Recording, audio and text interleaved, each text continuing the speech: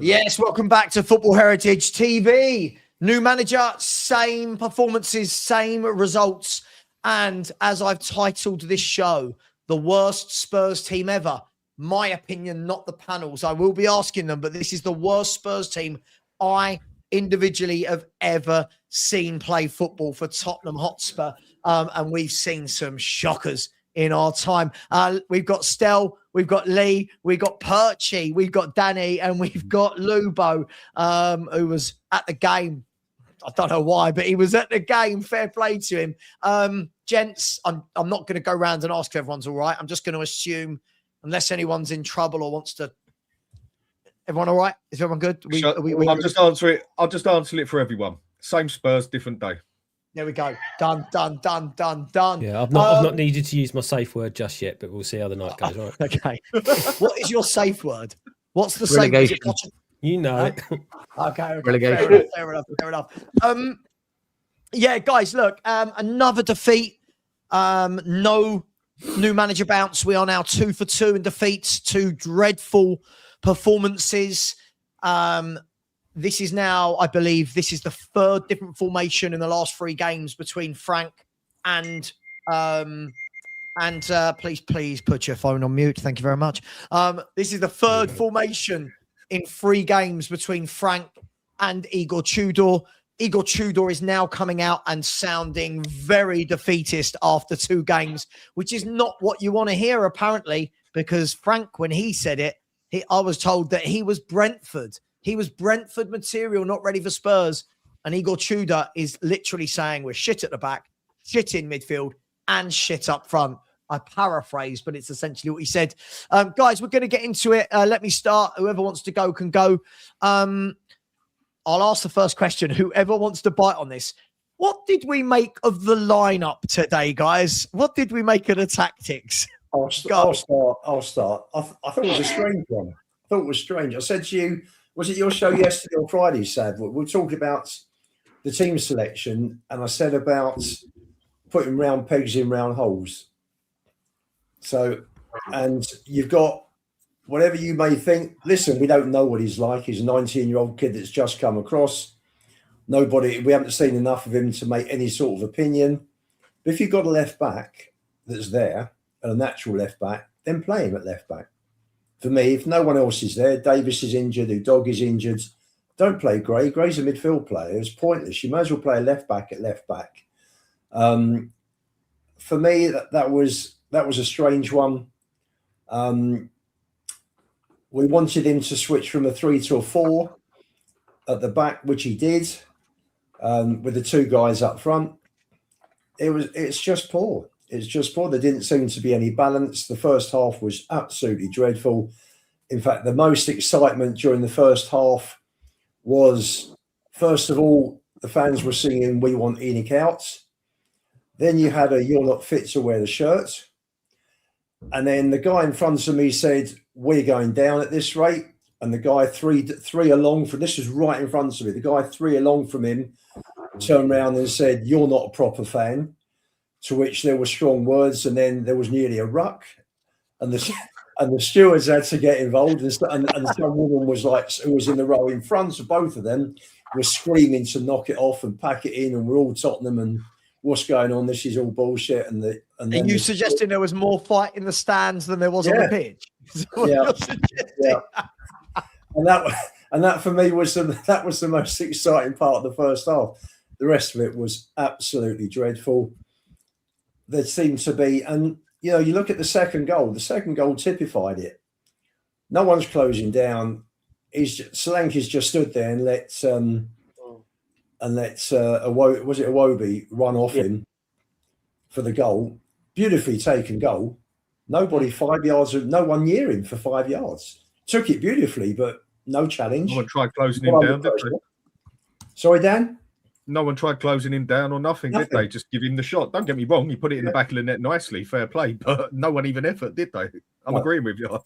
Nothing, just nothing. And the first half, and they got booed off big time at half time. And that summed it up. I thought just going back, the team selection, we're short of players, but you've got to put round pegs in round holes. I would start with on Thursday. I know I'm sort of drifting off. I don't know if you're going to go on to that subject. So yeah, we'll go on to it. Okay, I'll hold it for Thursday then. But that for me, the rest of it, Danzo was fit. I would have played him instead of Dragerson. Apart from that, Moani and Solanke up front. Don't know. You could have played Richie any 2 from 3. Midfield, we wanted Paolini in the 6. We got him in the 6. He played Basuma next to him. Simmons again. Don't know what he's doing. That kid, I've no idea. He's just. Well, hang on. In the same vein of you can't play Archie Gray at left backs. He's not a left back. Yeah. Xavi Simmons isn't a left winger in a 4-4-2 either, is he? Like, he should have played. He should have played a 4-3-1-2, shouldn't he? Really. Right. So there were some definite flaws in the in the team selection. Can I ask then? Did anyone think that 4-4-2? I mean, we were all talking before the game. I mean, I was on my channel, and everyone was going, "Oh, is this going to be 3 at the back, or is it a 4-2-3-1 or a 4-3-3?" I don't think anyone had this down as a 4-4-2. Is anyone really surprised that we did that? In the fact that we don't have any wingers at the football club, and that we played a 4-4-2. Look, I think I'll sort of pick it up. I just didn't get it. Like, we can say 4-4-2. I was watching the game and I went, I don't actually know what formation this is. Everyone just kind of just was like, just go play where. It was almost that go play where you like. By the way, all this I blame Savva, because he's been demanding for months for consistency, just not consistently shit. And this is what's ended up happening. This is the problem what we've got to. But I think this is the key bit. I think Luba hit the nail on the head. Square peg, square holes. Like if you haven't got a certain thing at the moment, which we don't have, we've got a lot of injuries. Find a system that you can go, okay, look, we've got this man of midfielders, centre mid. We'll bulk out the middle of the park and we'll just try and find a way. The problem is now we've got a manager in that is here to keep us in the league, whilst tinkering with an experiment. We're not in that stage. Look, if we'd come out of there and got a 0-0 and it was the worst game of football, but you nick a point, at this stage I don't care, because I keep hearing people going, "Oh, we need to be playing attacking football. We need to be playing football that gets us enough points to stay in the league at this point." I think people are worried about how we play. I'm past that. I don't know about anyone else. I'm past how we play. Just find a way, even if we've got to sit 11 men behind the ball for 90 minutes to nick a point against anyone. I'm at that stage where I don't really care, because I know people think that we're going to be okay, and we're hoping for teams like Forest and West Ham to not get the results, but we can't rely on those. We need to start dealing with it ourselves. And this is said it a week ago, and I went, I'm worried now. I think I'm really worried. And the problem is it's one win, and you start going, it's twitchy bumhole stages when it becomes 1 point gap from the relegation zone, not 4. Yeah, look, I thought we were dreadful today. I thought 2-1 made us look like we were in the game. I thought the game honestly, the amount of chances Fulham missed today, it should have been 7-1. It should have been one of those results that people start talking about. Remember that time when Spurs got battered 7-1 at Fulham? We were that bad. Like, Calvin Bassey missed a tap-in at one stage. I mean, like, it was horrendous, and it was the worst I've ever seen us play. Forget the result. The result is irrelevant. That was dreadful from everyone. I think you made a point earlier when backstage was like that people are picking and choosing who to play. Everyone was crap. Let's not pretend. There's no one that goes, "Oh, you came out where worked hard today." Nah, they were absolute shit. And everyone kept saying about, "Oh, it's going to get better under a new manager." I think we've actually got worse than I didn't think it was possible. I genuinely think we've got worse. Stell's nodding his head. You nodding your head at the genuinely got worse bit, or what do you want? Wherever you want to go with it, mate. Wherever you want to go with it. Yeah, I'll just go straight in. I think this manager's absolute shite of the highest order. I said can it we after start the this again Arsenal so I game. can clip it? If I didn't know you were going to start like that. Go on, start again. 10 minutes, 22. He's absolute shite. I called it out when we brought him in. I said when we signed him, what the fuck are we doing? He has got no Premier League experience. I don't care what he's done abroad. He doesn't understand this league. He's never managed a team in this league. He's come in, great. He's been nothing short of abysmal, in my opinion.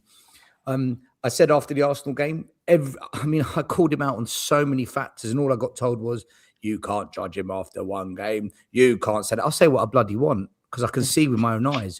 Today, he was just as bad. For me, look, formations, tactics, blah, blah, blah. It all starts with your strategy. Everything starts with strategy. So if you're a boxer, what's my strategy of winning the fight? I'm going to wear the opponent down, and once they're exhausted, then I'm going to go in guns a-blazing. The tactic is how to deliver the strategy. So the tactic, the formation, depends on what your strategy is. So if you want to play possession-based football like Man City, you either play a 3-4-3 or a 4-3-3 because you get the most amount of triangles in those formations.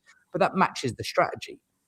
And then once you've got your tactic, that delivers the strategy, then you pick the players for the tactic. I can't see any of that. I see none of that with this manager. I saw a little bit of it from Frank, by the way, but not enough. Nowhere near enough. Hang on. Still, are you Frank in? Yeah. He could come back. Listen, he's available. Listen, there's nothing wrong with saying that Frank is shit, but this guy's a different level of turd. Like, who is he? And Savva, I don't agree with you often. You and I don't agree on much, but I 100% agree that his post-match narratives, they're worse than Frank. I said Frank is too negative. Did you hear what he said Thursday, Sel? He said, we should be going into games with a small team mentality. Like, Savva, we ended the Arsenal game and he said two things I thought alarm bells. Number one, he said Arsenal's the best team in the world. Great, because the players really liked it when Frank talked about Arsenal. Yeah, wasn't it? Yeah. And then he goes, I've never seen this before. Fantastic. We brought you in because you have seen this before. Isn't this great? Yeah. Excellent. So we're new levels of shit for a manager that professionally puts out fires. Brilliant. This is the worst fire he's ever seen. Still, can I ask you a question? I just don't rate the manager at all. And I haven't seen any change whatsoever since he's come. The only slight thing I've seen change is we press a little bit more. That's it. Everything else is the same. Passing shit, tactics are shit, defense is crap. He doesn't know how to bolster the midfield and leaves us wide open. The amount of times Fulham carved open our midfield because he put two in the middle. Why have you got two in the middle? You can see the damage that's being done. And I thought he was going to come and change things. Why is Vicario starting again? Why is Kinski not? If you're going to change things, can you actually change it? I don't get it, guys. I don't get it. Dan Lee. Oh, sorry. I was going to say, Sean Dyche is available if you need to go and get someone that will save you. I'm not. By the way, I'm not even taking the piss. I'd take him in a heartbeat right now.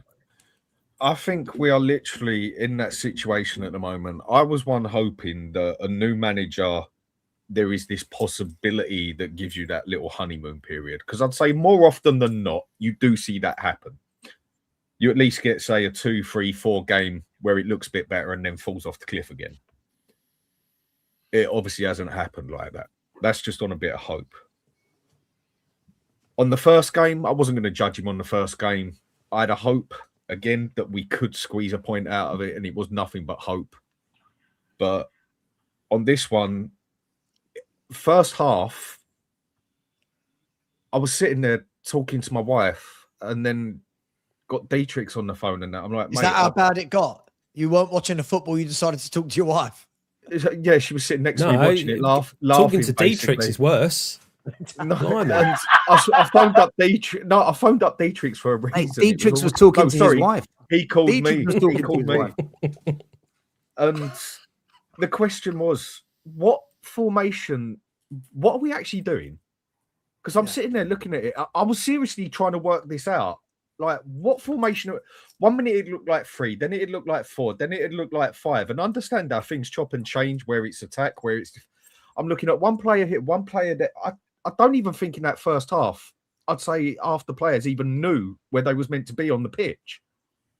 I'm sitting there, and then my wife's asking me, like, well, why is he over there now? I'm like, I don't know. The ball's not there.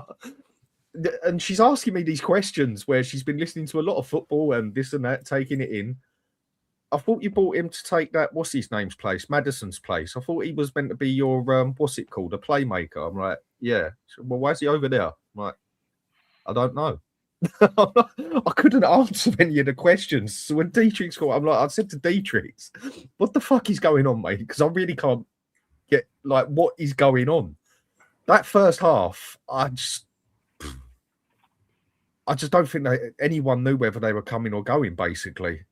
This whole thing is a mess. I think the players are definitely, there is just no chemistry in this team whatsoever. Like we were saying the other day on your show, Savva, like I said on mine, we spoke about it, Stel and others.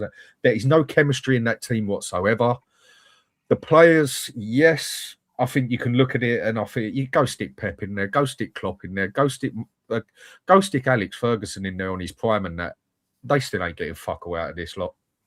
They haven't got it. And if we don't go down, it's going to be for one reason and one reason only.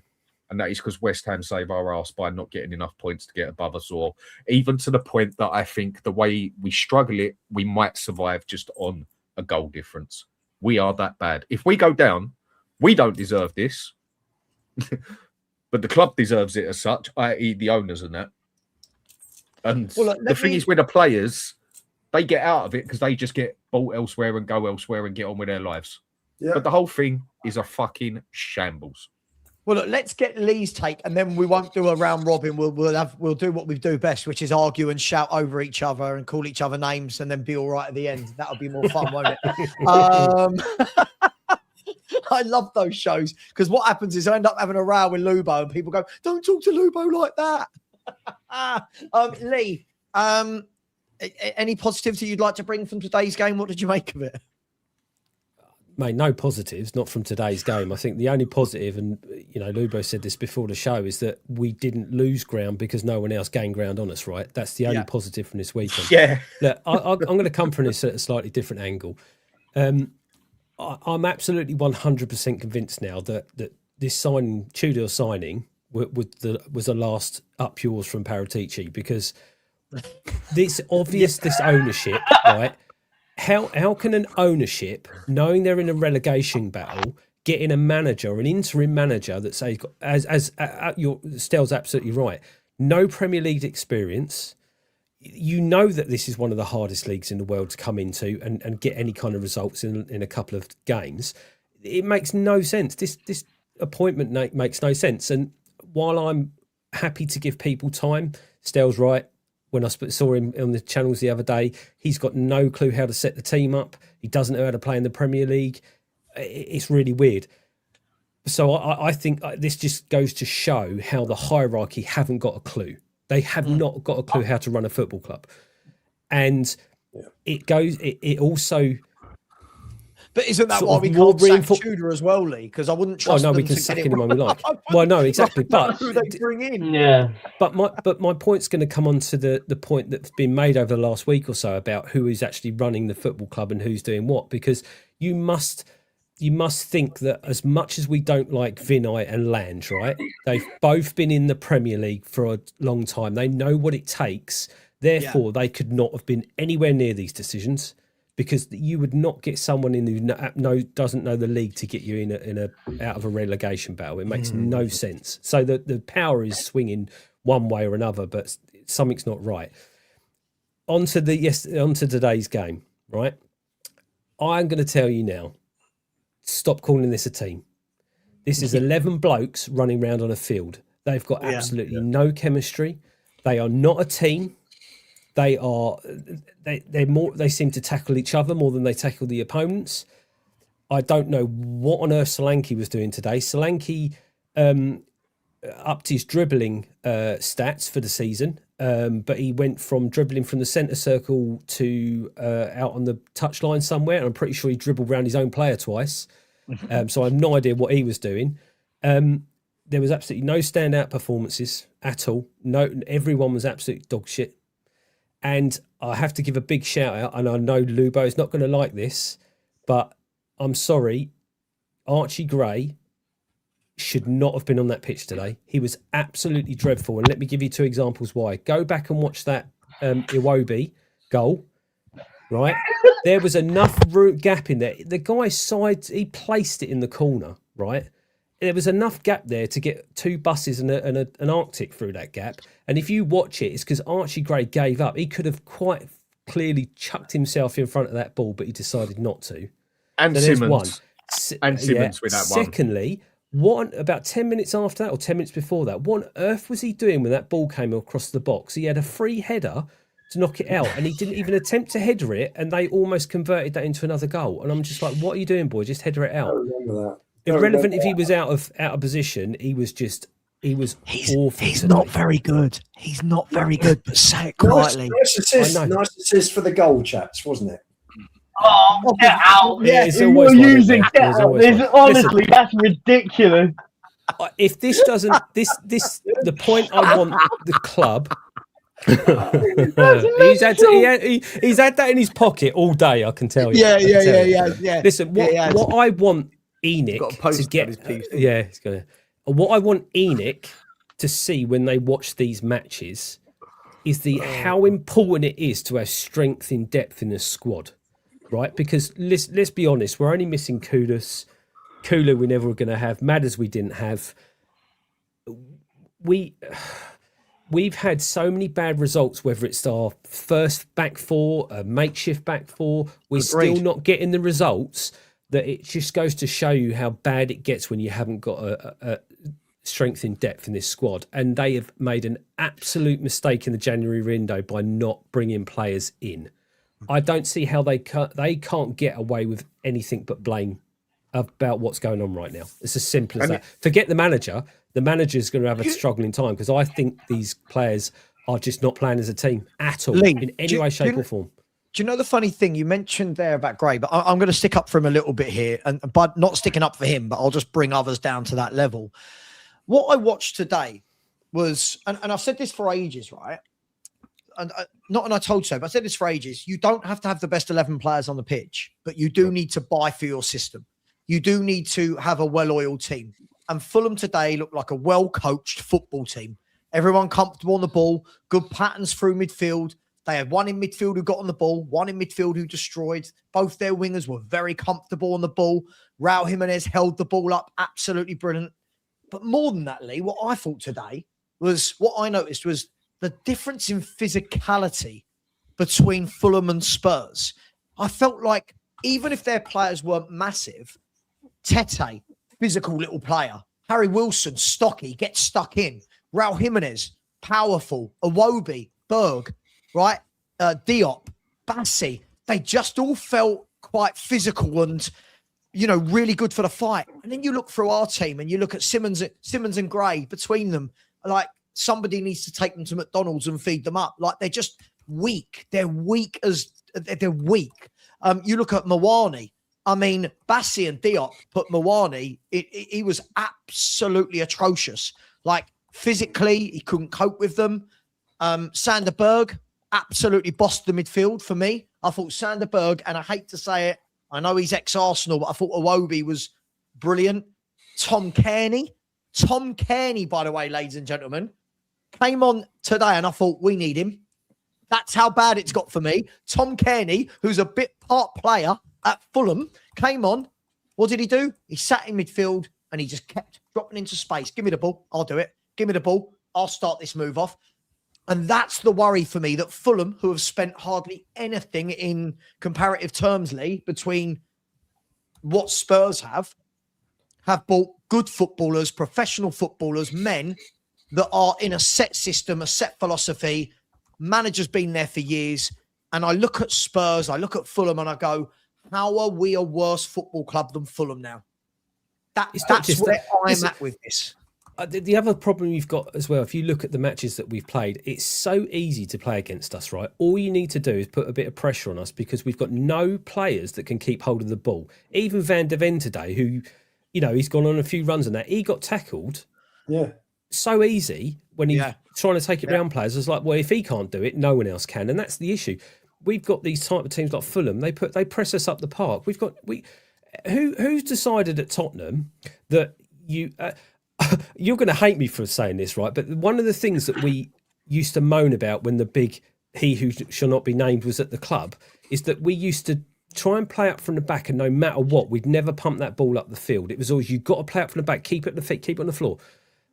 We keep trying to do it, and we don't have the players to do it. You look at Fulham, when we were pressing them, right, they tried it once or twice, and they were, right, this isn't working, they're pressing us, we're going to pass it over the top, into the midfield or whatever, job done. We don't want to do that. It's like they've been told, no, don't do that. Whatever happens, you keep that ball in your feet and you play it out. And we kept getting turned over. It's so easy to play against us. Lee, Stell said it, didn't he, Lee? Stell said it. How many times did they, 2-3 passes, they're in behind us? Yeah, but absolutely. Because they look like a team. They are a team with comfortable. I mean, how comfortable was Bob, Wilson, Iwobi, Jimenez? They were all comfortable. Kearney comes on. Chukwueze comes on. Look at the difference between a we also surrendered. Hang on, we also surrendered the space to them, though. We surrendered a lot of space to them again because tactically he set us up incorrectly. I feel. But every time they come out from the back, they had space. In the last 2-3 years, still every team is doing to us this, right? You look at Chukwueze who came on. Look at Tell, right? Now this is again a guy on the bench for Fulham. Chukwueze came on, and every time he got the ball, you felt something might happen. Comfortable with the ball at his feet, good dribbling, took players on. You watch Tell when he comes on. Boy never looks like he's got the football under control. This is Fulham and Spurs. This is Fulham and Spurs. They've got better footballers than we have. It's mental. The other thing is with what Lee said, I'm agreeing with you totally, Lee. It's just I think you missed one part out of it. The problem we had, there was a way to play against Spurs for the past 3 years, and that was the way practically everybody did it. Focus down our right-hand side, their left-hand side. You'll get it over Porro. He can't defend come love nor money, no matter how much people try and tell me he's got better at defending. Okay, he's shit either way when it comes to defending. And it was focused on that. Now, there's that option. There's 2 ways to play at Spurs now. Either just press them into their own half because the goalkeeper can't kick it out the fucking box, out of his own half, or just press them into their own bit where they set back, basically, and they will give you that open goal. You will get that chance. So just press them, or if for any reason Spurs are pressing you, just focus down the left-hand side. They've now got 2 clean options to play against us when it was mainly just one way that everyone used to focus. That is how bad it has now got. Any one of us could basically go to a team and say, right, we're playing Tottenham now. This is how to do it. Listen, I'm going to go back to. I'm going to go back to what I've been saying for 3 years, and Stel can vouch for this. One of the most basic pieces of coaching that you ever do, and I used to coach the boys this, is that it's important to make a pass, but it's also more important to get into space after you've made it to give someone an option. I don't see any of our guys moving into space. They seem so static. It's like, we'll make a pass and then we'll just... It's like they're waiting for someone like they're a Sabutio and they're just waiting for someone to flick them into place because we just don't seem to get into space. It's the most boring football and most static football I've ever seen. Yet look at Fulham playing, they make a pass and all of a sudden there's someone in space because they've moved into it. They're looking around, they're saying,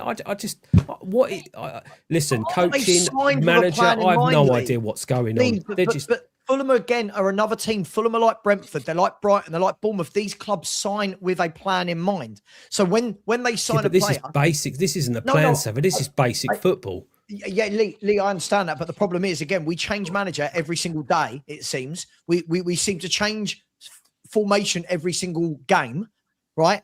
And this is what happens when you do that for years. When you do this for years, you don't get those patterns of play. You don't get those styles. If they have to have a manager or a coach to tell those guys to move into space and find the holes and all that kind of stuff, then obviously they haven't got very good football brains because that's fundamental basics, right? They haven't. Can I say something on this? Right. Yeah. Go on. when Frank got fired, I remember saying, we don't want a manager that's going to come in and put a rocket up their arse and put them into shape and all this military talk nonsense. Our players are not made of those minerals. What our players needed was a manager, and this is why I suggested Redknapp. We needed a manager who was going to come in and somewhat lie to them and tell them, guys, you're better than what you're being told. You're a cracking group of lads. I think all of you can become special in your own right. I want you guys to go out there, play your socks off, and let's start playing some football. They just needed to be loved, lied to, their egos massaged a little bit. Not that they should have any. And I feel that's what they needed just to get us out of this relegation blip. What I think this manager's come in and done is he used to come in and just getting that short-term adrenaline pump into them and cheering them up and giving them a rocket up the arse and shouting at them on the. These players can't handle that. There's one or two that can. Paulinho can handle it, maybe one or two others. But the most of these players can't handle that. They need to be told they're better than what people think. Don't listen to what the media say. Don't listen to what fans say. And I partly look. These players shouldn't be playing in Europe because they're not at the level, and these players aren't good enough to be in that top bracket. We know that. But for this relegation fight, what we needed was a manager that was just going to show them a bit of fake love, a bit of false belief. That's what they needed. What they're getting now is, I don't know. I don't know what they're getting now. Interesting. I don't. Still, I don't. Listening to Still, the guy to me that was going berserk about this team's going down, he turned around and he said, oh, everybody was going on about Frank. He said, no manager will get anything out of these players. It doesn't matter who you bring in. I don't think they would. No, I disagree. I listen, we said we just need to get... We said, let's go back a bit, guys. We said we need a manager that's going to get 3 or 4 wins. We all said he's just got to get 3 or 4 wins. For me, to get the way we're going, Perchy, we're getting none. I agree. I don't think we are. This is why it was so important they brought in a manager that would suit the moment. I don't think this manager suits the moment. I said it from very earlier on, and now it. Who would have? I don't think any manager does. Who would have, Stel? Who would have? Savva, I really wanted a combination of a Redknapp and a Sherwood, something like that, because for me, I think they would have got it. Now, if they got those 3 wins, motivators of men, they would have said the right things the players needed to hear. Okay. That's what I think. I think that was more. Look, I slightly disagree. I had this conversation with a mate of mine about Sherwood. It was actually the same combination of Redknapp and Sherwood. I just sort of said, well, I think that's more of a nostalgia trip because ex-managers are us. Sherwood, by the way, would have blown an absolute rocket up Lee's lot as well. I don't think he would have put his arm. Sherwood wasn't the manager to put an arm around his shoulder. That's why you need Redknapp there. That's why you need Redknapp there to rein him in. That's where you got the best of both sides, isn't it? I think we're living in a sort of a nostalgia kind of trip in the sound. I'm not saying you are, but in the sense of, I don't think. No disrespect, I thought Harry Redknapp was amazing when he was at us all that time ago. But now, what he comes in and goes and tries to convince someone like Xavi Simons to start playing amazing all of a sudden, or insert player, doesn't really matter. It's not an individual basis. I'm at this stage now. I don't think it mattered who. Like, we could have had Ryan Mason in charge. We could have had anyone at this stage. Like, you could have had Jurgen Klopp out of nowhere managing us. Would that have made? Here's an argument, right? If we managed to get Jurgen Klopp in for the end of does he automatically turn us into a team that goes? He's the wrong manager for relegation, Perchy. He's the wrong manager for relegation. Insert relegation manager, whoever. I don't give a shit. I'm just naming names at this point. Who automatically turns Pape Sarr into a decent football player? Who automatically turns Matisse Taylor into a good player? Perchy, they don't. But what they do is they install a belief to fight.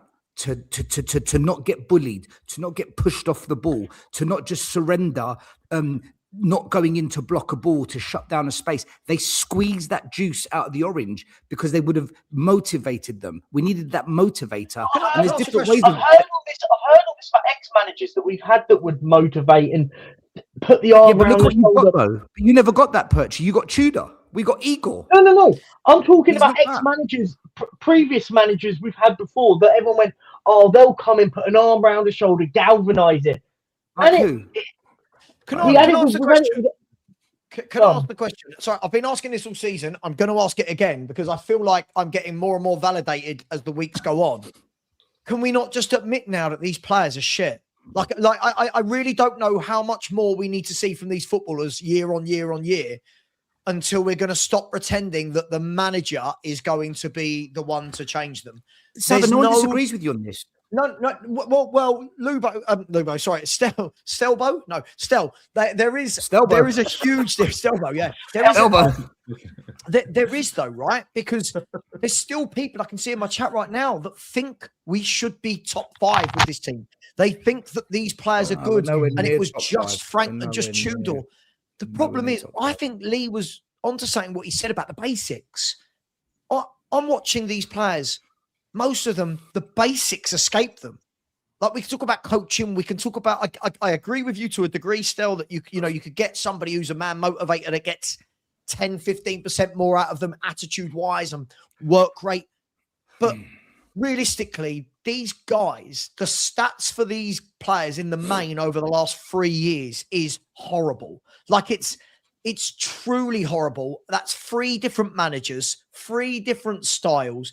It doesn't matter if we play a back 3, back 4, back 5, 2 up top, 1 up top. Look at the managers. None of them are balanced, right? Ange was highline for life. Frank was too pragmatic. This guy, I don't know what this guy is. He's the worst of the lot. We haven't. For me, a balanced manager that knows how to talk to our players gets us between somewhere around about 11th, 12th, 10th, somewhere there. What we're getting is below all of that shit. What we're getting is we are the worst performing team in the Premier League in 2026. That's what we're getting. Still, can I give you a stat? Can I give you a stat? Because it's unbelievable. I see this comment all the time, right? I see this comment all the time, this throwaway comment that has no evidence to go with it, right? I see this all the time. They're better than what they're showing, right?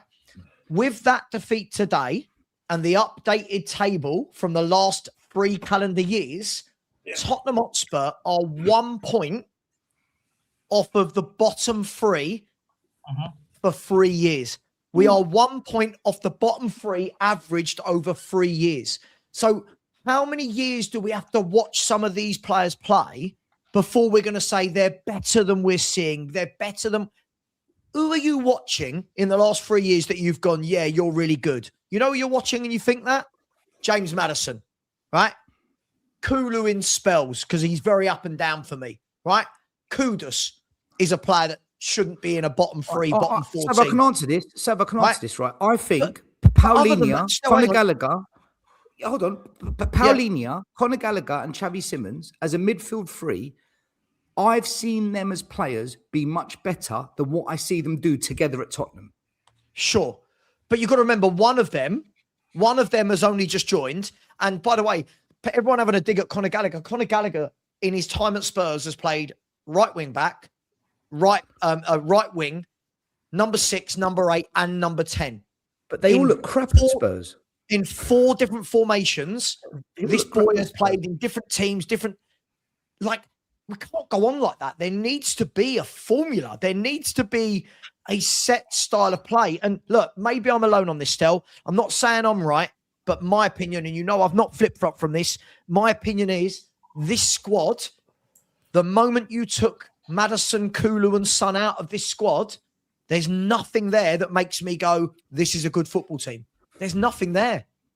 I think they're better than where we are at the moment, but I don't think they're a European qualifying team. That I agree. 3 years, right? It can't lie. It can't. The 3 years can't lie. The first year we got 3 managers. The first year we got 5th. Last year we got 17th. This year, I personally think. Yeah, but I'm going 3 years to the day. All right. 3 Savva, years. do you agree? Okay. Do you agree to some level? Both Ange and Frank have also paid the price of a lot of injuries. They've partly paid the price of that, both of them. Because we've had a hell of a lot. It's not an excuse, but it's a factor for both of them. Yeah. Of course. But in the main, You know, this is, you know, if we look at this season, oh, what a goal that is from Yildiz. Or Conce Sal. Wow. Sorry, just watching the Juve Roma game.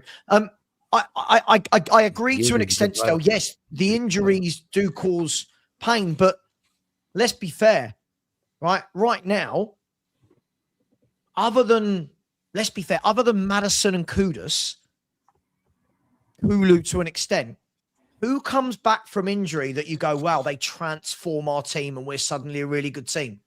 Because every year still, I know you agree with me on this point, every year we're buying Archie Grays.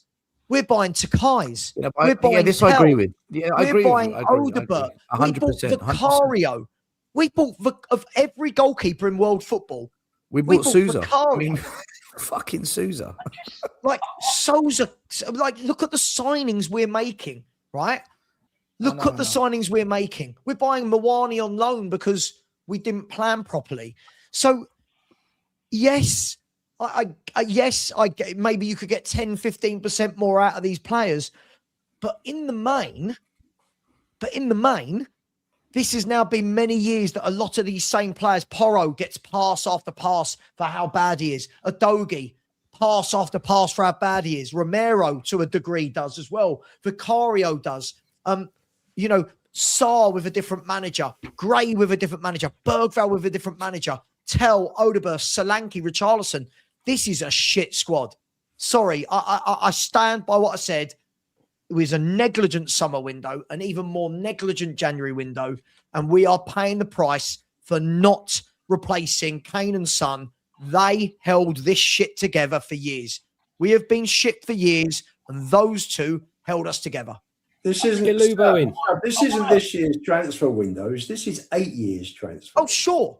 Yeah, But I'm saying they had a chance in the summer to address finishing 17th and bolstering out the squad, and all they did was replace 4 players that couldn't play this year with 4 players who aren't as good. Isn't the bigger worry though? I think, look, if we take it back to now, right, the biggest worry is for me is the players you've got out there now. You're expecting these guys to pull their sleeves up and get stuck in. These players aren't built for a relegation battle. These players, and I think the biggest problem. I look at out there. Who in our team do you go? Yeah, you're up for the fight in this massive moment of our season and maybe the football club's history. I don't look at one of them that I go. And I think this is the key bit for me. I think there's 2. I think there are 2 out there. They're demotivated, Perchy. They've lost all motivation. Who are the 2? Maybe 2 that are up for a fight. Paulinho. There are 2 or 3 only that are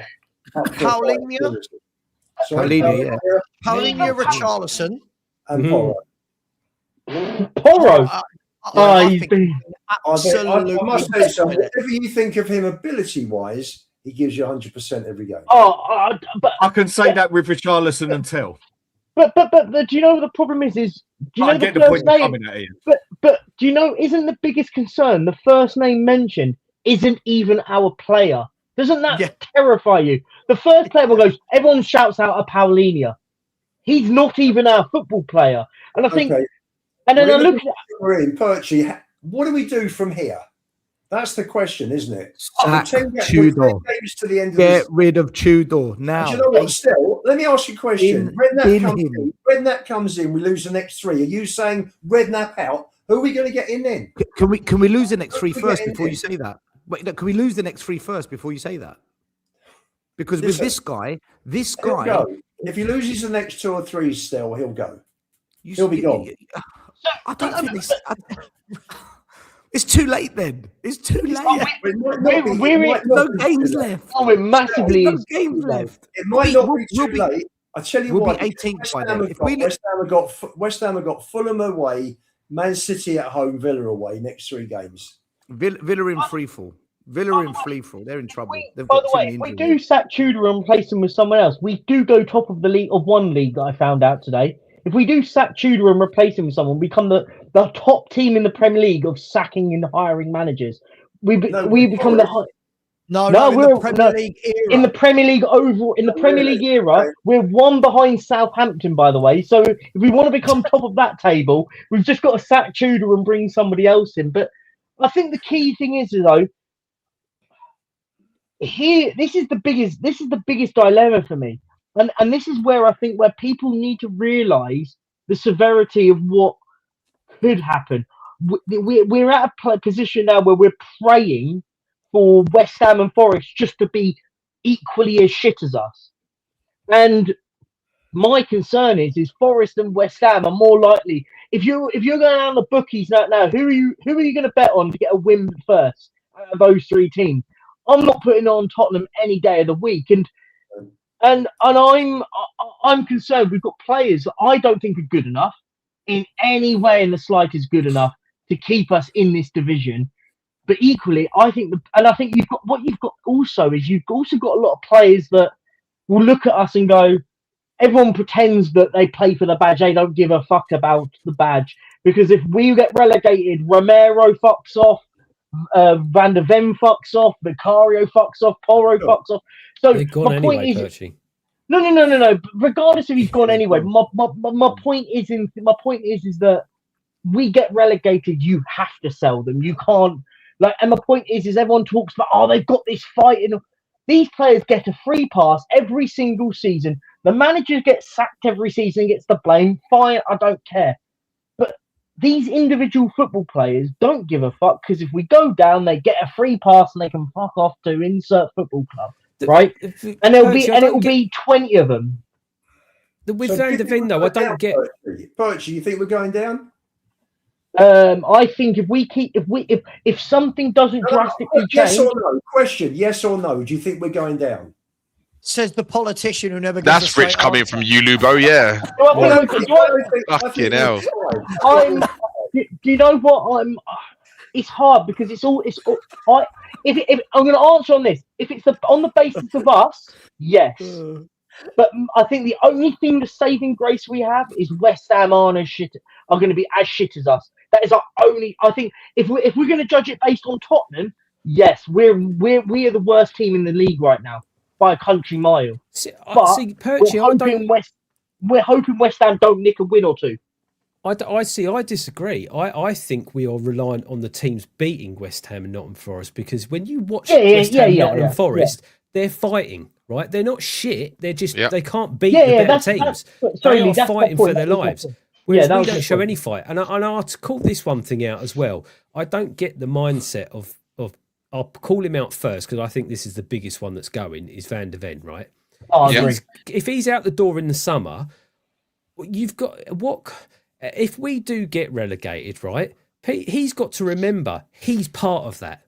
Right. He's one of the reasons why we got relegated. He's a disgrace. So he needs to fucking back his ideas up. Otherwise, there's going to be some teams out there going, well, hold on a minute, son.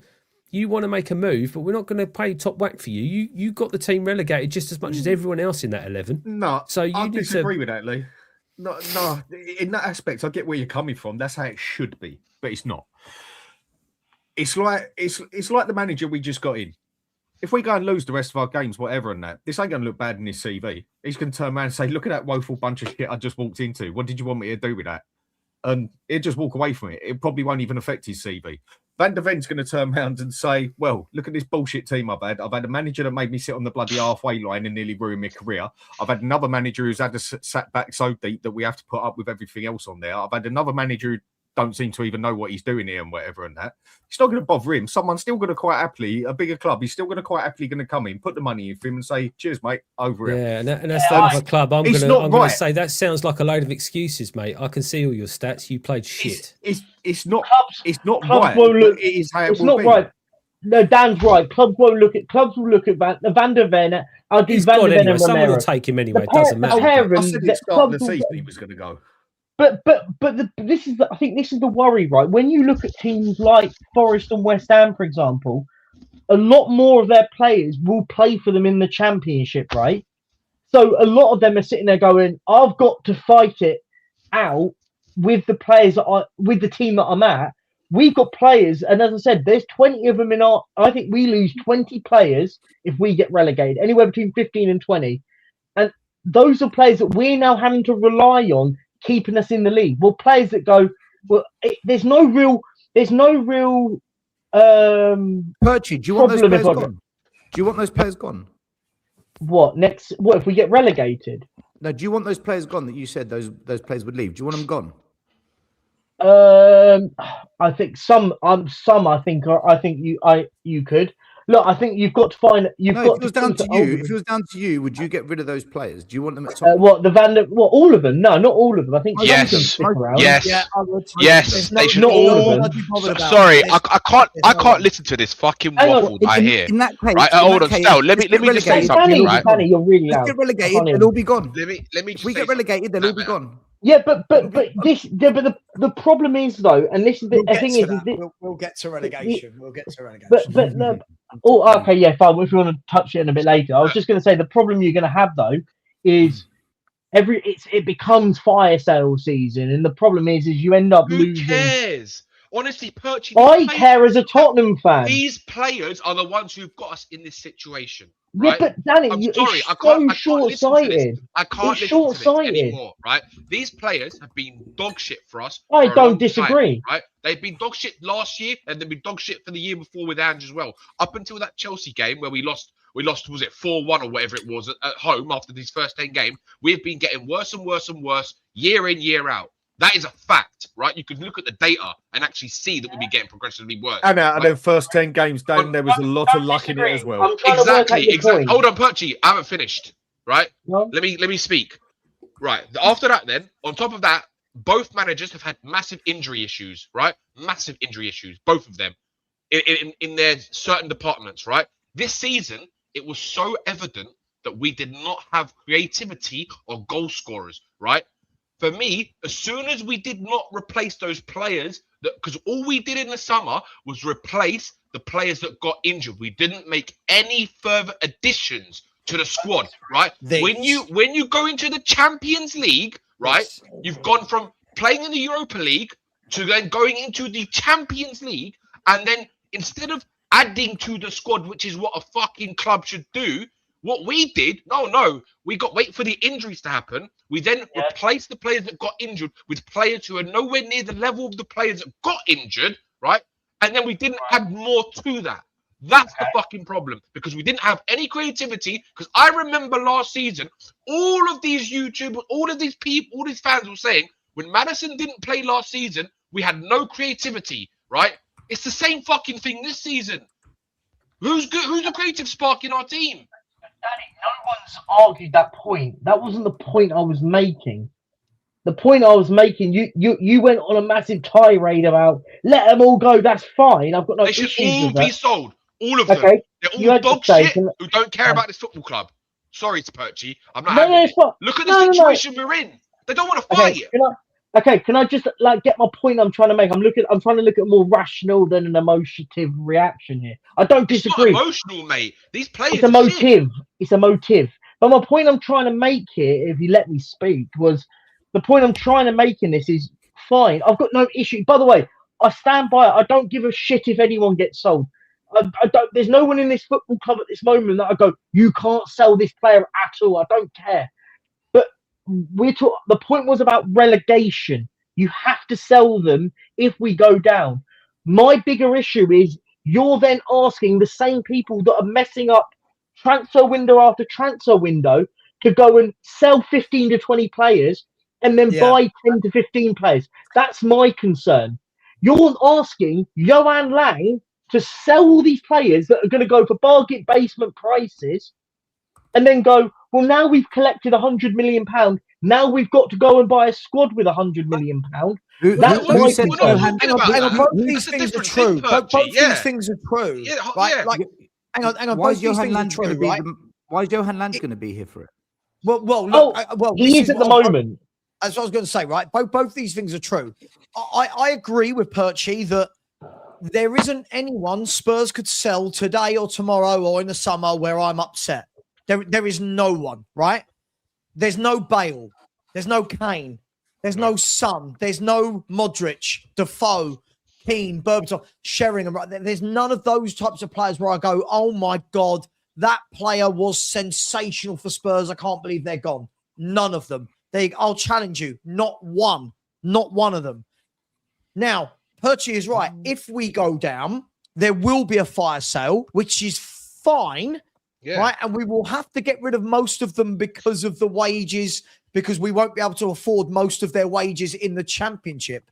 However, Perchy is also right on the fact of, if we're going to say 20 players leave this football club because you get relegated, you've then got to go and buy a squad for the Championship for 46 league games, plus all the cup games or whatever you play down there. You're looking at 50 games minimum, right?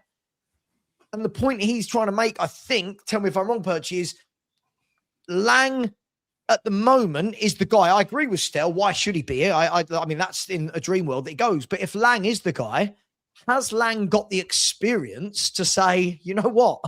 I know how to build a team.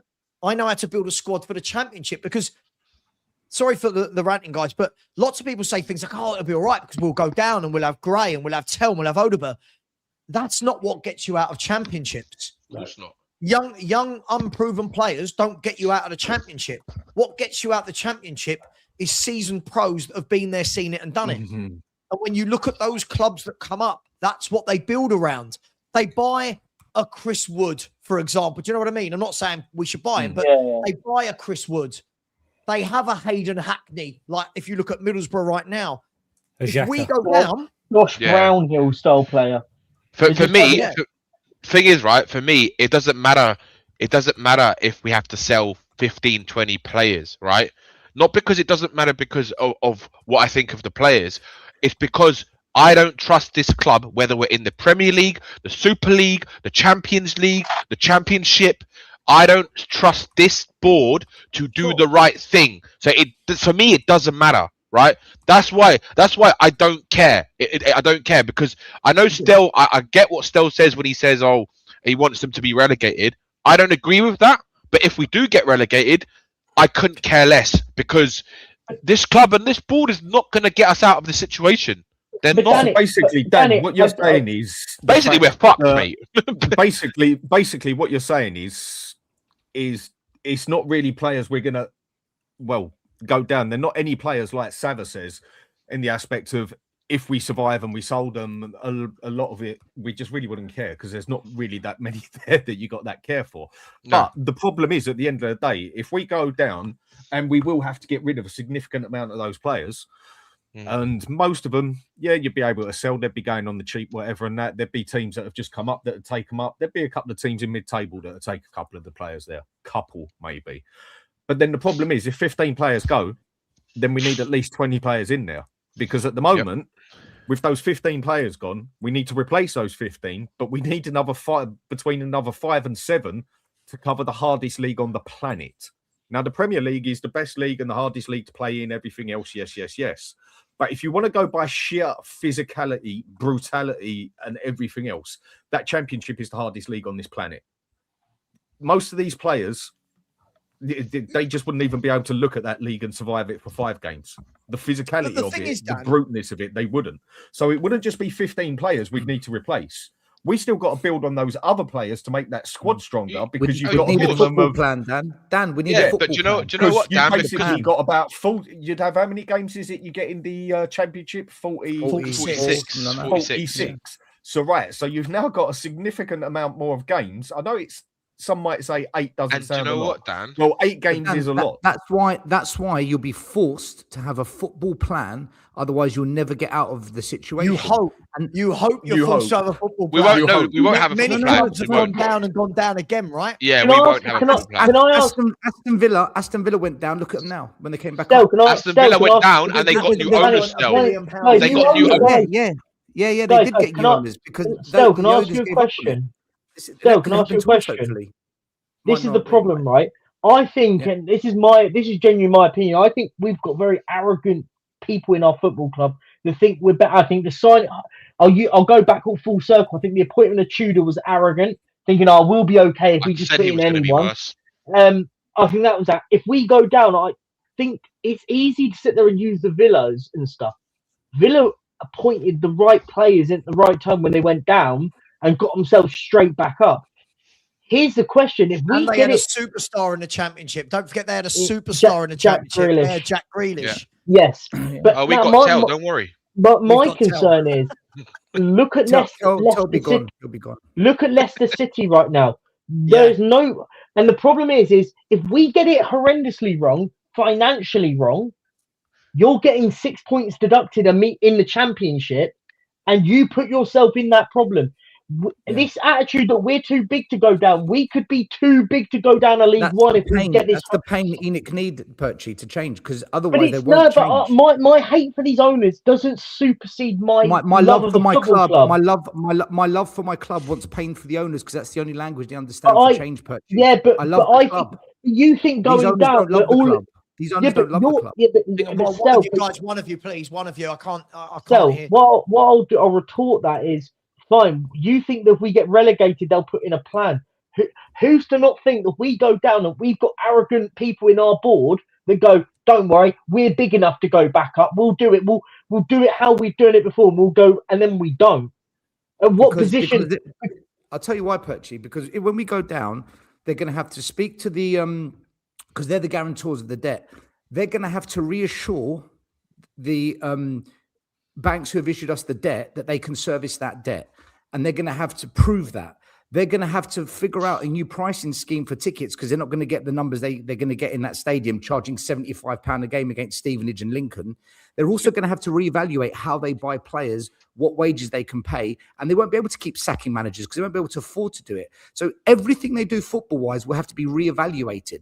They will be forced to redo their approach to football. Otherwise, they will never see Premier League money again. They'll never see European football money again. But still, you know as well as I do. That's what they're driven. They're driven by money. Whoa, there's four of you talking. Wow, sorry, just one. Right, I haven't said anything for a while. If you think after 25 years still, with owners with no football experience, that they're suddenly going to come up with a plan after 25 years. No chance. They'll be forced to. La La Land, mate. You're in La La Land. They'll be forced to, Lubo. They'll be forced. There's no choice. They have nobody there. Because Lubo, they had people there, but they got rid of them all. They had people that knew about football in this club. They got rid of them all. And that's the problem. So they're going to have to go back to their ways that did work. And this is what I'm saying to you guys. What works? They got lucky still. They got lucky. What makes you believe that, though, still? I'm telling you, because everything they've ever done is about money. All their decisions are money motivated. If you hurt them, look, I wish our fans could hurt them in their pockets, guys. But I've realized now the protests, our fans aren't interested. Boycotting, if you can't get a protest, you're not going to get a boycott. Change for Tottenham's a waste of space. The protests I was a part of are a waste of space. Trying to champion change is a waste of space. Our fans, they've chosen this pathway because they don't want to do anything about it. So if the fans aren't going to try and do something, the only way we will get change is if a catastrophic event hurts Enoch. And the only event that will hurt them is a financial hit that only relegation can provide. I don't want relegation, but that's what it's going to take for them to say, do you know what? We cannot have this because we've just lost 2 billion off our business valuation. We've just lost our cash flow. We might lose the NFL contract. All this hard work for 10 years of building that stadium has gone to shit. We need to fix up. They'll be forced into it because financially, stadium. Bro, when billionaires lose money, when millionaires lose money, when middle class people lose money, they change their behavior because they have to. That's why I'm saying it, guys. That's my reasoning. I get where Stell's coming from. I don't agree with you, Stell, but I do understand where you're coming from. There is a point to it, and you're right that they will have to sit down with the banks and all the people that we owe money to, but they'll also have to sit down with the people that run the championship, and they have to explain to them what their business plan is to only lose or to not lose, less than £15 million in a year. Now, this is a really important thing. Now, my worry is this. I want to bring Lee and Lubo in a bit because I haven't spoken for age.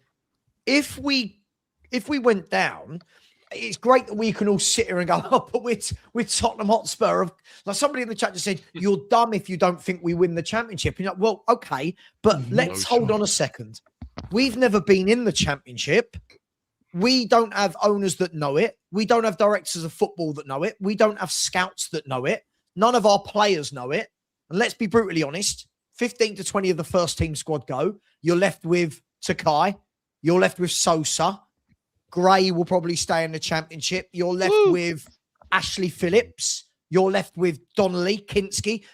None of these kids, right? Yeah, exactly. Those types of players. None of Great these captain. kids, right, none of these kids have that experience of being in a Championship team that has lasted the course of 46 games and got promoted. Because like Dan said, it's very unforgiving. You're playing almost like you're in Europe because of the number of games you're playing. Look at the Championship. They play every midweek and every weekend, right? So in a dream world, yeah, we're Spurs. We're massive. We go down, we come back up. But in reality, who is the person putting that plan in place to assure that we get the right type of players for that league? Vinay and Lange.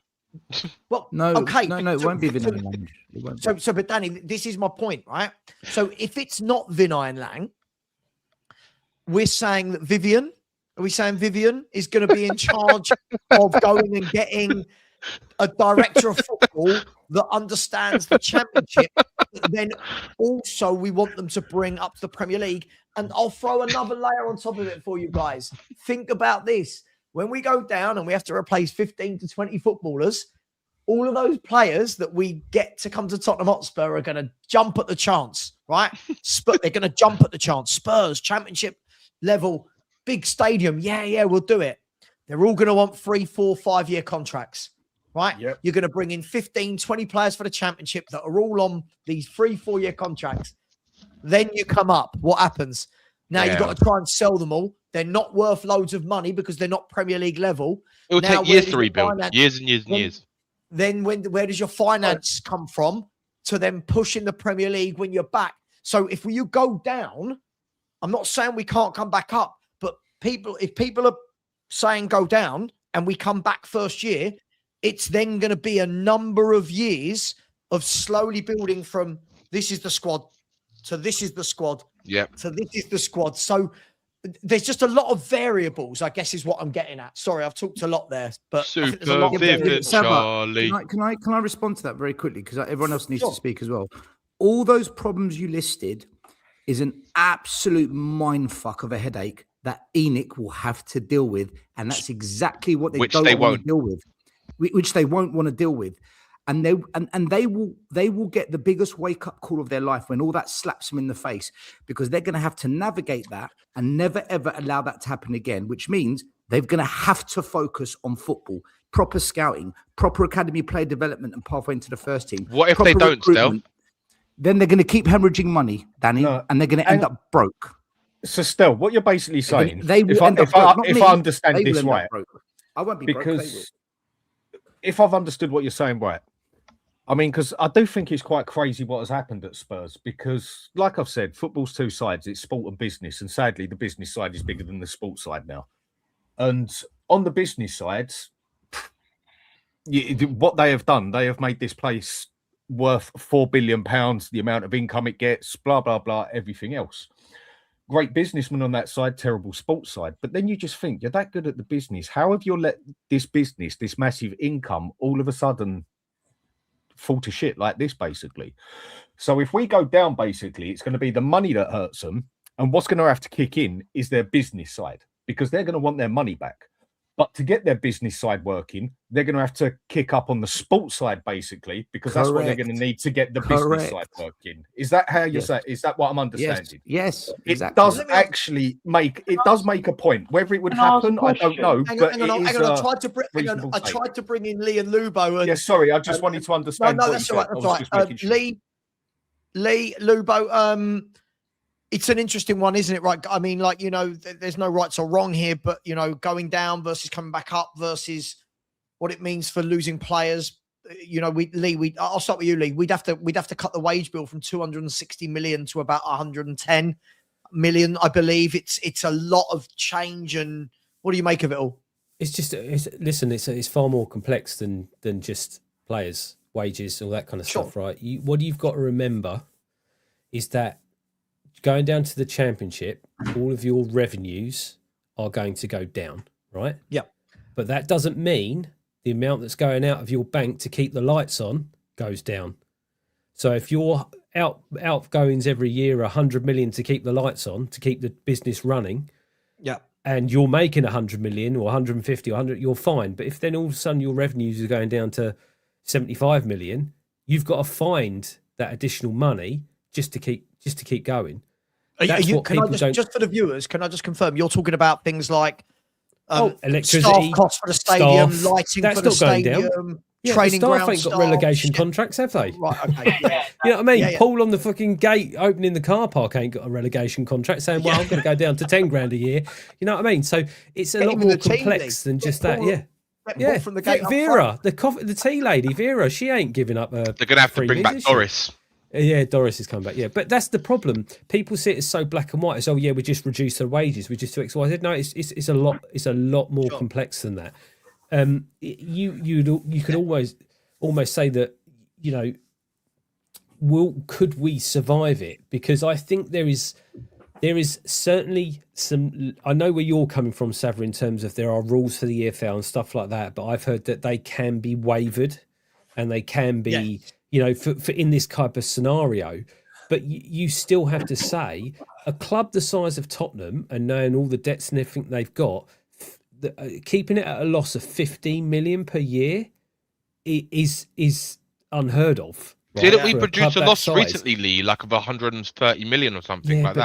But that's all because of players. Amortization. Why do we do buy players over a certain amount of years and overpayments? Yeah, of It's course. because it doesn't come out your losses. It's amortized every year, right? Can I ask you a question So- on that, Lee? Can I ask you a question on that quickly?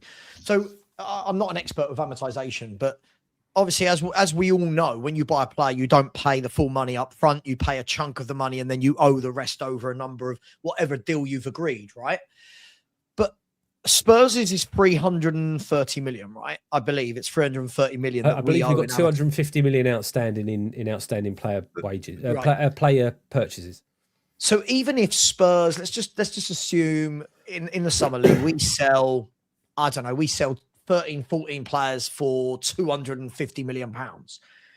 That 250 million pounds, some of that would go on to amortization, right? I'm guessing some of that would then go straight on to paying off the debts that we owe. Would that be right? Yeah. Right. Okay. So Absolutely. the money you're bringing in, you can't just say, oh, all of this money goes straight away to buying new players, right? You've got to Correct. service all your debts, and Absolutely. it's catastrophic to go down. Sorry, I just can't. And wrap what my you've head got to around it. remember as well is that some of these payment way that we're paying these things, if these players, we still owe money on these players, there might be clauses in there to say if you sell that player on, you have to pay us back immediately. Yeah, there will be. It's a very good. Right? No So one even thinks of that those money. ones. You're Great point. selling the fact you're selling it just to cover the debt, and that's Yeah. why a lot of people don't realise as well. There's a lot of people that's talk about the fact, Spurs have got a lot of cash.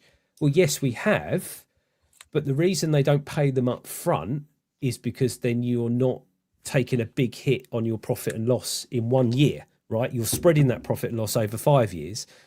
And you have to have that cash, as it's one of the requirements by the Premier League, is that you have to be able to, you have to have the money to pay those debts in case something happens, right? So yes, we have got cash, but we can't necessarily spend it because we've got to pay those debts back at some point. We've got to show that we can do, like any loan, Lee, basically, like security Lee, and stuff. That's an easy fix for them. They sell two players, combined valuation of 80 to 100 million. That services debt for the next 2-3 years. So they buy themselves 2-3 years by selling a couple of players. They can do that easily because the actual balance sheet in terms of player assets is high.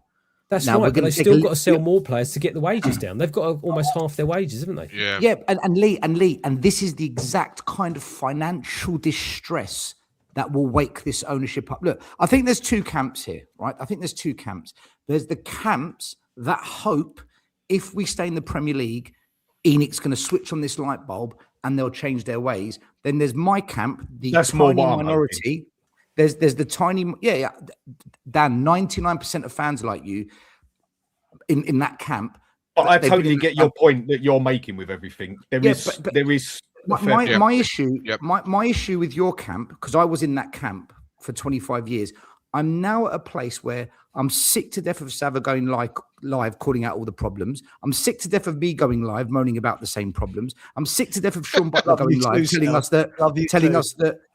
that some Chinese company is going to buy Tottenham, and then next week he goes live to tell us Staveley's going to buy the club. I'm sick to death of Last Word on Spurs doing the same tactical analysis every single week when we lose. I'm sick to death of We Are Tottenham TV, everyone calling in, blaming the same. I'm sick of it all, guys. I'm now at a place where I've decided it's not going to change no matter what we do unless they are given the biggest financial blasting of their lives. That's where I'm at with it. And I think I'm in the 1% camp with this. But I do think my camp's going to grow. I do think I couldn't in any way, Stel's shape, like or a form. cult leader. Stel's Yeah. like, You know Stel's what? that cult leader where no one believes in his Jim movement. Jones. And then something will happen and someone will go, let's go and join that guy. Yeah, but soon he'll have a little hub in Cyprus full of people who all live in tents in and around his apartment. Jim Jones. The Jim Jones. Is that his name? Yeah. Is it Jim Jones? The Jim Jones Yes. of Tottenham. But Mate, I think, you know what? I'm still waiting to bring Lubo in. Sorry, I really Okay, want go to bring Lubo in here. Lubo, on the relegation, again, I've got to talk about the other side. I'm going to talk about staying up in a minute, but if we were to be relegated, Lubo, where are you at with this? Because obviously we owe a lot of money. It's like 700 odd million on a stadium, 300 million, 250 million on players. You know, I believe it's in the region of, you go from something like 150 million in revenue to 45 in the championship. There's something like 150 million we'd have to get off the wage bill. And just to put that into perspective for anybody, Romero makes 10 million a year from Tottenham. For example, 200 grand a week, if I'm not wrong, is roughly 10 million pounds a year in wages. So Romero is 10 million off of a 150 million pound deficit that they need to find, right? Now ask yourself where they're finding the other 140 million from. So where are you at with all of this?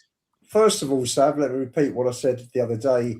The highest club, the club with the highest wages this year in the Championship is Leicester with 42.7 million. Yeah, but at least they're top of the league and coming back up. Leicester, Are they bottom three, aren't they? They were.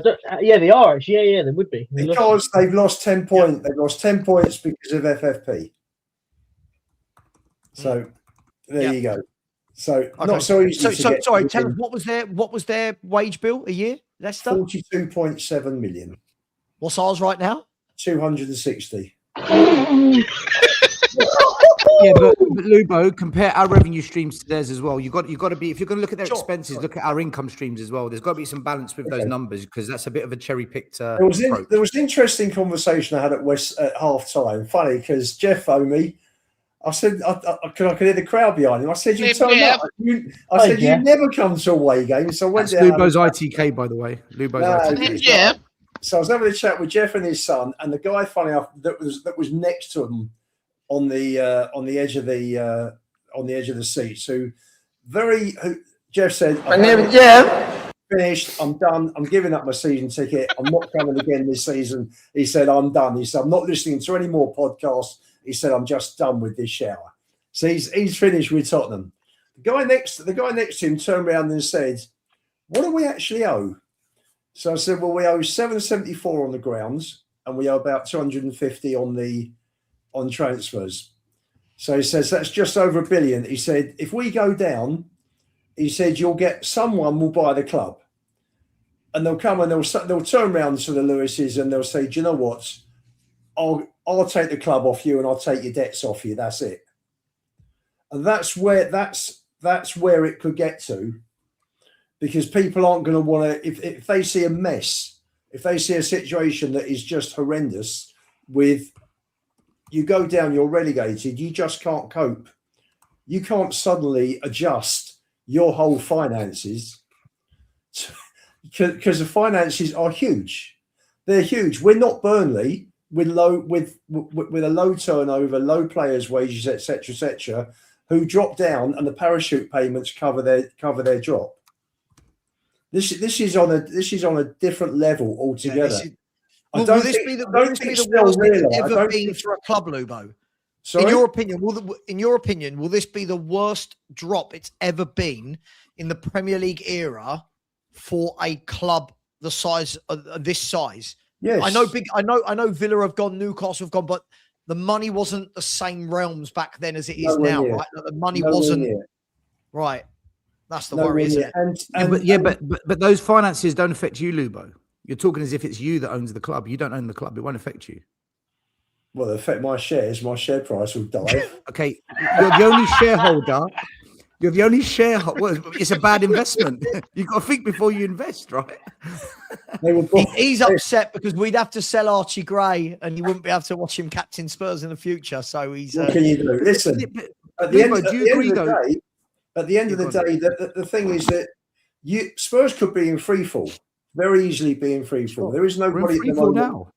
We're in free fall now. We're in free fall now. No, but if you go down, you could go again, or you could just drop down. You got to remember, Leeds spent fortunes. They had Rio Ferdinand, they had Robbie Keane, etc., etc., etc. They reached the Champions League semi-final in 2001. 2 or 3 years later, they are relegated. They didn't come back up for 16 years. Forest didn't come back up for 23 years. Yeah, Lubo, you know what? Hang on a sec. Forest won the Champions League. We're a different animal. We're not a different animal. We are. We're a different animal. We're a different animal. Our stadium alone is gold. Yes. Right. We can still run concerts and boxing and go-karting and there's so much we can do. Right. Of course, we'll take a financial hammering, but that's what I want. Right. But we aren't going down as a football club. We're going down as an entertainment multi-purpose company. We're different. Yes. Right. Yes. It's a bit dramatic to say we'll keep going down. The difference is, Ian. What you want is a shock, a short, sharp shock where they shit themselves. We survive on the last day of the season. They think, you know what? You think they're going to change if we stay up? You're in that camp. That's the ideal situation. I don't think they change if we go down. That's my fear. It won't change if we go down still. They'll be forced to. Why? Why would they? With what? As you say, we're a powerhouse. With I've explained to you why. I've explained to you why. They'll be forced to because they will never. You're on a different level of player. You're thinking we're going to go out into the same transfer market if we're in the Championship. No, I'm not. No, you're not listening. I never said that. No, you never listened to what I said. I said they'll be forced to actually start having proper scouting, and proper recruitment, and then what? Then you build a proper football team based around football and principles and philosophy, not scattergun approaches every transfer window, which is what you get now. Okay, look, there's two ways to take this one, yeah? I think Stell's I hope we stay up and we get the same shit again, and then you can tell me how it's changed. I think Stell's actually got a solid point on what he's saying. And there is a thing that might be the thing that actually does them. Because we all know nothing hurts these pricks more than money, yeah? The ideal situation would be what I want and what I think a majority would want is we survive by literally a goal or a point, and it scares the owners that much that they go and do it.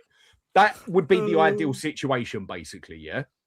But I think Stell also has a solid point on what he's saying because of the way I translated it earlier is basically to get, even if they just do it with their business brain and want their business to work, forget the football, to get this business back working, they've 100% got to get this football working. Because otherwise this business ain't working.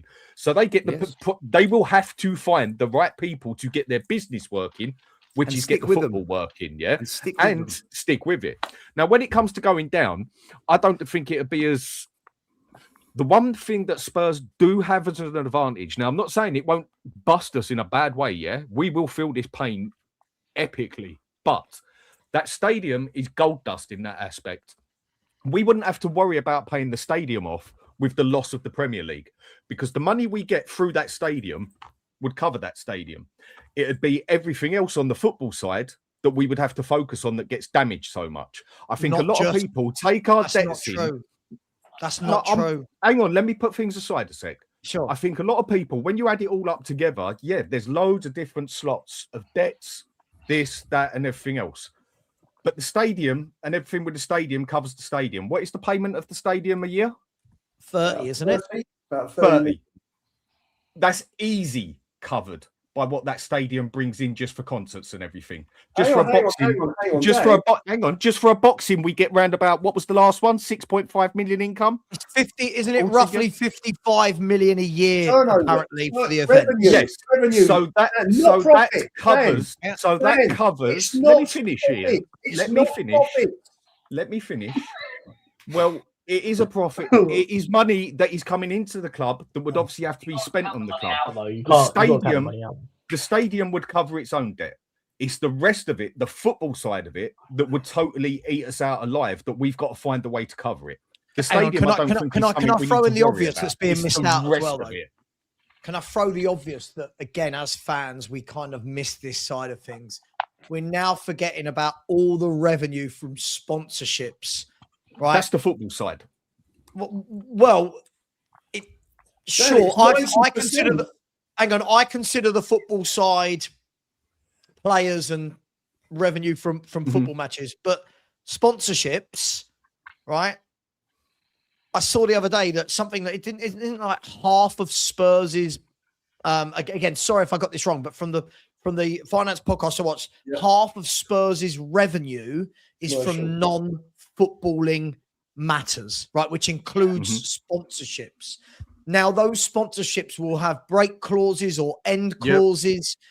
So, for example, they said apparently Nike give us something like 30 million a year. Like, it depends what is in that. In that contract. It could be that it just ends immediately, or it goes from 30 to 10 because we're not in the those sorts of things. Dan, when we're saying the stadium just pays itself off, you've got hang on. You've got no Champions League money, no Premier, or European money at all, no Premier League money. Your sponsorships are slashed in half, maybe a third, whatever it may be. Your revenue that you're getting in from the Championship compared to the Premier League is like 125, 130 million less. When we're saying, we'll absolutely just be fine, like Lee said, you've still got to service that stadium. You've still got to service it.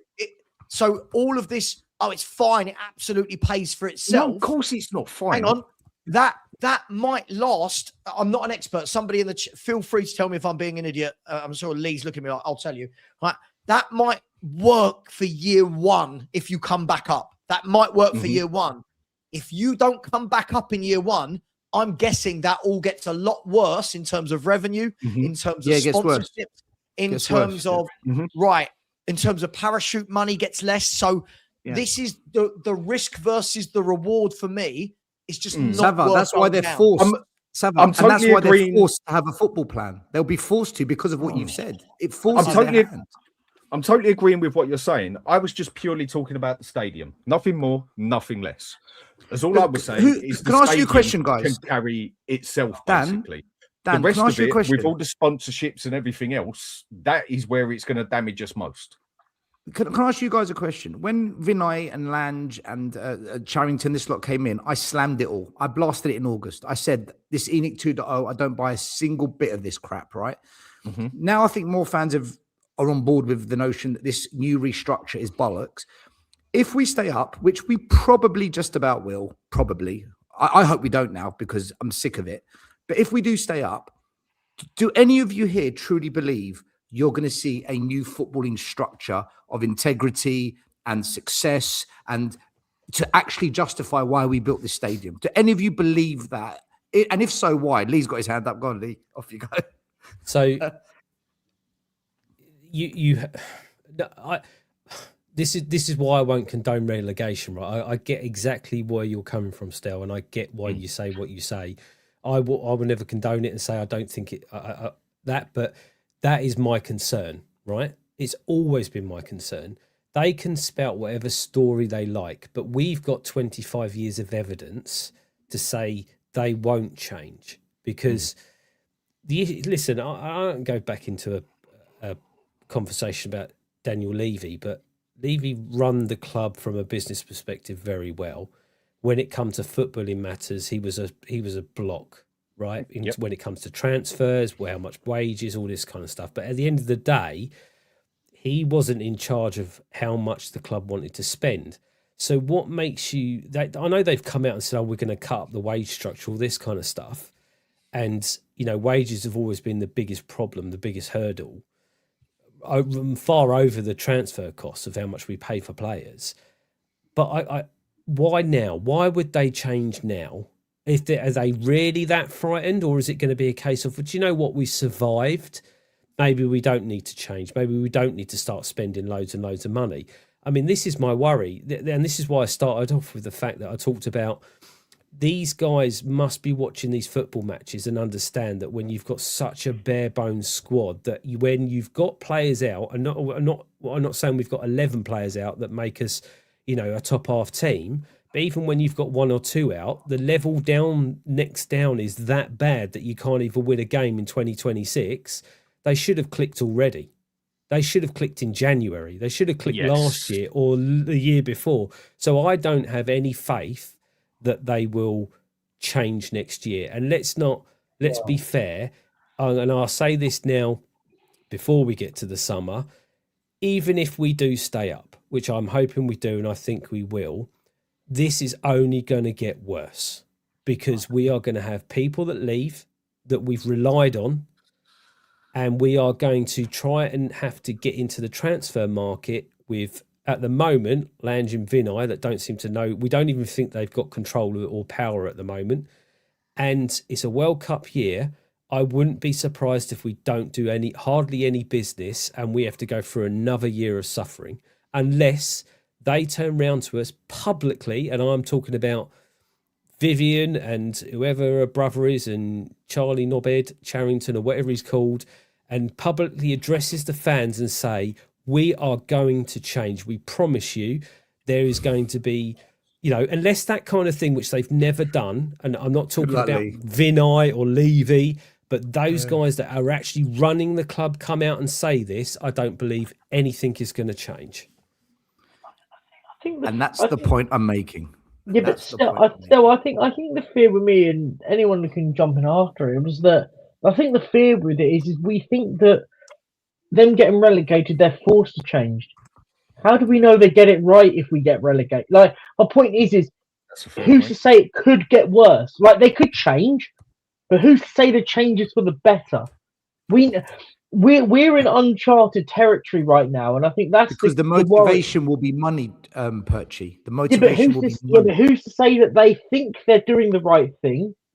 And look, hypothetically, they bring in insert Joe Blogs to run the football club. They insert this person, this manager comes in, and then they go and sell these players, rebuild it, and then we go, crap, we're even worse. Like, they could have the intent to do the right thing. Who's to say they get it right? And I think we're all living in this hope because we don't know. We're in uncharted territory right now. We've never realistically been in this situation right now. My fear is they could try and do the right thing. I don't trust these lot to do the right thing and get it right anyway. And my fear is we go down and we go down again. And it becomes an absolute... That's the other side. We won't go down again. We won't go down again. We're not a football club. We don't know that.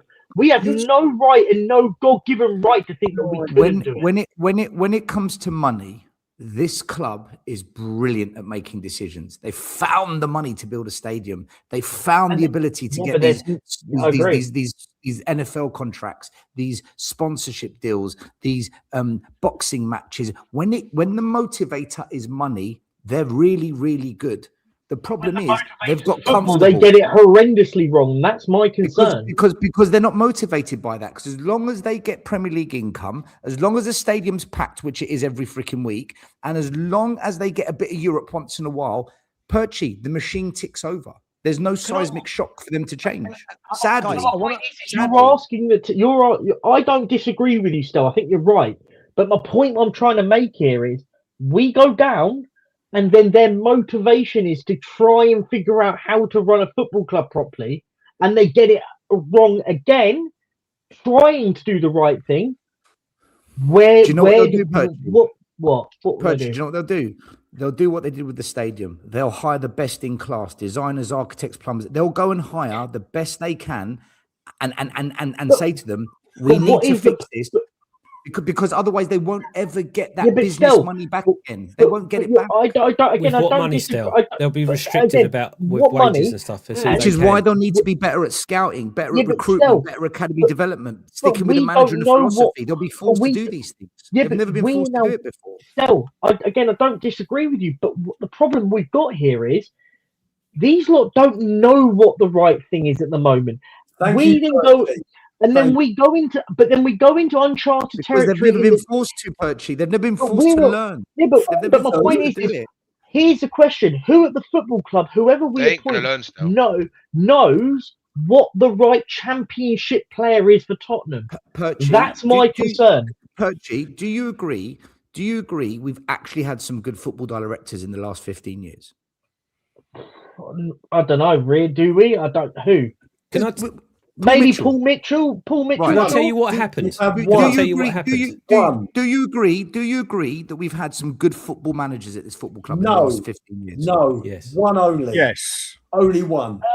Only Who's that? one. Are you Only deluded? one. Conte. No, we've had a Only few. one. We've had a few. They're good, man. We've had Only- possibly the best manager there's ever been in football. Hang on. Yeah. Right, Mourinho. slow down. Hang on. Everyone's talking at once. I'm Sorry. talking about director of footballs. wanna hear no, Lee. So he said manager. He Football said manager. manager. Manager. Football manager. Managers, yes. Director of football, no. Director of football is the one that's going to go and find the players. So therefore, they've proven they can bring in some good football people. What they'll do is they'll bring in good football people, but they'll be forced to stick with it because they can't afford to keep redoing it.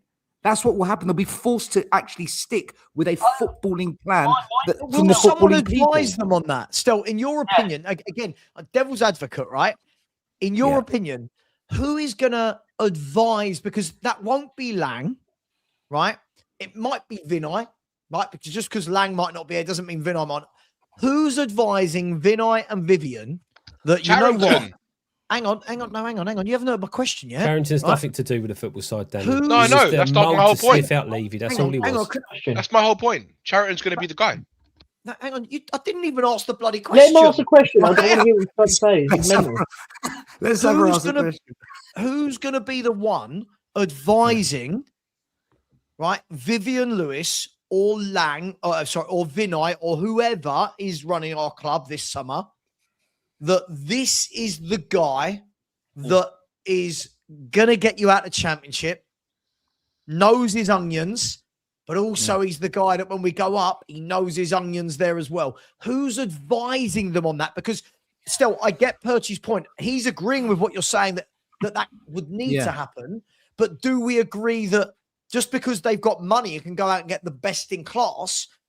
Well, they've had the money to go and get the best in class for 25 years, and it's not really served them very well. Savva, listen, I know what I would do. I know Sure. what I would do, right? I'll share with you what I would do. I would call an emergency meeting with all footballing directors, academy director, whoever's overseeing the first team at the time, head coaches, the current football director, the recruitment officer, and I would sit them down and I would say to them all, we need to draw up a proper footballing plan. Where do we want to be in 5 years? How do we get there? What kind of manager? What kind of development of players to get into that? Actually write down a plan Lubo's and stick with it. 7-point manifesto. Right? And then what I would do is I would just accept we're not what we think we are. We need to be really smart about recruitment. And I would bring in Savva, for example, the kind of manager that Bodo Glimt have got. I'd say, do you know what? How is he doing it? How is that small-time club pulling up trees? Maybe he's the kind of personnel we need. And I then, was just asking. I'm just and because if we think we're going to go down and sign top players and bring Contes in, it's not going to happen. But we're going to actually have to have Savva, the difference a proper is footballing plan. It's different, and I want to bring Lee in because he wanted to say something, but it's different to saying, okay, we know we can get Paul Mitchell. We know he's really good. We could go and get Ralph Rangnick. We know he's really good. No, we'd have to find new ones, Savva. We'd have to find new ones. But, but my point is, it's finding someone that level, right? What I think a lot of people are not understanding is the difference between what's needed there to here. I think is huge. Okay, Savva, we had. I think the difference is clubs like Burnley are set up for that, aren't they? Clubs like Burnley are used to yo-yoing. So if Burnley go down, not many players leave that ship, so to speak. Most will go down and stay with them. They're used to that league. They'll buy a few wheeler dealer bits. Great. Spurs aren't used to that. So I don't trust that anybody at this club would turn around and go, that's the guy that's sorted out. That's the guy that's overseeing Coventry's upturn in the last 2-3 years. Do you know what I mean? I don't. Do you think we could hire Paratici as a consultant again? No, guys. But hold on. But like I said, we've had people at this club that can do it. For example, we had Gabbiadini. Gabbiadini was a really good scout. Gabbiadini, sorry. But when Paratici left, we allowed him to leave. He should have stayed on. So there's people out there that we can bring in. No. Paratici wanted to bring in Gabbiadini, and Lang and Vinay said no. That was one of the reasons Paratici left. Did you hear what I said? I said we allowed him to go. Didn't leave the club when Paratici left the club. He never came back to the club still. Lubo, I think that's what Stel was saying.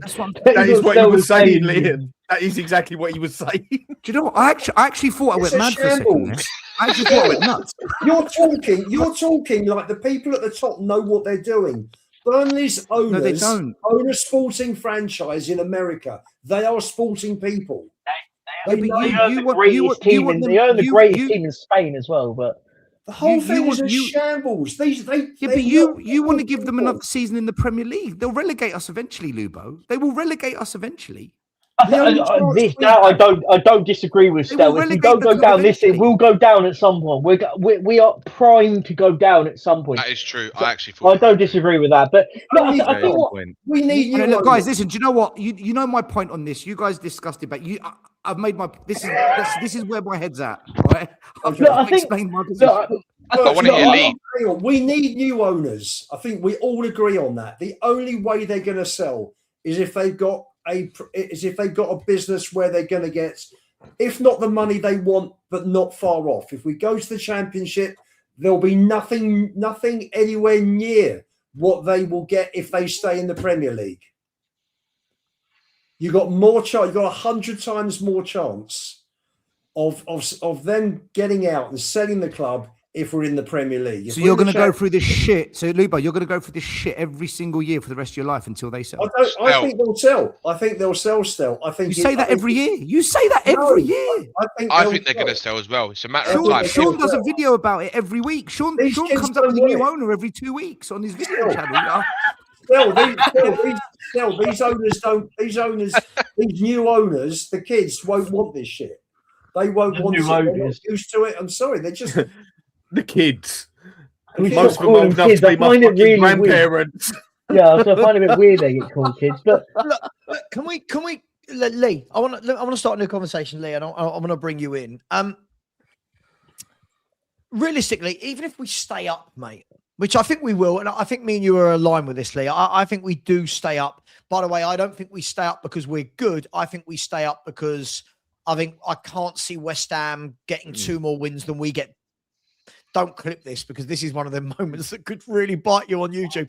I can't see where West Ham are getting results from. I know, obviously, Forest, by the way, I've got Man City away on Wednesday night.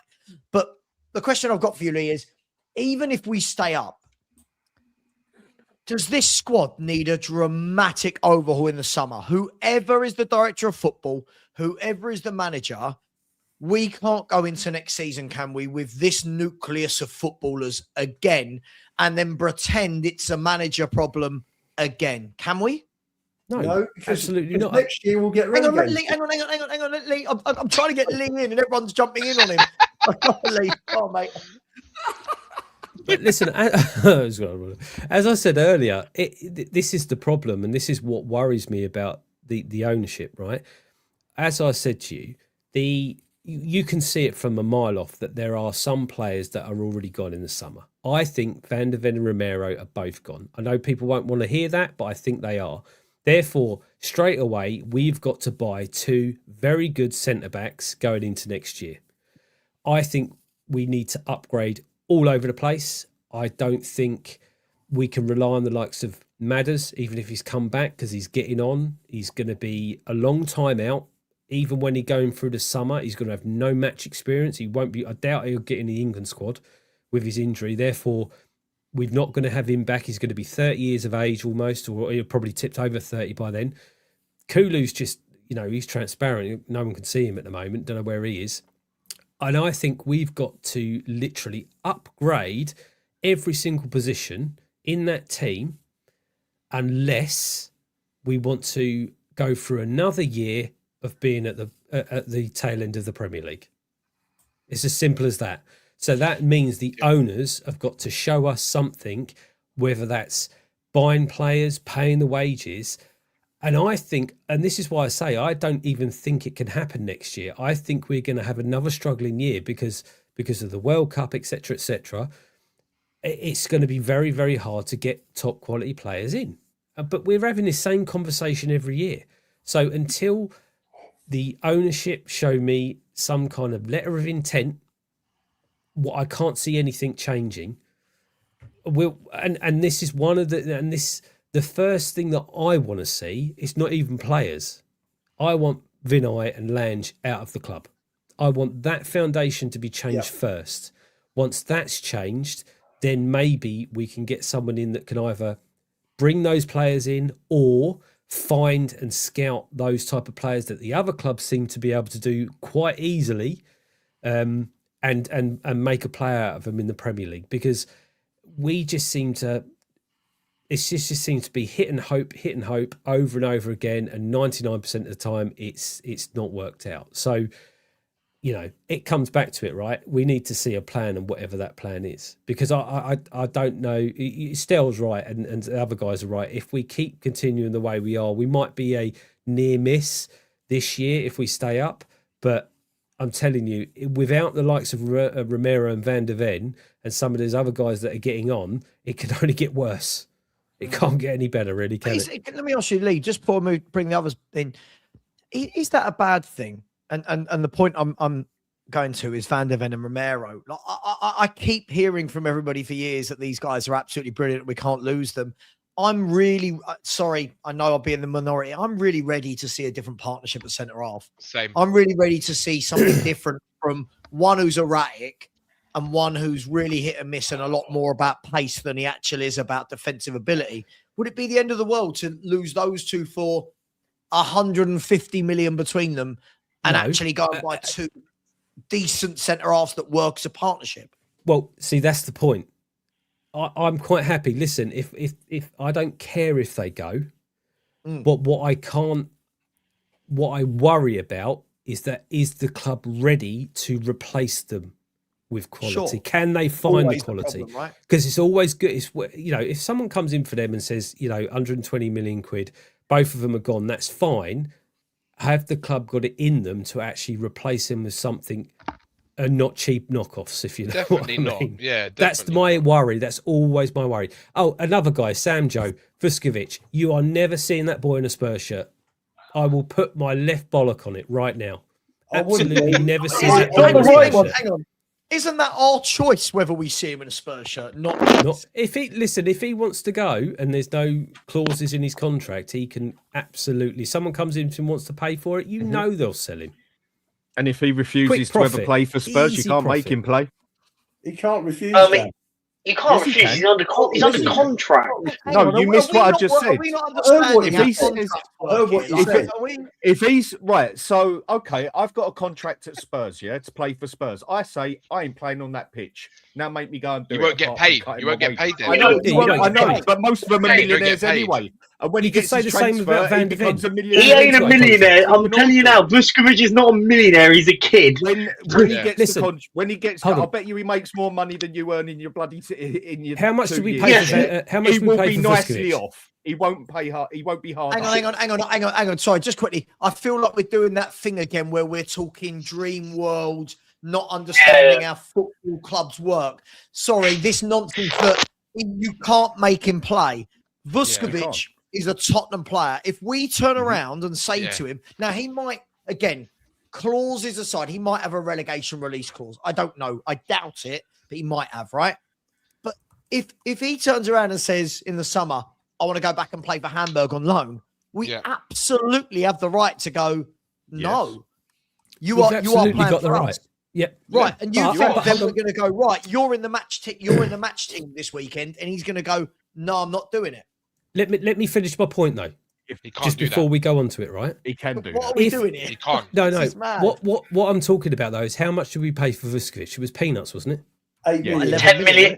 Yeah, Right, 10 million. 10 million. Record You're transfer telling for me- that age in the Croatian Oh, league.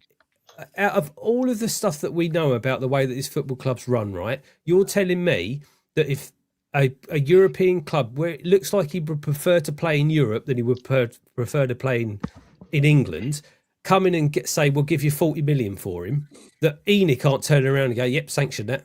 That's a lovely bit of profit for nothing. I think it depends what Lee. I think it depends what league we're in. Yeah. No, I think it depends what league we're in. this we're talking about if we stay up. Oh, if Premier we League. stay up, then yeah. Okay, fine. Yeah, I think you probably If get we about stay up, 30 if we million stay quid up, from, yeah. I guarantee Oh, you they will sell Van der Ven and Romero, and he will be our centre back. Yeah.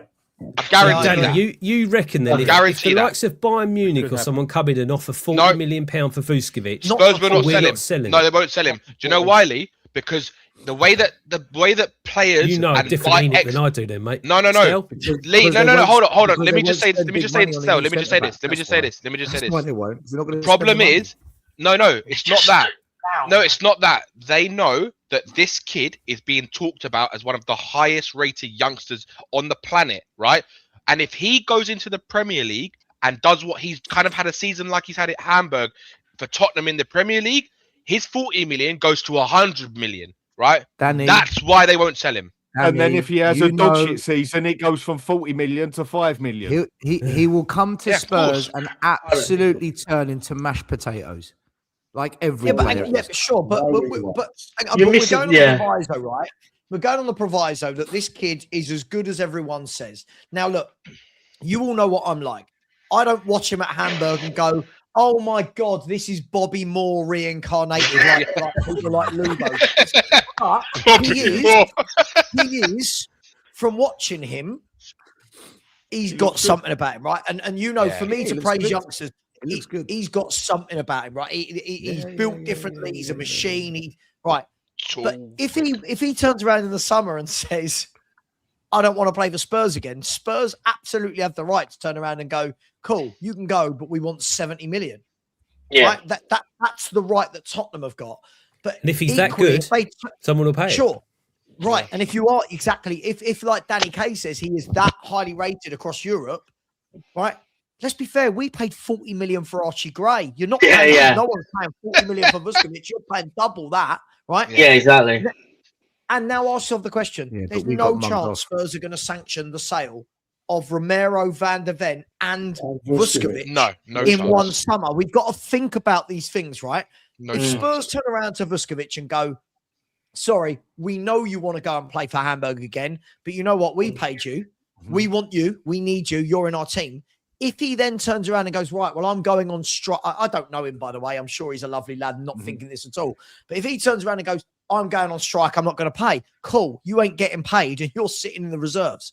Yeah, exactly. So Okay. Is I don't- Vuskovic left-footed or right-footed, by the way? I agree with everything you say there, but Right. then on the business side of it, he goes and does that. His price then starts coming down, and then Spurs are in a bit of a predicament. That's where I feel players Sure, have but- too much power. Thing is, in that it's aspect. not Kids, that, kids it comes kids to- don't do that. he's not that big time that Yeah. he can do that. This is not Erling Haaland holding Man City for ransom.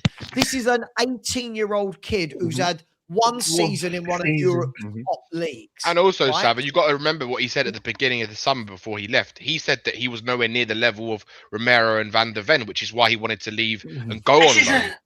That was This why he is- wanted to go at the time. Yeah. So Yeah, he but- said it Yeah. himself. If he's saying that himself, it means that he knows he's not ready for that level yet. Hey, So if I'll we ask get a offered a question. decent amount of money for him, would we actually take it? Because then it comes from the business side of it. It, If, say, we it get depends offered that much. 50 Depends the price if we tag. got haven't finished, if we get offered 50 million for him or 40 million, let's say 40.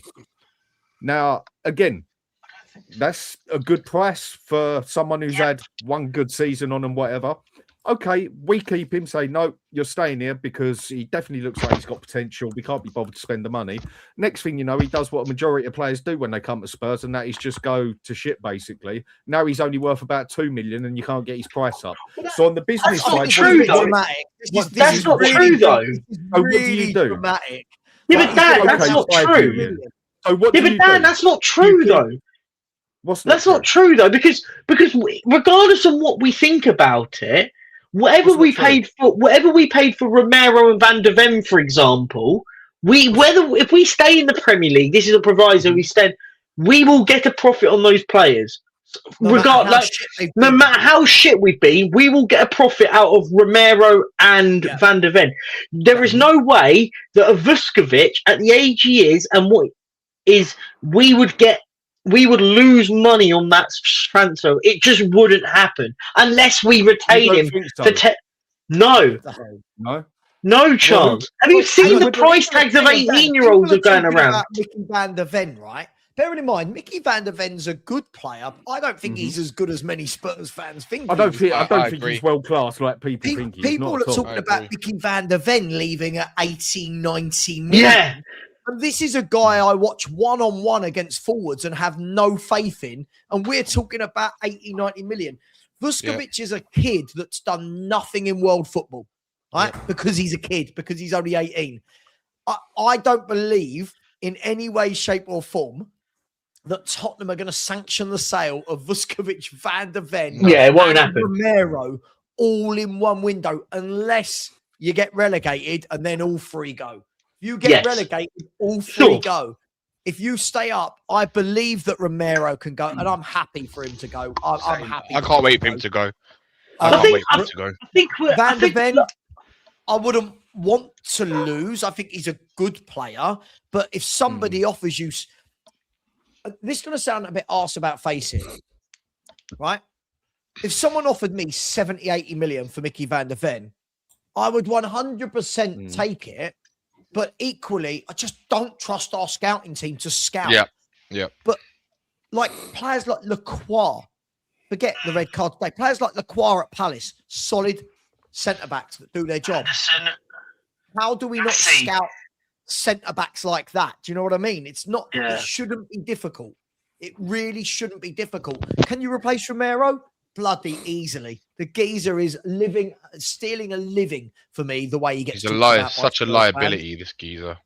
So I get you, Dan. I get your point. If he don't want to play for Spurs, but I don't think it's as simple as Spurs are just going to turn around and go, "Oh, all right then, mate. Don't worry. You don't want to play. We'll sell you on the cheap." Basically, the point I was getting to is if he ends up having a bad season and he just doesn't look as good in the Premier League, his price would come down significantly. So from the business side, what do? Snap up the good offer then, or say, no, you're going to play for us because we think you're going to get better, and you don't get better, and then you're getting half the price you would. That's basically the question I'm asking. But that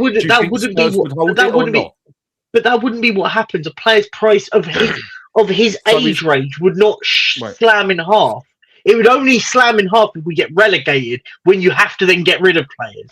So if he had a significantly worse off season when he comes to Spurs, say he has like a terrible season at Spurs, so you're saying he wouldn't lose a significant amount of money in his price? So what's happened to Van der Ven and Romero's price? His age range will subsequently provide him a longevity of a price tag. That's why you retain a player like that, because you keep them on longer until they do develop into it. And look, I don't agree with the whole just buying players. I get you, like Archie Gray. Archie Gray's a big different though, isn't it? Archie Gray's different because you've paid a big chunk. Because you paid a big chunk of money. You've overpaid for an Archie Gray. Archie Gray right now, you're not going to get £40 million for him at the moment, but you're paying first team players. With a Vuskovic, we paid £8 or £10 million for him. It's a big difference. For example, Bergvall, we'll use Bergvall in the same comparison. Whatever happens, you're going to get a profit on a Bergvall if you sell it, because you already paid £8 million for the kid. There's a big difference. Basically, you're saying you don't think it would go into any negative equity as such. No, not for Vuskovic or Bergvall. No chance. £8 million. Look, you've got to look at it. I think Van der Ven and Romero this year have both, for me, I think they've both had shit seasons, right? Yeah, agreed. We're talking about both of them Mickey Van der Ven, we bought at what, 35, 40 million.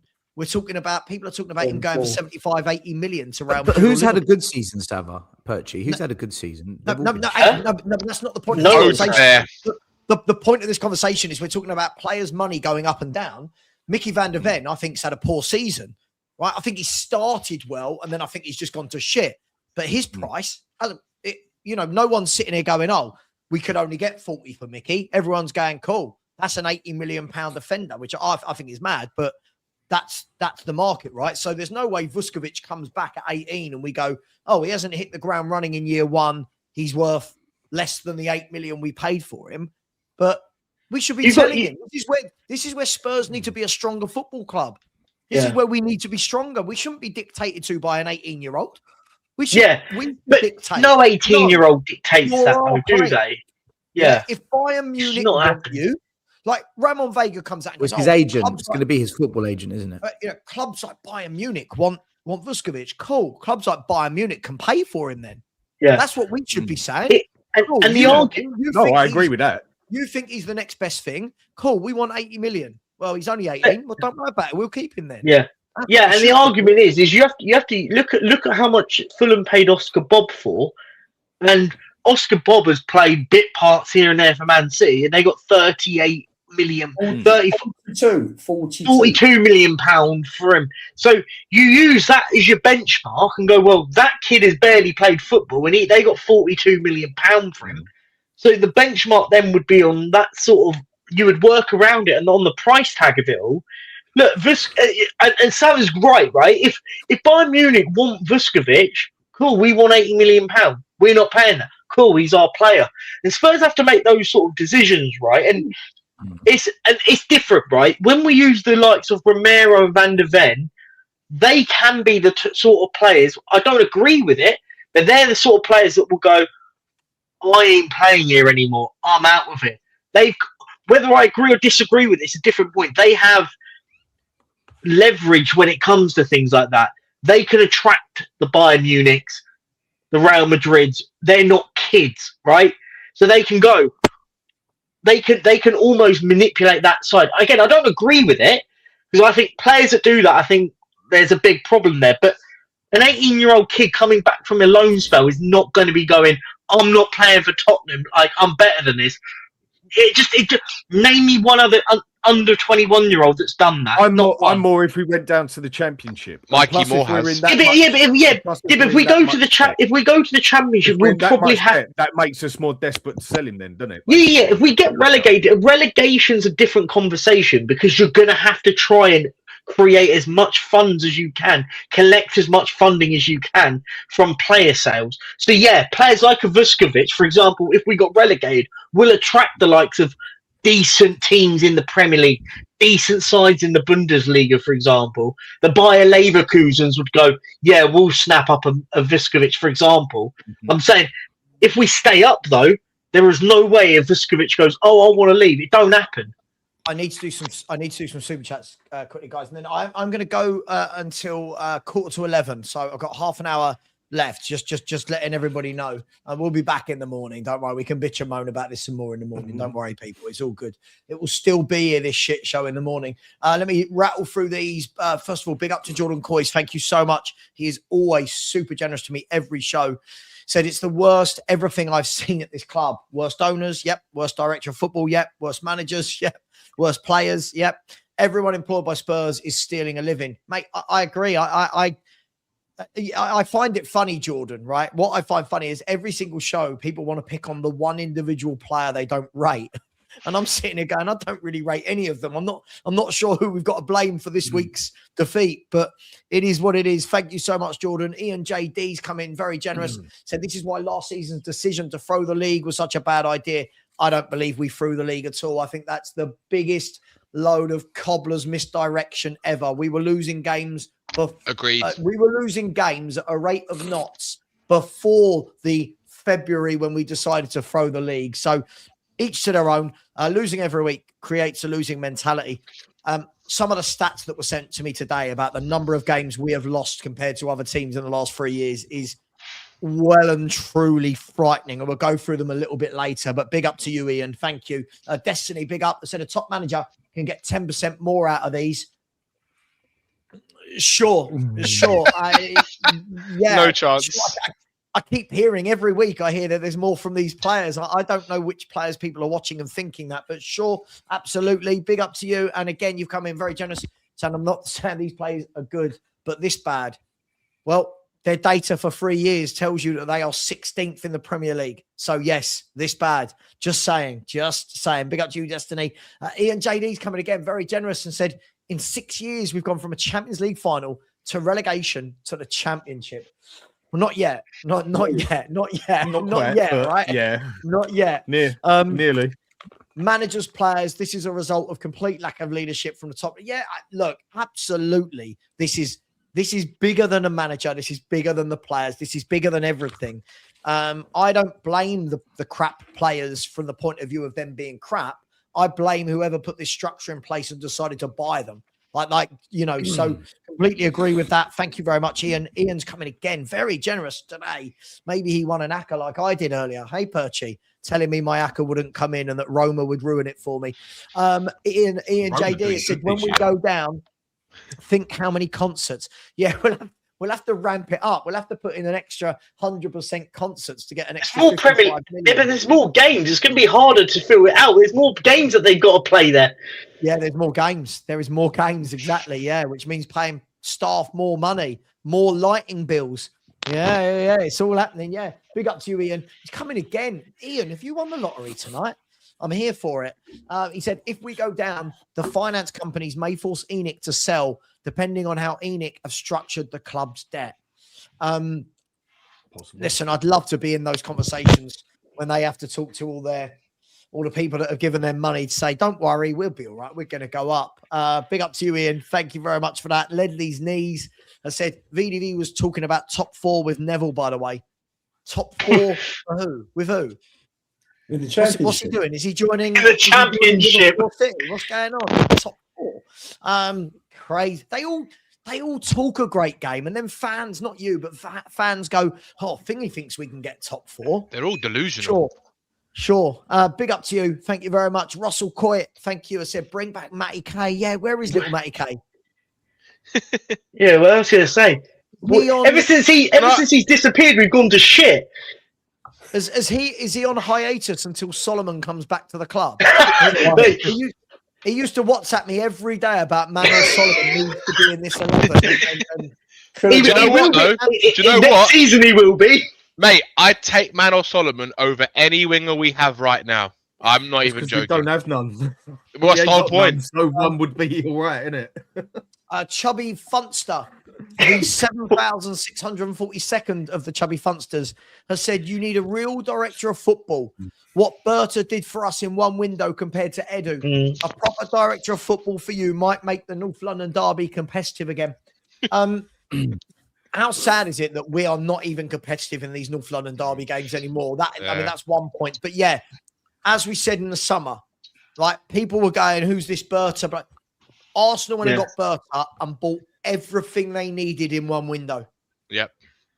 I'm sitting here on string with people like Lubo telling me you can't do everything in one window, and Berta's out there for Arsenal going boom, boom, boom. What you need? A keeper. Here's a keeper. What you need? A fullback, centre half, midfielder, striker, winger. Boom. Yeah, have them all. Not a Spurs. So can I change that? Can I just 1 second? Sorry, Stoke. Can I just change that 1 minute? Forget North London derbies. Can we just be competitive in London derbies?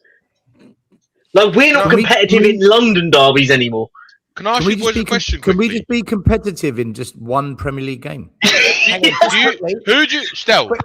Go on, Savva. Hang on, let me finish these, right? So, Chubby Funster, here's a fact for you. Since the start of the 23-24 season, London clubs, ready? London clubs, since the start of the 23-24 season, Arsenal, 227 points. Chelsea, 177. Fulham, 141. Brentford, 138. Palace, 137. Tottenham, 133. Stop telling me that we are better than these other clubs. We are not. We're a shambles. Big up to you, my man. Really appreciate you, Tony. Whoever got you those stats is a legend as well. I wonder who that was. Shut up, Perchy. Oh my God. A user said Enoch deserves all this, but do we or don't we? I'll be honest, a user, I don't think most fans do. When I see some fans overrating players, though, I do think they deserve it because they don't know what a good player looks like. Well, And I'm going to ask a question in a minute. I won't carry that on, but big up a user.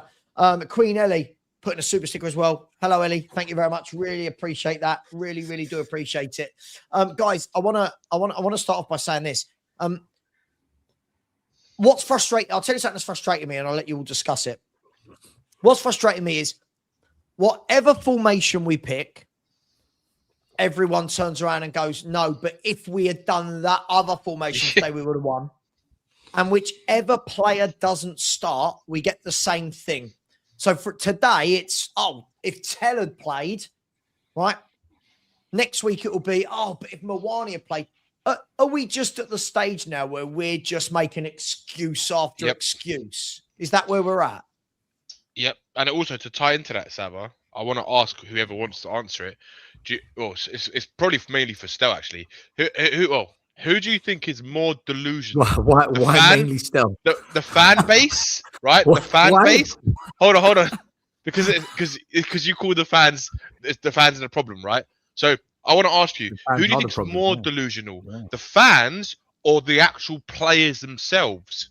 Because the players, but also you have to say the players have this air of arrogance about them that they shouldn't be where they are, and they're not fighting as if they're in those positions that they're in. So are the players more arrogant because they think we are a big club, we are Tottenham, we shouldn't be here, so we shouldn't have to fight like the teams who are here? Danny, sorry, what's the question? Who do you think is more delusional? Because I think the players are just as bad as the fans. I don't think the players are deluded. I think the players are a combination of not good enough, playing below the levels they can play at, and demotivated. I think when you put that all together, you've got a broken team, and there's many reasons that's happened. In terms of the fans, I think we've got the weakest fan base in English football. I truly believe this. I said it when I was on Twitter, when it was called Twitter. I said that our fans are the problem, and I got rinsed to shreds for it, and I still get rinsed for it. But I think I'm right, because if you're sick to death of something, do something. Either protest, demonstrate, boycott, don't renew your season ticket. Just do something. The majority of our fans accept this. They tolerate it. All they want to do is chant or moan or complain. The amount of Spurs influencers I see who just rant, moan, and do nothing about it disturbs me, because they are part of the problem, and they think they're doing a service by moaning. We're never going to change anything at this club as a fan base. I've accepted that now. As a fan base, we aren't going to do anything because we don't want it to change, because we don't do anything about it. So for me, this year, guys, I've decided I'm not renewing my season ticket. I've made that decision. Okay, I will not be renewing my season ticket at the end of this season, because I'm not going to go through it anymore. Enoch aren't going to change. I simply don't believe they're going to change, which is why I'm now championing the Stelios camp of Scientology for relegation. Yeah. If you don't think they're going to change still, they won't change in the Championship, mate. That's your thinking. That's your thinking. I've got mine thinking. But to answer Danny's question, the fans are the most deluded people in this club, because it's the fans that say things like, Archie Gray, what a signing. Bergvall, what a signing. Solanke. This is how Solanke fixes the Spurs. This is how Solanke fixes the Spurs press. Souza, I saw him on YouTube. He reminds me of Roberto Carlos. Oh, stop it. All this shit. He's right. I agree with all this. It's fans who blow smoke up every manager's ass as well. It's fans who excited about Vinay and Charrington. Our fans, and I said it, and I'll end it on this. Our fans, for the last 5 years, you give them crumbs and they think they've eaten steak and lobster. Their taste buds are non-existent, and nothing has changed. So, I want Lubo to respond to this. I feel like Lubo should, because you can't call out fans because he's in this camp. He rates players that I look at and go. I'll give you an answer. The fans, the matchday fans, know exactly where we're at as a club. Do they? That makes it even worse. I don't think they do. I don't think they do. Hang on, let him speak. Can he speak? Let him speak. the match day fans, particularly away fans, but the match day fans, I think, have been, you've seen the reaction at many of the home games this season. They are well aware of how poor this team is. Mm-hmm. But they just don't care enough to protest, unfortunately. And this is where we're at. This is where we're at. They understand, because they don't protest doesn't mean they don't get it. Doesn't mean they don't see how bad the team is. And the reason that fans are not patient with managers is they're just pissed off with the way the last 25 years, bar small periods, have been. People they've run out of patience, I think, with Enoch, but people just don't care enough to protest. But they also, part of it as well, Lou, but it's not just that their patience with managers because they're frustrated with everything. They also do overrate a lot of these footballers. And where Stell is right, if the number of people I see backing footballers, that I'm watching footballers in a Spurs shirt going, this is awful. Like, I'm watching players who can't take a first touch. I'm watching players who can't complete a 5-yard pass. I'm watching players who look weaker than my pug, and my pug's that big, right? They back these players, and it's every manager's fault. Now, there's been managers I don't like. I can't be a hypocrite. There's managers I don't like. There's managers you don't like.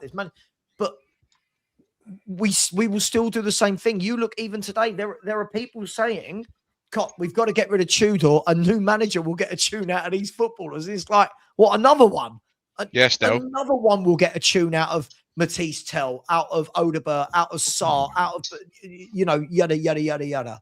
So when you say they know where we are, do they, Lubo? Because when I produce facts showing how shit we've been for 3 years, I get told, I just get it swept under the carpet that it's not real. It's like I've made, people say to me, they're your facts. I'm like, they're not my facts. But they're the facts. But That's the club. So the fans on social media is a small sample size of the overall fan base. Not just social media. Hang on, I was at the game, right, the other day, the West Ham game. There's people in the stand talking about how good these players. I can't believe we're not seeing better out of him. And I'm like, when have you seen better? We should have been stood with me this afternoon and heard what people were saying. Well, sure, but Lubo, listen. That's a very small side of the fan base. That how many of those protest or demonstrate though, Lubo? It's all good and well. Exactly Do you know what the biggest embarrassment out of this is? The biggest embarrassment out of this is I'll go with exactly what Stell says and I'll back him up. I'll go 100% with what he said, except he said one thing wrong. We ain't the biggest embarrassment in England. We are the biggest embarrassment in football as fans. Yep. Football. Give me another team that is more embarrassing and pathetic with the fans that won't fight for the club to the point where we get embarrassed by the Arsenal supporters love their club more than Spurs supporters love their club. The reason I state that is because they went with how many thousand outside their stadium to the point where they had punch-ups with each other outside the stadium because they wanted their club sorted out. They wanted something done. They got something done. Agreed, Dan. And Chelsea. And Man United and all the others, and the list goes on, and the list goes on, and the list goes on. And yet we stand there and we get about 100 people there for a fucking protest, and about 50,000 people walk past us and either just like, yeah, go on, mate, or just give you a dirty look on everything. Our fan base, when it comes down to it, and we are the biggest embarrassment in football overall as a fan base, and it just moans and fucking moans and does does absolutely nothing about it. True. Dan, I'll tell you what it is, right? Can we get Lubo and then Lee in? I need to get Lee in. Like, I feel Savva, can I say just one thing? Yeah, I'll be super quick. Sorry to speak again. I've been going to the home games for the last 6 years, and I've been to a fair few away games, and I've been to a European final. Right, I think I've seen enough to have a good judgment. I've noticed most fans of Tottenham, they just want to go to a game in hope they see 3 points, and that's them.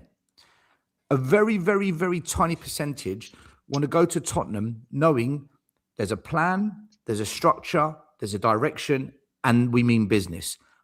a tiny percentage want that. The majority and the huge majority just want to go to a few games and say, do you know what? I hope we win today.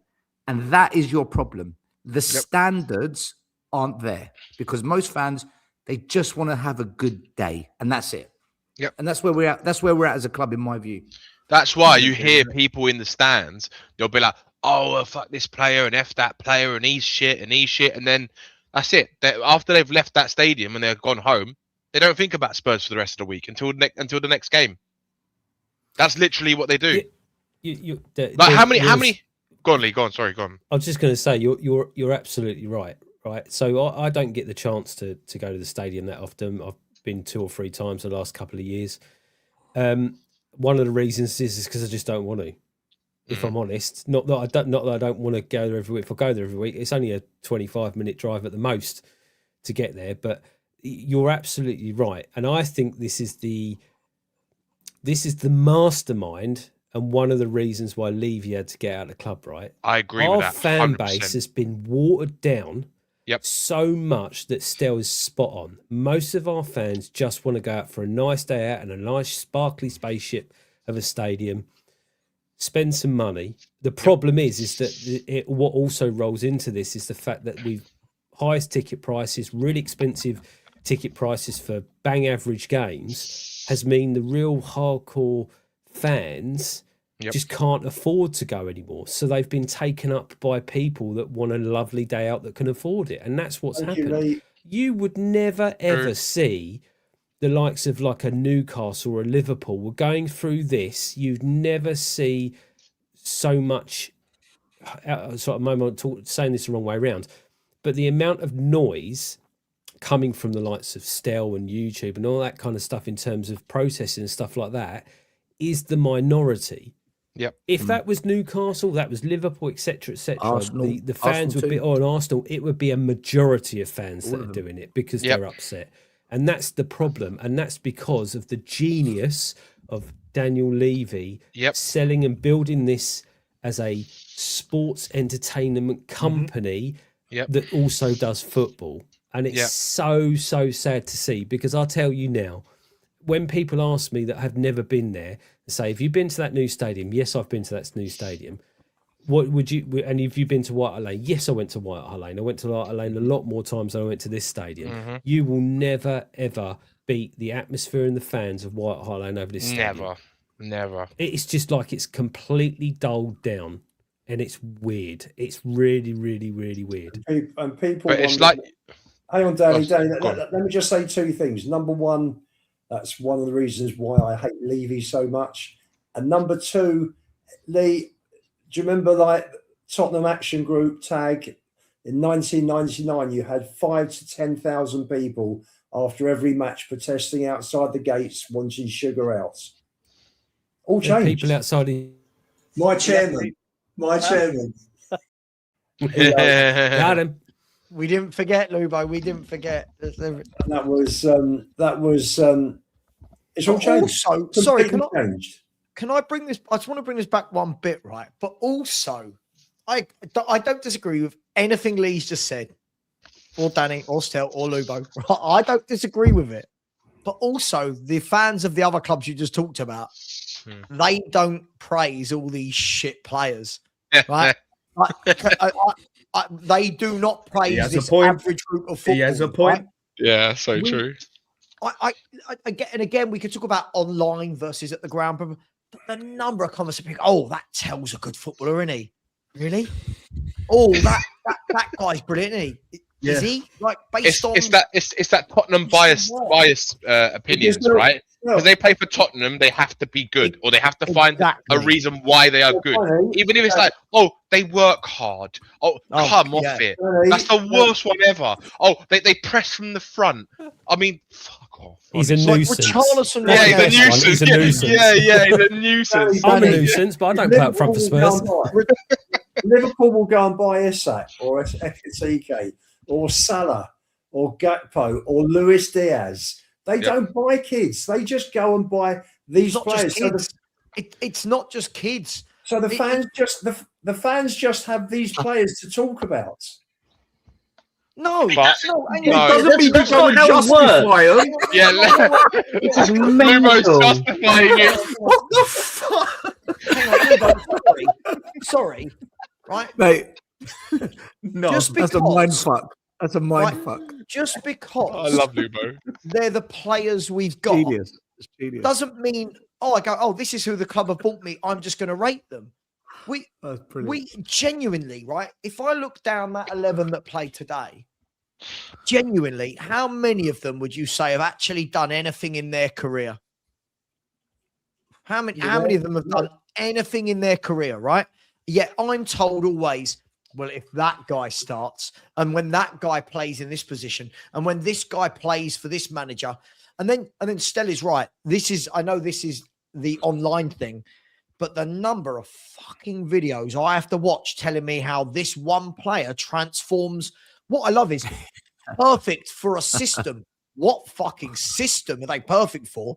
Right. Last week it was The we Spurs had it way. all, didn't we? Last year it was how Igor Tudor unleashes Mwani's crazy potato. Oh, fuck off. Stop doing this, right? Lubo, you're part of the problem. You rate bad players. I don't rate bad players. I'm not having it, You right? don't I rate will bad not players. rate bad players. You're the oracle. You're perfect, Sav. No, hold on. No, No, you Savva, always get it Savva. right. No, hold on. Right. You're always That's really right. harsh. Not perfect. I just don't want to watch these crap players playing a Spurs shirt. That's the difference between me and you. I don't want to watch crap footballers line up for Tottenham Hotspur. You've been really the harsh, though, difference. Savva. You've been really harsh because you said none of them have achieved anything. Well, how many other players have got their own celebration? Well, You can't say that. You can't say that. He's achieved that. look, there's a few of them, Lee. There's a few of them right, that you look at, right? If you look at that team today, right, you would turn around and you would say, Conor Gallagher's had a decent career so far. He's captained Chelsea, played for England, and played for Simeone at Atletico Madrid, right? You would say Mwani, not saying he's good, but Mwani has played for PSG, played for Juventus, plays for France, right? He's had a decent time in his career. Paulinho, you could say, plays for Portugal, played for Bayern Munich. But now look at the rest of those players in that team, right? Now, I'm not saying those players, I said, were good or brilliant, but now you look around the rest of that team, right? Look at it. Vicario, you signed him from where? Anybody? Empoli. Some Italian Empoli, club. right? You signed a bloke that Empoli, plays yeah. for the bottom half of the league in the Italian league, Empoli, right? You know, You then go to Archie Gray at left back, a kid who done nothing at Leeds, couldn't even get in his position at Leeds, right? Radu Dragosin from a mid-table Italian football team, right? You look at Mickey Van der Ven. I like Mickey, but massively overrated, not done anything in his career to date, right? You then look at Xavi Simons. I like Xavi Simons. I think there is a player there, but this is a guy that's just moved from club to club to club and hasn't actually cemented a kind of history. and he's still so young. He's 22. You look at Basuma, who was brilliant at Brighton and has now had 4 or 5 years of just nothing really. Like his career just completely fizzled out. You look at Solanke. This is a guy, again, when Solanke comes back, Dom Solanke, he's had 1 year of scoring double digits in the Premier League, right? Look at those players and look how people then go, we can get so much out of these. And a new manager with these players. What are we doing? What are we doing here? These are the players that our fan base rate. I don't rate these people. Sorry, I'm always told I'm negative. I don't rate these people. Jordan, listen, I'll tell you what's really funny about how fucking thick as shit you are, mate. I said, if you look at today's team, this is how dumb you have to be. I'm pretty sure Romero didn't play today. Sorry, did Romero start today? Yeah. Oh, he did. Right, I must have missed him. Jordan, use your fucking brain. Listen to what I said from the team that played today. Yeah. Jesus Christ. No, this is our fan base. We can't even use these, let alone these, to see what a good footballer is. I told you the fans are the problem. But Yeah. the funny Our thing fans is, are a massive Yeah. problem. Massive from, problem. from the entire squad, Agree still. from the entire squad, Fuck for our Yep. Romero's the only one that's won anything significant. Oh, let's be honest. Romero's playing with like the best player of all time. Come off it. Let's have it right. But on, If but it on wasn't for paper, Messi, if it wasn't for Messi, he wouldn't have won shit. yeah, but on it doesn't paper, matter. it is what it is. On paper, Manager the fact after is he's won the manager, World Cup. Danny, manager after manager for Argentina has picked him. Whatever you may think of him, he gets Because picked by look at the other options they have, Lubo. There's not really many options, are there? there's Guys, plenty can of I? options. There You are see our plenty- squad, right? You see our squad. For me, if we had a really, and I mean a really good manager, I would keep, and it's just my opinion, I would keep Romero, Van der Ven, Spence, Dogi, Paulinia, Madders, Kudus, and maybe, and this is a stretch, maybe Moani at a stretch. The rest, I'd be happy to let go. Actually, I'd keep Bergville as well because I think there's a player that can be developed. The rest I I'd like get rid of. Bergville, yeah. But I know most fans would disagree with what I've said. But I think I've only picked 6 or 7 players there. So Why that's why if we actually Romero? had No? because for me, Romero he's a Dele Alli where he's on the edge. When he's on that edge and he doesn't go over it, we get a really good player out of him. Unfortunately, he just goes over the edge too often, and that's his downfall. He's just he just can't control it. He loses his fucking mind. Yeah, or that, or he just can't be bothered. Romero's a good player who's just very, very volatile but inconsistent. And that's Yes. the difference for me why he's never talked about at the levels above. That's the reason. But Yeah, he's not. if He's I not was above going that. to talk about Romero, I have to put him into the bracket. I said he has won a World Cup. But my point was we've assembled a squad full of all these players that have done fuck all in their careers.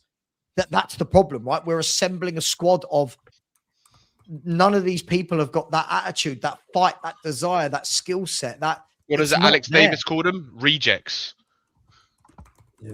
Paulinho won the Euros, didn't he, with Portugal? I like Paulinho. I really Yeah, like. I put I like Paulinho in Paulinho. there. Quality. but- I like Paulinho.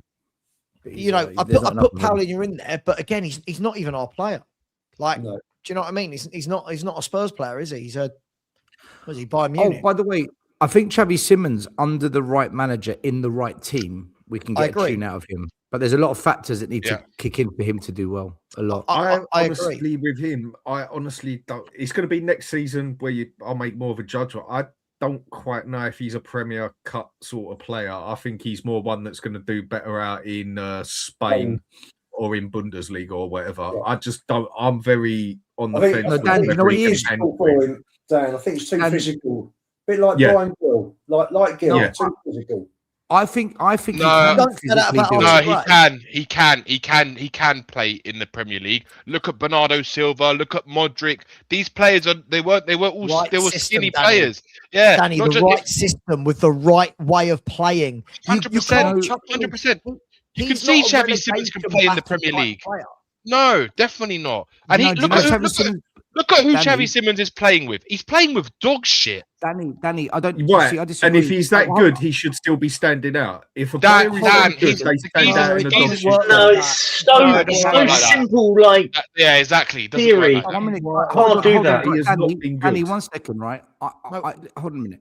I agree with Dan. If he was that good, he'd stand out. But for me, what I think the issue with him is, and it might be the age, but that's that. I mean, I've seen players at his age do it though. So my issue with him is he's not a player that's going to get you out of the shit when you're in the shit. He's not a Declan Rice that can go to that next Not stage at and carry a 22 team. years old still, who's just That's coming why- to the Premier League. That's why I said I think it's his age, right? Yeah, This 100%. is why he goes missing a lot, because we're hoping he can do something in a difficult situation. I don't Exactly. think, We're hoping him to be the Messiah, like the magician of the Maverick that we've always had over the years. unfortunately, though, that's what we need. Yeah, of And course. he's, But the and he's problem looking is, bad because of it. yeah, of course. And- it's not that we need a Maverick. We need a better squad of players. We keep simplifying into, we just need that one player. No, we need a better squad, and players like Xavi Simons will elevate if they've got better players around him. I think what we do this. By the way, Simmons is the conversation now, but we have this about everyone. Like, oh, this player's not great. Well, yeah, look at the mess we are.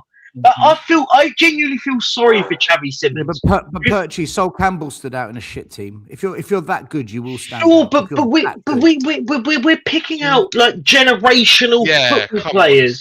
Like, Okay, like fair point. Gareth What Bale has stood Simmons out. done so far? What has Simmons really done so far to make? Who's done anything? We're a shit show at the moment. But we're Who's talking done about anything? Simmons. If you want to get the whole list of the Sure, squad out, you can I say can have. everybody. Yeah, but Okay, Dan, in Europe, hang on. even- Can I just finish my sentence? We can have this conversation about every single player. What have they done this season? What have they done this season? Everyone's been shit. That's the point. If we're going to pick, we do this all the time. I Now just don't it's think he's got the physicality. That's all I'm saying. Paulinho- I bet you, if you dropped Xavi Simmons into a better football team, you would see the fruits of his labour and what he does. I City. think it's the league. That's why he stands out in the Champions but that's League. where you've nonsense. got more time.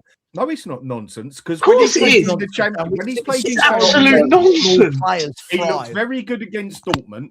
He had a lot more time on the ball. I think he's a player that is used to having a lot more time on the ball. I don't think he's so used. I think he can adapt to it, but I don't know if he can yet because I haven't seen it yet. Every time I've seen a game where the pressure has been bang straight on him, he don't know what to do half the time. But then the other problem is also when he does get the ball and get forward, he's then looking who to bloody pass it to, and there's no one there. So this is where I'm cutting in the bit of slack. I just don't know if he's got the boy's got quality. Is my only question. Point, though. We always seem to miss this, and this is again when we start arguing about players like this. These players are not coming into a well-drilled, oiled setup. Yeah. Right? So Xavi Simmons, 1 week is playing in a 4-3-3, next it's 4-2-3-1, then he's shoved out wide on the left. Yep. If Xavi Simmons, for example, had been put into that Pochettino 11 in the number 100%. 10 role, where you've got Moussa Dembele and Wanyama, and you've Harry got Kane ahead of like him. You've got players like Eriksen, Kane, and Son around him to pass and link up with, you see a very different player.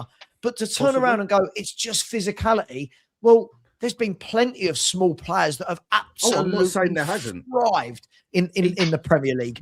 The get problem that. is, I just don't think he's. but sure, the next season I'll judge it more when he's had that season to settle down. We might not even get that season, Dan. If you, Jesus Christ, if you look right now, look at a player like Conor Gallagher, for example, right? We've all seen Conor Gallagher do good things with Atletico Madrid, with Chelsea.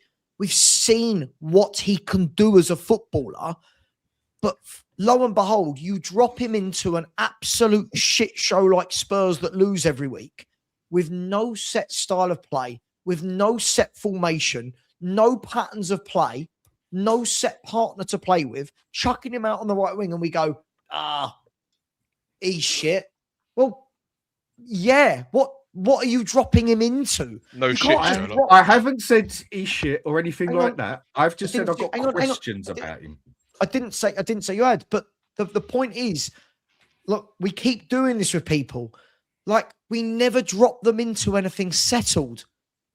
You know, look how many formations we've played in the last 3, 4, 5 games. It's ridiculous. What are we meant to do? Conor Gallagher against Newcastle was playing as a right wing forward. Today he's playing right wing. The other week he's playing in the 6. Then he's playing in the 8. Then he's in the 10. You're like, how do these people build partnerships? And that's why when you look at the players that have always done best for Spurs, they've been in partnerships. They've been in settled teams. Kane and Son were a partnership. Dembele and Wanyama were a partnership. Eriksen and Ali, partnership. Vertonghen out of Ireland. Yeah.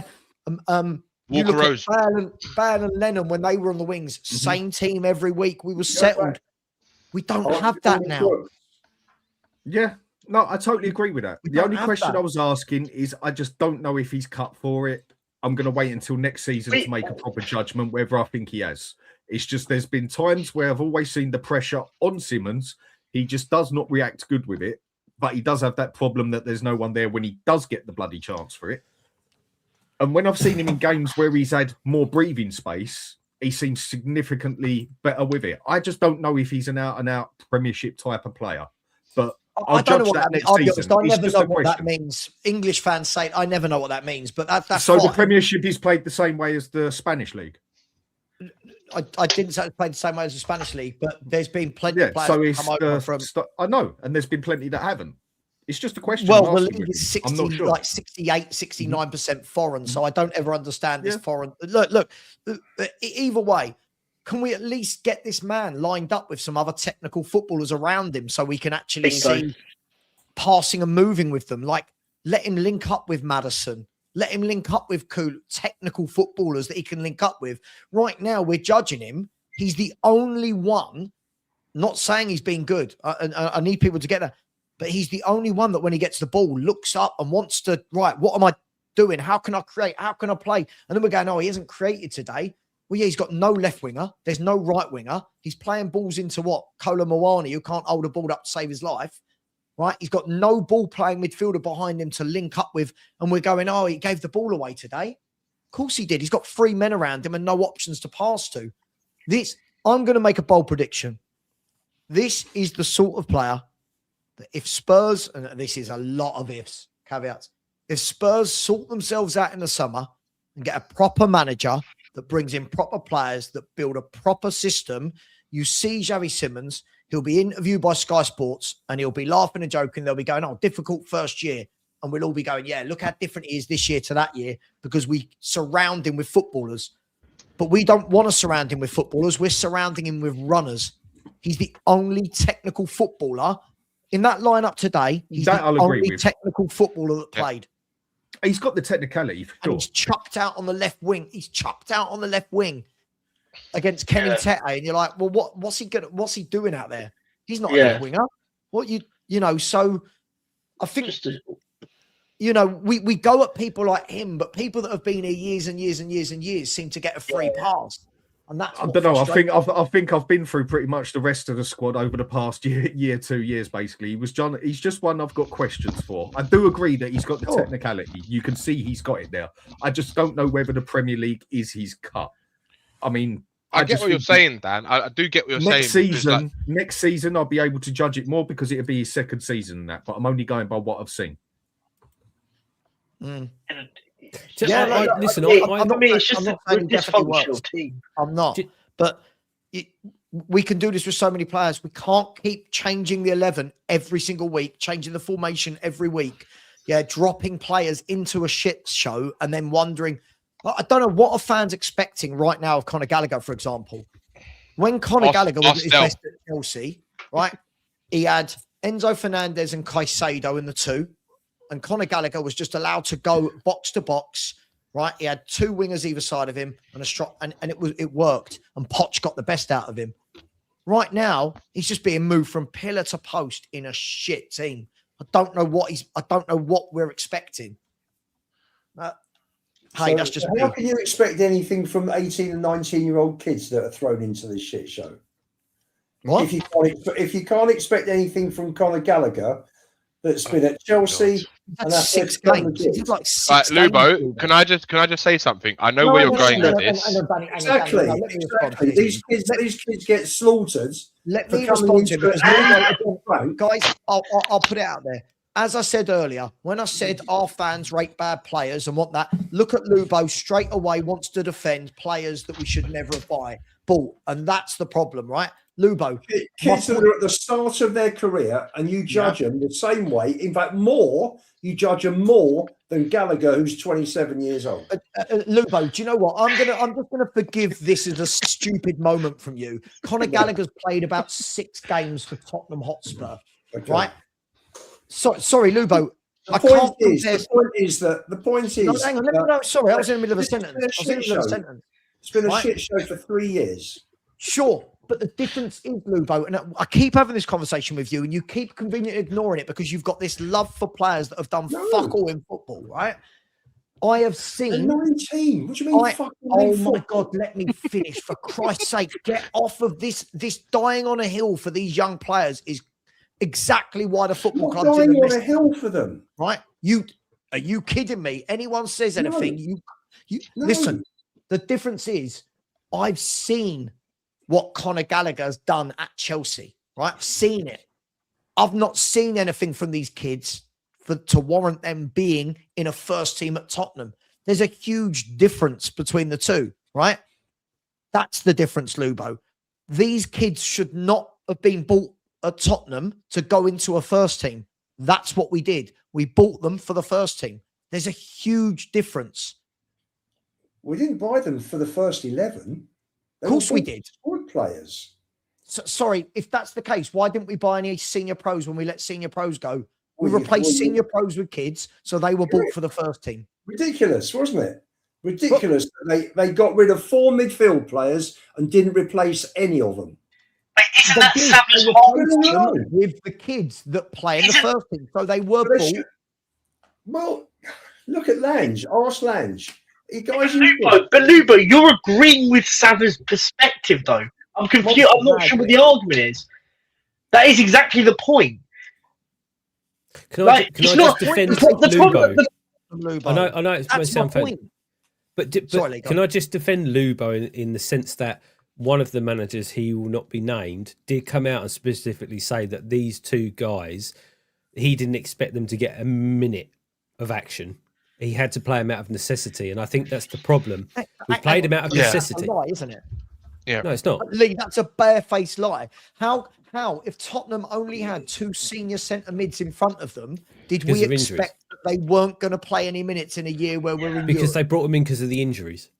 They played them out of necessity rather than playing them out of wanting. No, but I think, but the point is though, if we've got if we've got 4 centre mids, those 2 youngsters that are in those 4 will play at some point. Like, you're not going to play 2 centre mids all season, for example. But we had 5 centre mids at the time. We had 5. Yeah. On top of them, okay, exactly. if before you've those. got 5, I mean, that doesn't. every 3 days. You're not just going to rotate 3 central midfielders, are you? Every team will rotate 4 or 5. Guys, So there's I no agree with way. Lee. I don't think we signed them to start with the number of games they did for us. But the numbers don't. But the numbers don't make sense on that front. If so Spurs. So you guys are saying that Ange went into the season thinking that Bentancur, Sarr, and Basuma. By the way, Sarr was a kid himself. And Madison, Sarr, But Madison's a 10 though. Madison's not a centre midfielder. He's a 10. But they're midfielders. Right? They're No, midfielders. but that's not out. Come on, Stel. You know, But that's not Bergvall's a out. 10. Bergvall's a 10. He's not. No, he's not. not. I don't know what Bergvall is. I don't know what he is, to be fair. I think So, he's a 10. we're saying that Ange Postecoglou believed he was going to go through 4 tournaments with 3 central midfielders and not have to use Graham Bergvall. Savva, if I'm honest with you, I don't think he wanted them. If I'm honest with you, but that's a different argument. Well, I and can see conversation. why he didn't want them, but I don't think he wanted them. The club point signed is them. this. The point is this. Lubo always don't does think this they're to me. great, but you know There's what I a mean. difference. When I've seen what players can do elsewhere, that's why I want them. That's why I'm going, yeah, I know I've seen that guy do something. When I've not seen these players do anything and they're being hyped and hyped and hyped and hyped, and I'm like, cool, you're hyping them, and I'm not ever seeing it. I've not said Conor Gallagher's settled at Spurs yet, but we all saw what he could do. We've all seen what he can do in the Premier League, right?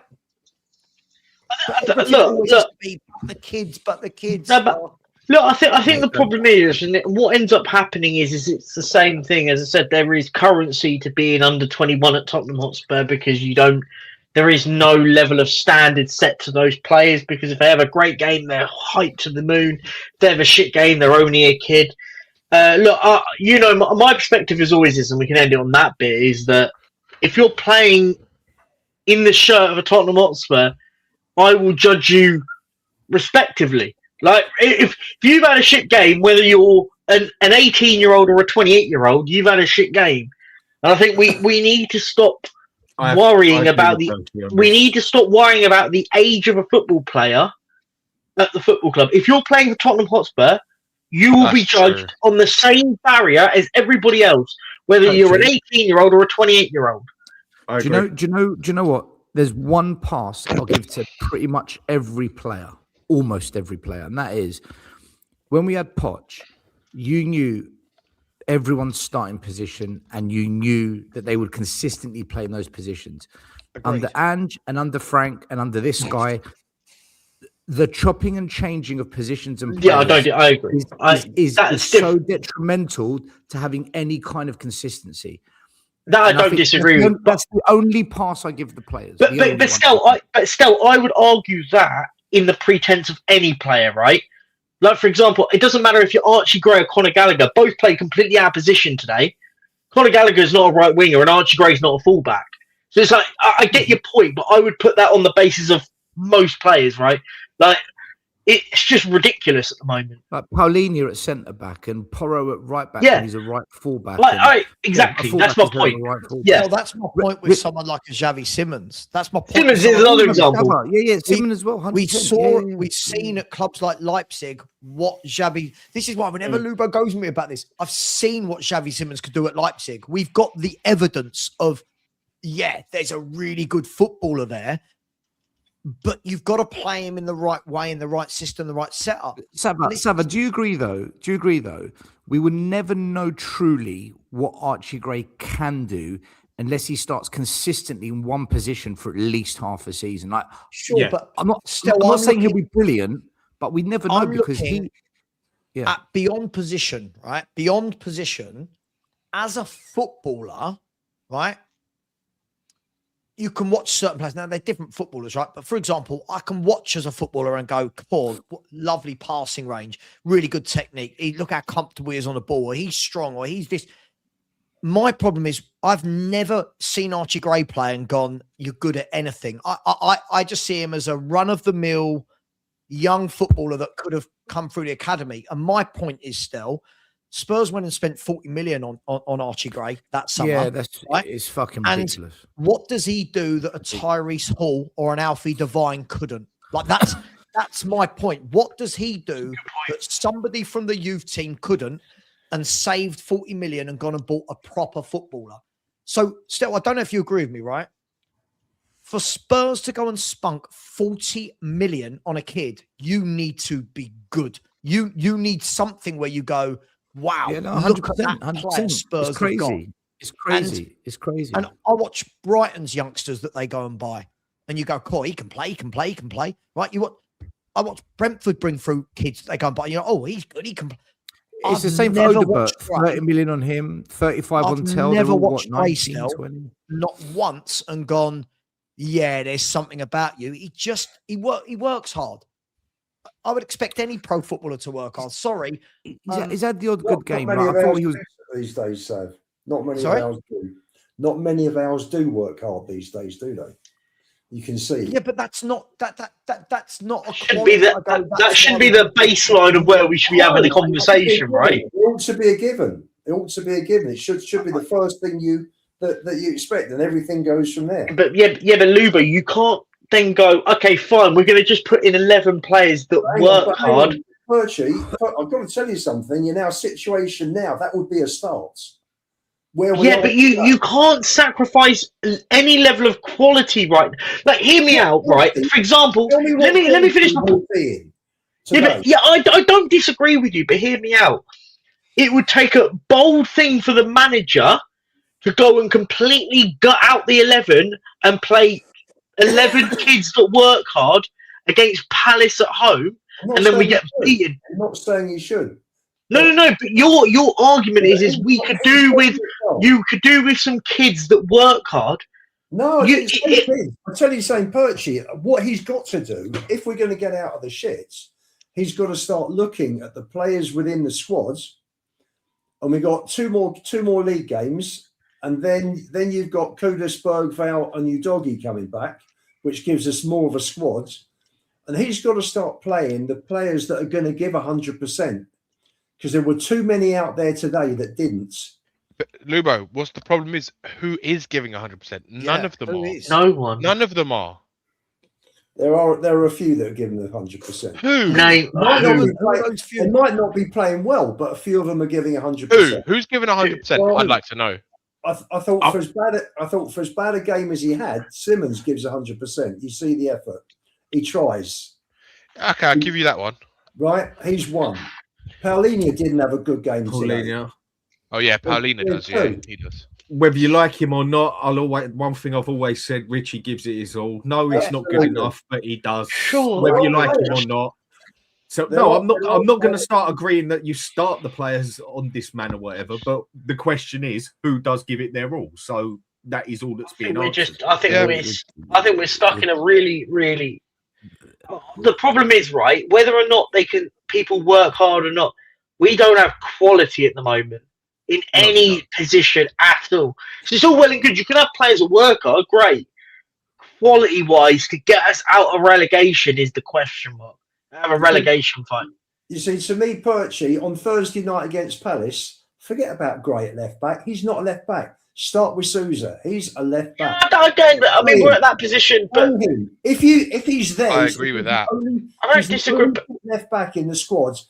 Bloody stick him in. See how he gets on. It's You've like got you bring a nothing left to back lose in, you don't now. even use Do him. you know my Lu- worry with playing Lubo. Sosa there? Again, Sorry? he's another one that's twig thin and looks like he can't. Like that again. We're filling the team up with no physicality. I don't disagree in the aspect that he is a left back, but Yeah. look how bad this is. How badly we've been run. That we're all sitting here going, God, that kid who none of us have ever seen play football should be playing. like yeah, we're at that position. Right, I know, I get it. Shambles, isn't it? True, Complete true. mess. Mate, any team Complete mess. that attacks us in numbers, we look like we're about to crumble. Oh, I've seen yeah, it. yeah. everyone. As soon as I agree. they swarm at us, you just see an apple crumble. Sorry, and it's shocking, man. And we got away with it today, man. We really got away with it today. Oh, that.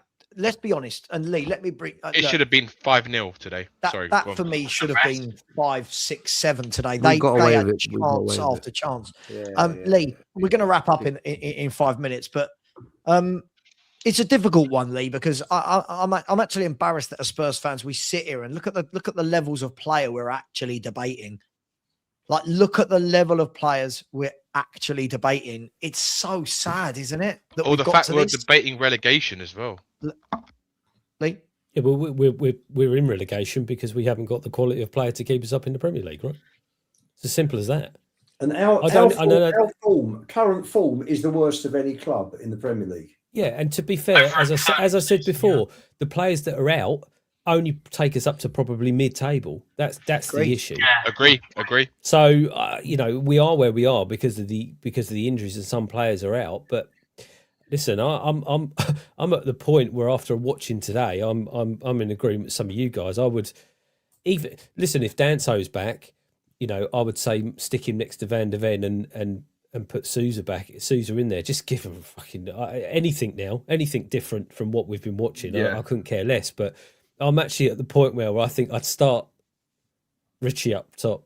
I can't watch Moani again. How bad it's got, right? He scored do you know the one funny goal thing, the other Lee? day, and everyone thinks he's going to, score 20 goals in 10 games. It's just not happening. He's just not got it. Not for the Prem. Do You're you know the right. funny thing about this, Lee, for me, is what we're asking for again, though, is we're asking for a complete change again on Thursday night, different players, different form.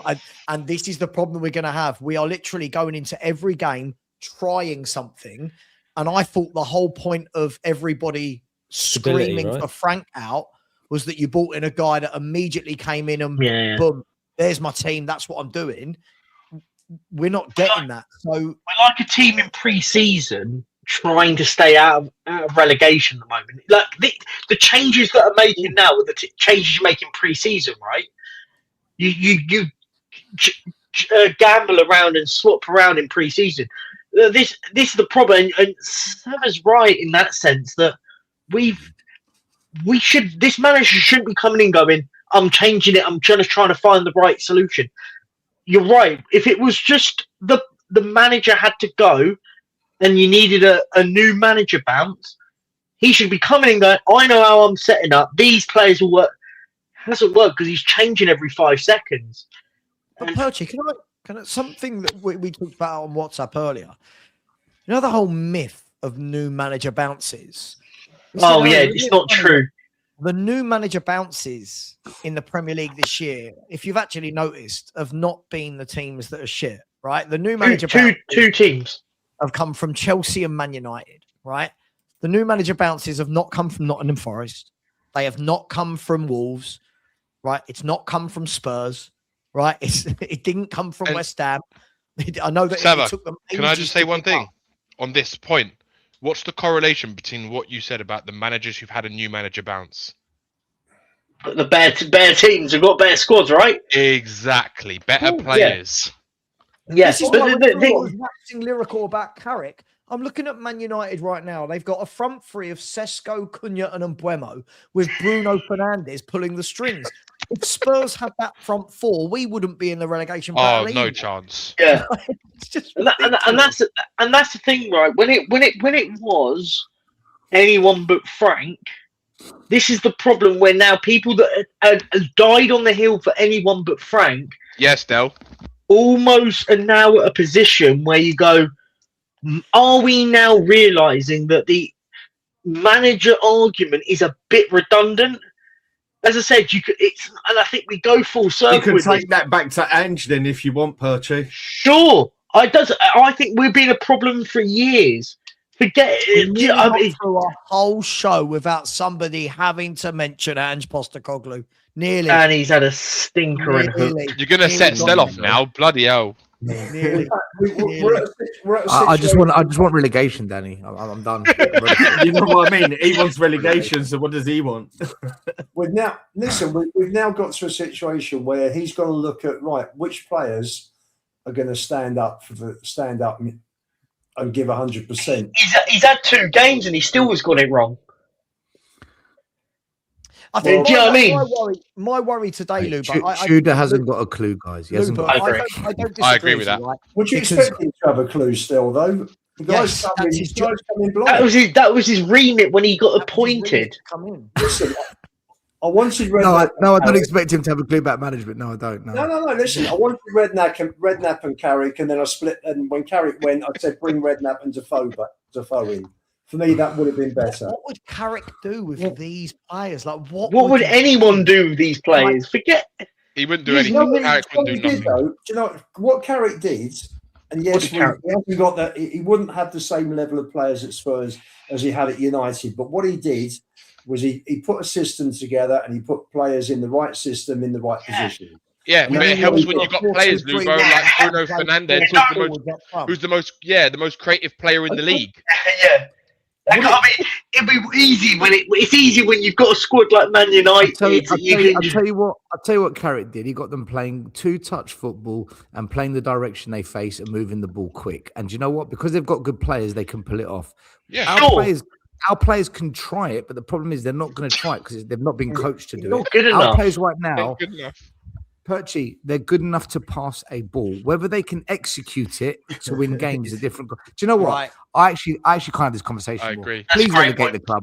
Please, can we just go down? Just send it down. man. But this is the It's the point. right? only Like, way. It's the by the only way- by the way, right? Before I say this, please note that Harry Redknapp was my favourite manager in the Premier League era. Right? I love Harry Redknapp, but Great. we all know the way Harry Redknapp teams play. Right? Yeah. If Harry Redknapp comes into this team now, Harry Redknapp plays down the wing quick with wingers, right? We have none. He ain't going to have that at Tottenham. Yeah, he's going to have Archie Gray on the wing. I bet you Harry Played Redknapp. everywhere makes else, Porro- Danny. I bet you Harry Redknapp will make Porro a right winger though. I bet he'll actually play him as a right winger. That's He would probably definitely do a it. good shout. And He Stell would do it. on the other side and Stell on the left. I don't know. Who Oh, plays him good. there. I mean, look what we're doing. This is selling it to me. Who else did Redknapp do that with? Gareth Bale, didn't he? Yeah. Look He how that put turned Modric- out. He moved. Sorry. Modric. Porro's not even in the same category. I'm not having that one. Jazz hands. Sorry, who are we comparing to Gareth Bale? Porro. But you'd get a tune out of Xavi Simmons. Do you I know bet what? you get you that Can I? I know a lot of people saying about Harry Redknapp, but I think what Harry Redknapp would try to instill in these guys, unlike Tudor, is that he would get behind them and say, "Guys, I'm going to tell you what it's like to play for this badge or manage this badge." That's the kind of instill that he would put into him. Whereas Tudor's got no connection to I this think club what- whatsoever. But Lee, what I'll always. do you know what we need? Hang on, Danny. Let me And just. he'd probably give him a bonus at When the I end of the was year. manager of Bologna, I turned He's not around Italian. Bologna. You do realise he's Croatian, he's not Italian. But no. But my point is I made Bologna very good. Still, leave the Italian accent to Sean. Yeah. Yeah. Can I say this one thing? I think That's I think fine. what Sean's the- 8% what the Nigerian. So it's all players, good. because these players are a bunch of pussies, right? You can see they clearly need someone to hold their hands and put their arm around them. And I think what someone like Harry Redknapp does is he will get them, and I think he would bring a togetherness, which is what those players need right now. They need to feel like they can do it, basically. And I don't think the managers. Danny, they need fake love. They need fake love. Yeah, that's exactly it. Yeah. Fake love doesn't suddenly make them good footballers on the Of course pitch. it doesn't. There's No, no, but it might get us 3 wins though. It might get us 3 wins. We're going to lose the Redknapp. Yeah, but the Redknapp conversation is nostalgia based, right? Like that is what it is. It's about having a Premier League 100% manager. nostalgia based. Perchy. I'm going to put Perchy in a corner now. Perchy, you're on the right. Put him in his place. Pick a manager for this relegation battle. Go on, Dan. You too. Redknapp or Tudor? I don't think either matter. I'm not picking either. Who cares? I don't want either. Okay, but if you have to pick, I don't think you're Vinay. Who if I was in charge of the football club, I had to pick a manager, and it had to be one of the two. I'd pick the one that's been a manager in the last year. Whether or not I would, you'd have to pick up. You can't pick a manager that hasn't managed in the last 2 years. You can just put from that argument. Though, you just pick 2017. Redknapp was the manager last. Yeah, exactly. It's nearly a decade ago. That's mental. Hang on, can I just play devil's advocate on this one? But you could equally then, and still, I don't have. As I said, I promised everyone, I don't have an opinion on Tudor. When everyone wanted Frank, I said, I don't have an opinion on the next manager because I'm going to wait and see for this brand new manager bounce that I was assured would come because these players are better than what we're seeing. Yeah. I'm waiting for it, right? You've got to remember as well, though, that if you look at Igor Tudor, he is a specialist in what we're hiring, right? Exactly. Now, that doesn't mean I think he's right for the job still. But if you were looking on paper, you turn around and go, for 11 years straight, Igor Tudor has done this everywhere he's been. He's gone to clubs that are in a shit situation. He goes there for 10, 15 games. He sorts them out and he buggers off. Now, I don't particularly have any affiliation with Igor Tudor. That's not someone that I genuinely thought would be on the list. And when his name was mentioned, I'll be honest, I just looked still and went, oh, that's another fake ITK. And then before you know I thought that as well. Oh my God, they've signed him. Okay, I thought this is going to be interesting. And at the end of the day, this is his job. This is why when people say, right, he needs 3 or 4 games to figure it out. You're like, hang on, we ain't got 3 or 4 games. An interim manager with 12 games to go, right? You don't get to change your formation every. No, you're right, but this is why. And Danny's my witness. I was on his show with Benji, and I said the most important thing the next manager has must be Premier League relegation experience. And I said this. But that's not Harry Redknapp, though, right? Harry Redknapp came to Tottenham when we lost 10 games in a row under what's his name, Ramos. Oh, we weren't, but that's fine. We weren't in a relegation. That's a different conversation. He's got experience of coming into a Premier League team and turning the fortunes. That's not 15 games to go. And that was 15 years ago. And I was also okay. 18 Hold on. 18. I was also okay with Big Sam. And people said to me, "You're mad." I said, "No, I'm not. Big Sam will get free." I would have got personally. I would have got Sean Dyche. If you're going to go and get in a manager to make you solid, go and get Sean Dyche for 12 games, and we won't concede goals. I'm all for it. What I didn't want, what I really was against, was a non-entity. And for me, this was a non-entity. And from day one, I feared this. What I'm seeing now is exactly what I feared. But anyway, it doesn't matter. He's here. I would have kept Thomas Frank. Same shit. No, I reckon I've said it from the beginning. Thomas Frank would not have relegated. Frank. Danny, they didn't. No, they didn't. No, the players, yes, they did. They gave up on Frank. That not in my opinion. Have they given up on Igor Tudor after 2 games? He was the wrong. Do you know what I'm saying? He was the wrong hire, Perchy. We should never. I don't disagree. I don't think it matters that these players are given up, but the last 3 years show me that this is just what they are. But we don't want to take the evidence as for real. We just want to keep pretending, and it doesn't. As I said, it doesn't matter if you sack Frank. I don't care, but One thing I did say at the time was, let's see this. I want to see instantly then for everyone that said anyone but Frank and the players are giving up on Frank. We're seeing even worse now from these players with a different manager, because one of the things you've got to remember as well, guys, and Jamie Redknapp talked about this earlier in the week. He said, and I truly agree with this, bringing in an interim manager can go one of two ways. If you've got a fully committed squad that have truly lost their way but are good players, they will fight for the new manager because it's refreshing. And he said about Spurs, but Spurs are bringing in an interim manager to a squad that haven't done well for years, have 13 injuries at the time he arrived, right? The fans are unhappy.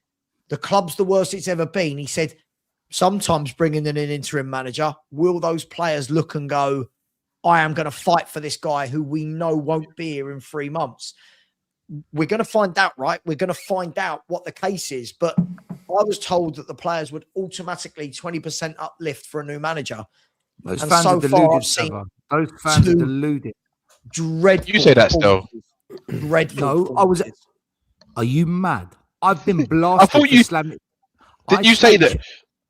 Go I on. said we needed to change manager to avoid relegation, but not to bring in Tudor.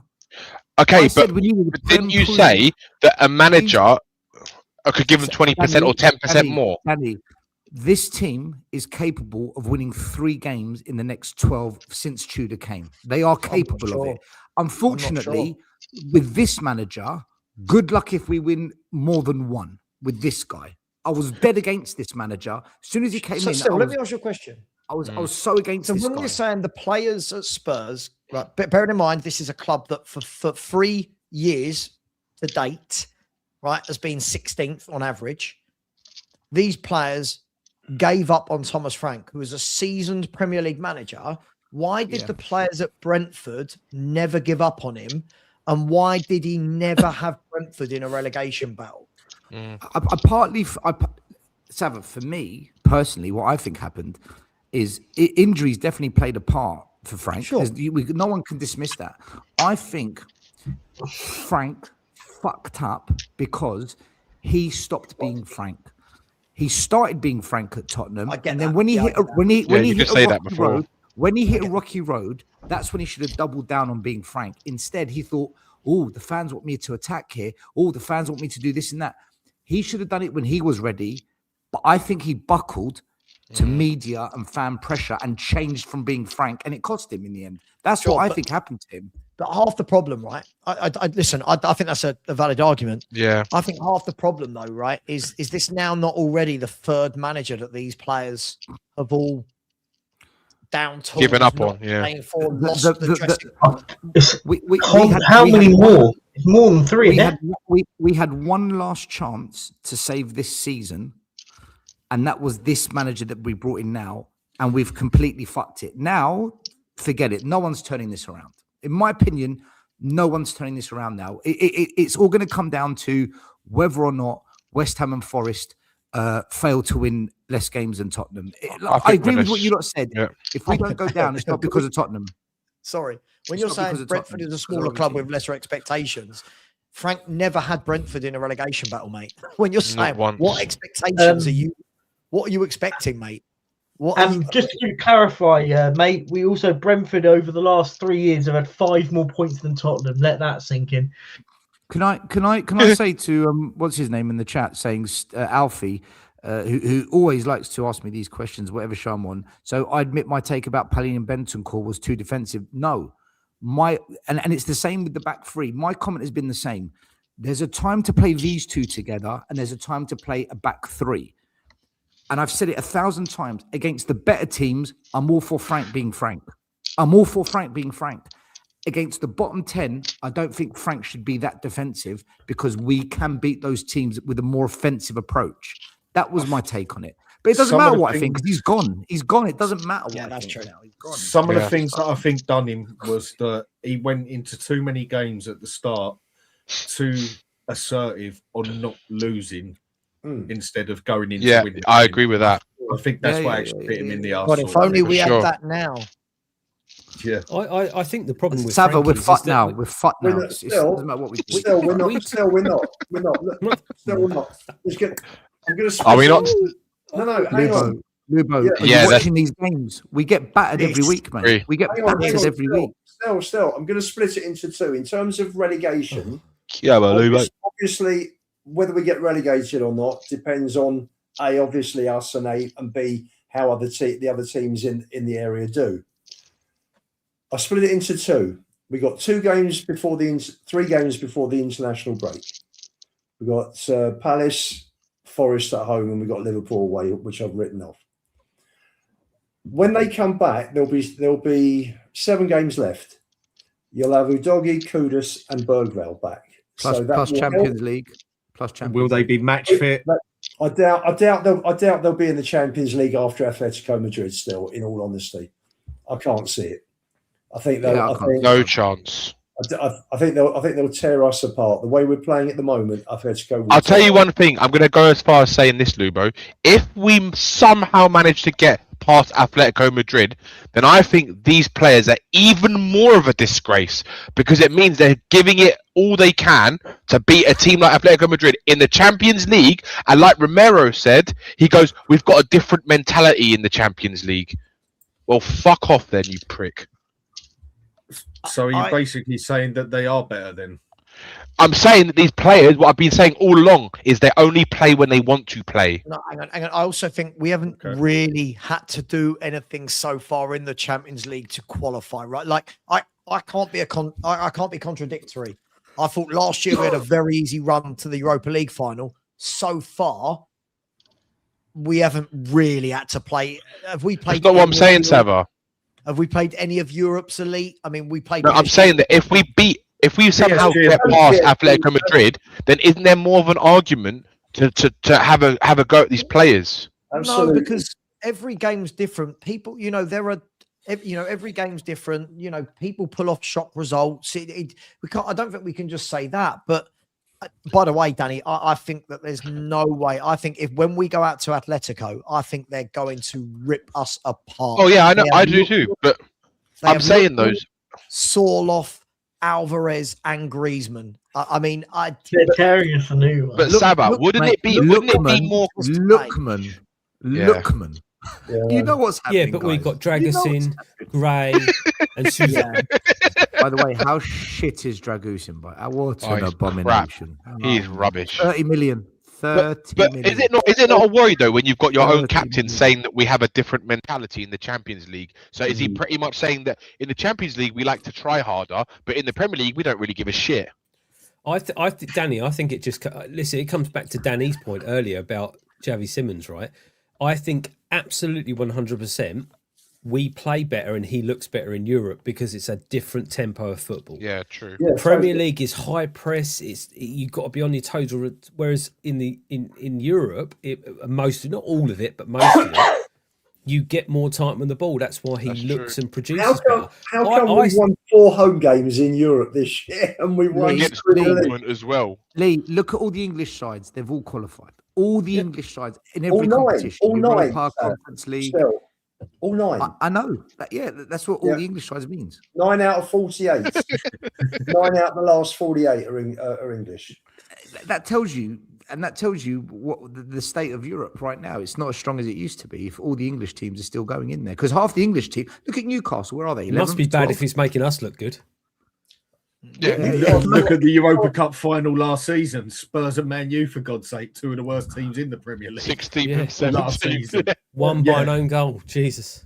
We've got to hope. We've got to hope that by the time they're rested and they come back middle of April, arrested. No, rested. That West They Ham should be arrested. That West Ham have lost to Fulham, Man City, and Villa in the next 3 games. Lubo, do you know what? The way it started under Tudor, and knowing that Lacroix's injured for Palace, I'm going to say this: if we don't beat Palace, we are going to get relegated. That's my honest view. Palace, we got big problems. Yeah. Lubo, we will get relegated because if we don't I beat think- Palace, we've got big problems. Like we don't have big problems now. What? I love how we're trying to That's pretend like Palace is the one that we have to win, like we think we're better than them at the moment. Perchy, No. Perchy, When we did all these Perchy, predictions, of what we think we're going to do once Tudor came, like we looked to the next however many games, and the one game with certainty I said I think that's the one we definitely win was Palace. If we don't win that one, I don't see us being any of the other teams we've got next. no, you didn't. Still, you went for a Brennan draw. Johnson 1-0 all over, by the No, way. you went for a draw. Lubo, with Lacroix out though, now, that should be a win, and I don't think we're going to beat them. I don't think we're going to beat. I think we're doing what we normally do, and we are. I think we are completely downplaying these teams who are better than us. Like this is. I think we're doing it as normal. No, because we already beat Palace, Savva. We beat them 1-0 away. So I think we should beat them. We should. You know what's going to happen though, isn't it? You Frank know, would have you can beaten just. them. It's written in the stars. Brennan Johnson's going to come on the 80th minute. On the 87th minute, he's going to score a 4-yard tap-in. 1-0 win to Palace. And then do you know And what's the away more end, funny? the Tottenham fans are away gonna end's be going to like- be singing. The away end's going to be singing Johnson again. Ole, ole, No, ole. no. Still, the Tottenham fans will be singing that instead. Yeah. The Tottenham We're, fans will be singing it. 'Cause that's what they're like. I think the way we've got to look at it is that We have to beat Palace, guys. We have to. That is a must win for me. Still, you look at the fixtures we've got left, Must. and you're looking to get results against the teams that are around you within whether it's a couple of places up or a couple of places down. You're looking to get results against those teams. Yeah, but Lubo, I don't think we're going to beat Forest or Leeds. I'm honest with you. I'm watching them play, and I do not see us beat I the way agree. they're playing. I can't see where we get Leeds points. yesterday against Man City. Leeds pressed the fuck out of you. They will listen. I said this last week. I'm going to say it again. If you are the manager of any team facing Spurs, you are going into that changing room and all week on the training ground, and you are going, get a goal in the first 10 minutes. They will crumble. What happened today? We got a goal against us in the first 10 minutes, and Spurs just looked horrific. You know, funny, Sav, that's the one subject we didn't bring up today, wasn't it? Yeah, because I'm not prepared to blame any of this on VAR. I'm not prepared. Nah, it's rubbish. It's not We're not bad. talking about. I'm not talking about whether it had an influence on the results. I mean, obviously it did because that was one of their 2 goals. Oh, We were been poor. like Hang on, 7-up. Archie. We were poor, Fulham fully deserved to win. But I think the decisions we're getting against us Yeah, that's why I didn't bring it up. at the moment there is so much inconsistency. Oh, here we go. Yeah. We nearly got there to the end. It's dreadful. He is not wrong, though. He's not wrong. No, he is. I don't do all of this. The decisions we get against. It's the funny easy thing to is, use it now. You listen to any fan base speak, and they all think they're hard done by Yeah, decision. Every fan base goes, all the decisions against us. I just don't care. You get some, you don't get others, right? At We the end of don't the get day, any. I don't. Huh? We don't get any. Yeah, we don't. I Sure. don't. It's the referee quality as a whole. We got probably some of the worst refereeing out there. For God's sake, most of them don't even know how to Not be a true, fucking referee. Yeah. Because It's most of too them. late to argue this. I watch a lot of It's Italian unfounded. football, and I do not see the same inconsistency in Serie A than I do the Premier League. I think where they're allowed to rely on the VAR so much, I think it's actually damaged the refs from making their own decisions so much. I mean, I think the VAR, where they've got that much to focus on it, instead of making He's that not wrong. decision themselves, they're like, do I you know mean, what? he is. VAR it. The argument is Well, you too just much agreed to with make. me, and then you just said I'm wrong. So I didn't agree. I didn't agree with you. I didn't agree with you one I thing. just said, yes, you did. I said VAR has done the refs damage, and you said, yeah. No, you I agreed didn't. with it, and then Sorry, you I changed just it. didn't You say did at the anything. start. I just said I just can't be dealing with I think just the don't- I just refereeing don't care. conversation I've is so never been a fan. draining. I've never I been a think fan that English needs refs to are use inconsistent. decisions. It How's is about what we it is. agree? We Let's are agree where we Fulham are outplayed because us. we are shit. But I'm just saying in general, I outplayed think us. the refereeing over here. Name is me a very decision that was inconsistent. so critical that cost us anything. We didn't today. I'm not talking about the us. deci- I'm talking about in general. Nothing about Sorry, Spurs. Name I'm me talking about name me in a decision. general. Perchy, Name- In general. Perchy, Ekatike, Liverpool. Come on, Second Perchy. goal, put them 2-0 up. Push on Sure. Romero. Gabriel last season. battered Push on us. Romero. Yes. If Mwani's a push last week on Gabriel, Oh, then today is a push by him. I mean, it was a big difference. I So find it's we're gonna. consistent. But I think we all agree the consistency isn't great. But it's when fans start going, "Oh, we're so hard done by, we don't Yeah, get yeah. anything." I when wasn't lose suggesting interest that. in I'm just I'm not saying talking English about where we referees are as a as a team. whole. Forget Spurs. I just think English referees overall are probably some of the worst out there. And I think VAR has damaged referees overall, basically, where they don't have to do the job so much themselves. But I don't see the same inconsistency in Serie A that I do the Premier League. They should scrap VAR. Just kick it out. It's No, a waste of time. Yeah, Well, and then in the that minute Championship, it goes Lubo- over the line, and then that minute In it the- goes over the line and it in the doesn't. You want Championship- VAR there. In the Championship, Lubo. It's No, I don't think- another reason to get relegated. Another good reason. By the way, everyone knows I hate VAR, but it is just getting a little bit ridiculous now. Every single decision fans want to complain about. Like, it's just like today, if any of you watched the Chelsea Arsenal game, right? Arsenal scored a perfectly good goal to win it. Perfectly good goal. And you got Sanchez, you've got Liam Rosenior, you've got all the Chelsea players going, VAR, push. And you watch the replay back going, what happened? Nothing happened. The problem is football's become soft. And because football's become very, very soft, right? There's inconsistency. So for me, if I'm going to be brutally honest, I didn't think last week's was a foul and I didn't think this week's was a foul. I thought both of those in the box were very soft, where back in the day, players would never have been pushed over that easily. But that's life. So for me, Mawani should have counted. But where I think players are stupid is they keep giving managers, right? They keep giving managers, a referees a decision to make because they're not, the IQ has gone. Just don't put your hands up in the box and you don't give the referee a decision to make. Nudge. By the way, what was the incident? I didn't see the game, but I heard that Declan Rice stopped a shot with his elbow. Was that correct in the Arsenal-Chelsea game? I was listening to it on the radio. This is why every little thing is looked at. Every little thing is looked at. And in years gone by, we were just carried on the game. Like now, everyone wants everything. So, like, look at last year. Look at last week.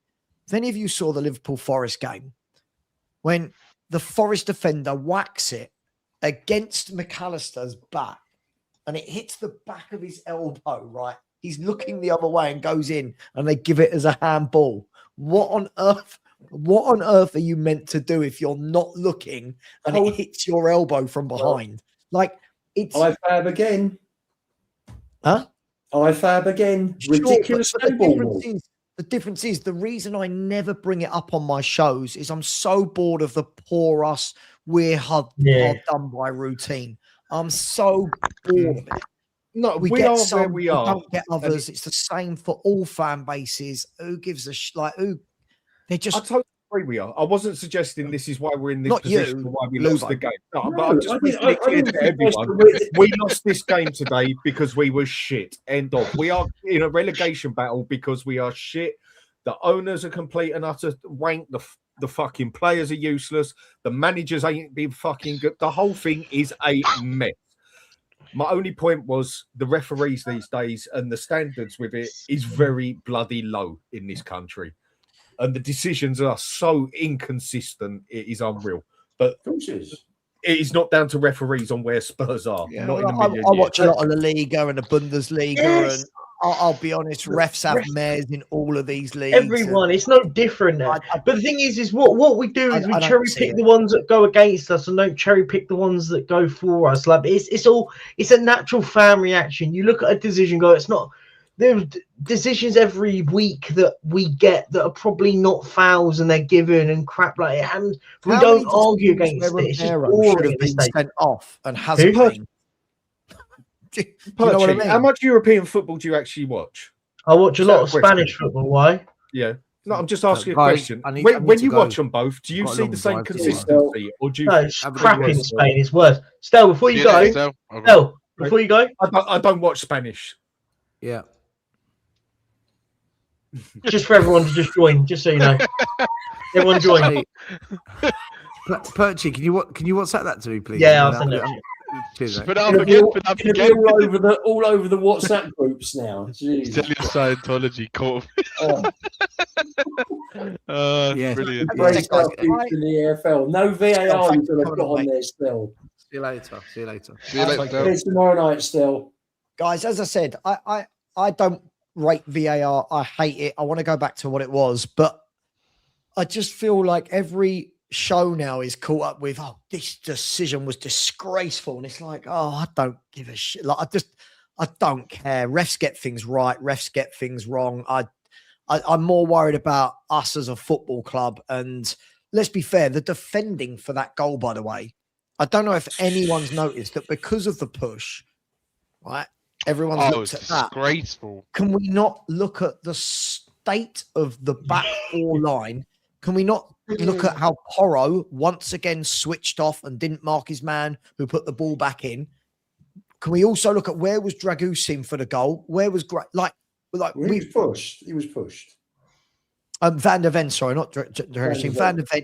Like, He was we too just far look at the back. bit where we feel hard far done out. by. Let's look at us. Let's look at us.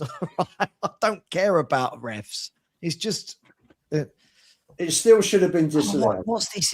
You make it a point scoring thing. What point scoring am I doing? I just said I don't care about it. I don't. Look, I think the old. I mean, don't know what's up with him. He's having a pop at me for some reason about playing. Destiny's been doing this a lot lately. Nah, it's a bit weird. It is what it is. It's weird behaviour. But look, I think what we're trying to do now is we're trying to deflect the fact that we're crap and using it as some. Like, I'm hearing people go, "Oh, the referees have an agenda against Tottenham to get relegated." Do they? They don't. Maybe if we weren't so shit every week, maybe we actually score more goals than we concede every week, we wouldn't be in this position. It's just a cop out at the moment because it's easier to blame a referee, and it makes us feel a little better that we can blame somebody else. I don't give a crap. It is what it is.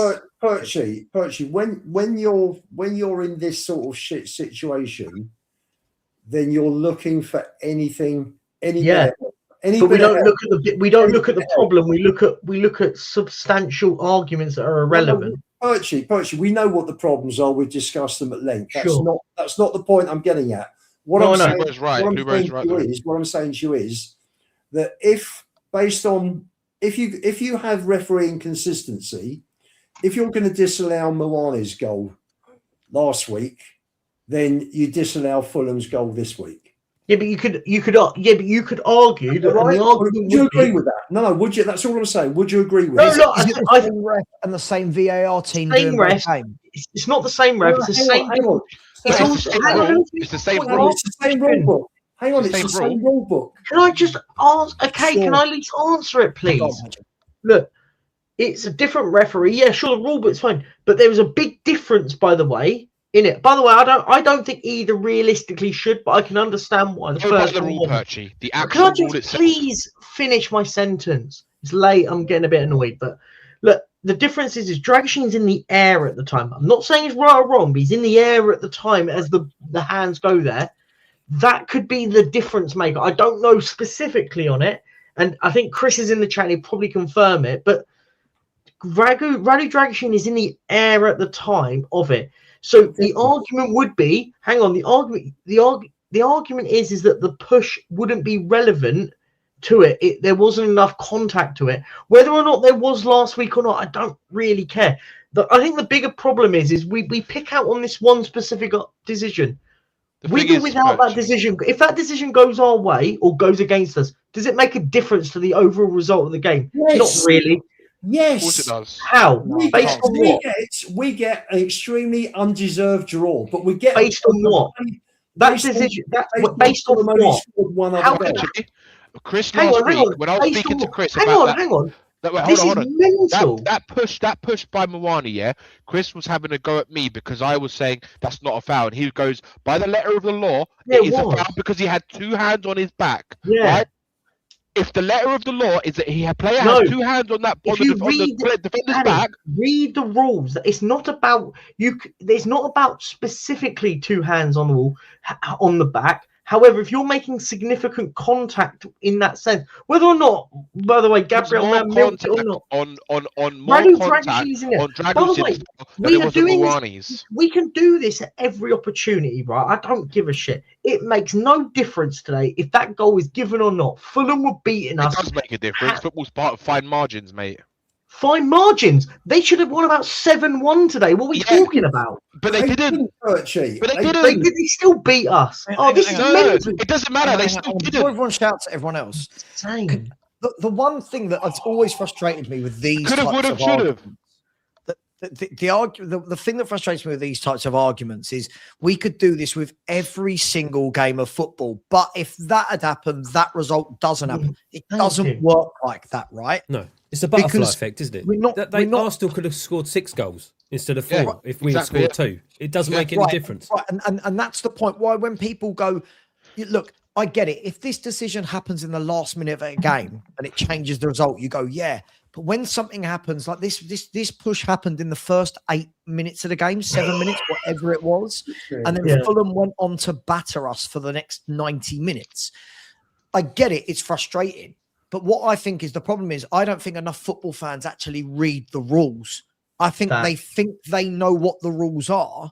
And the problem is when you're asking for consistency, I agree that there has to be consistency in everything. But the problem is no two situations are identical, right? The refs aren't identical. The VAR teams aren't identical. So with anything, when rules are set out, there's going to be interpretations of rules by different people. So what you think is lenient might be different to what I think is lenient. What you think is excessive force might be different to what I think is excessive force, right? So they're never going to 100% get it right. But if we're going to do this, oh, well, it went against us last week and against us this week. For me, yeah, I thought last week's push was minimal, right?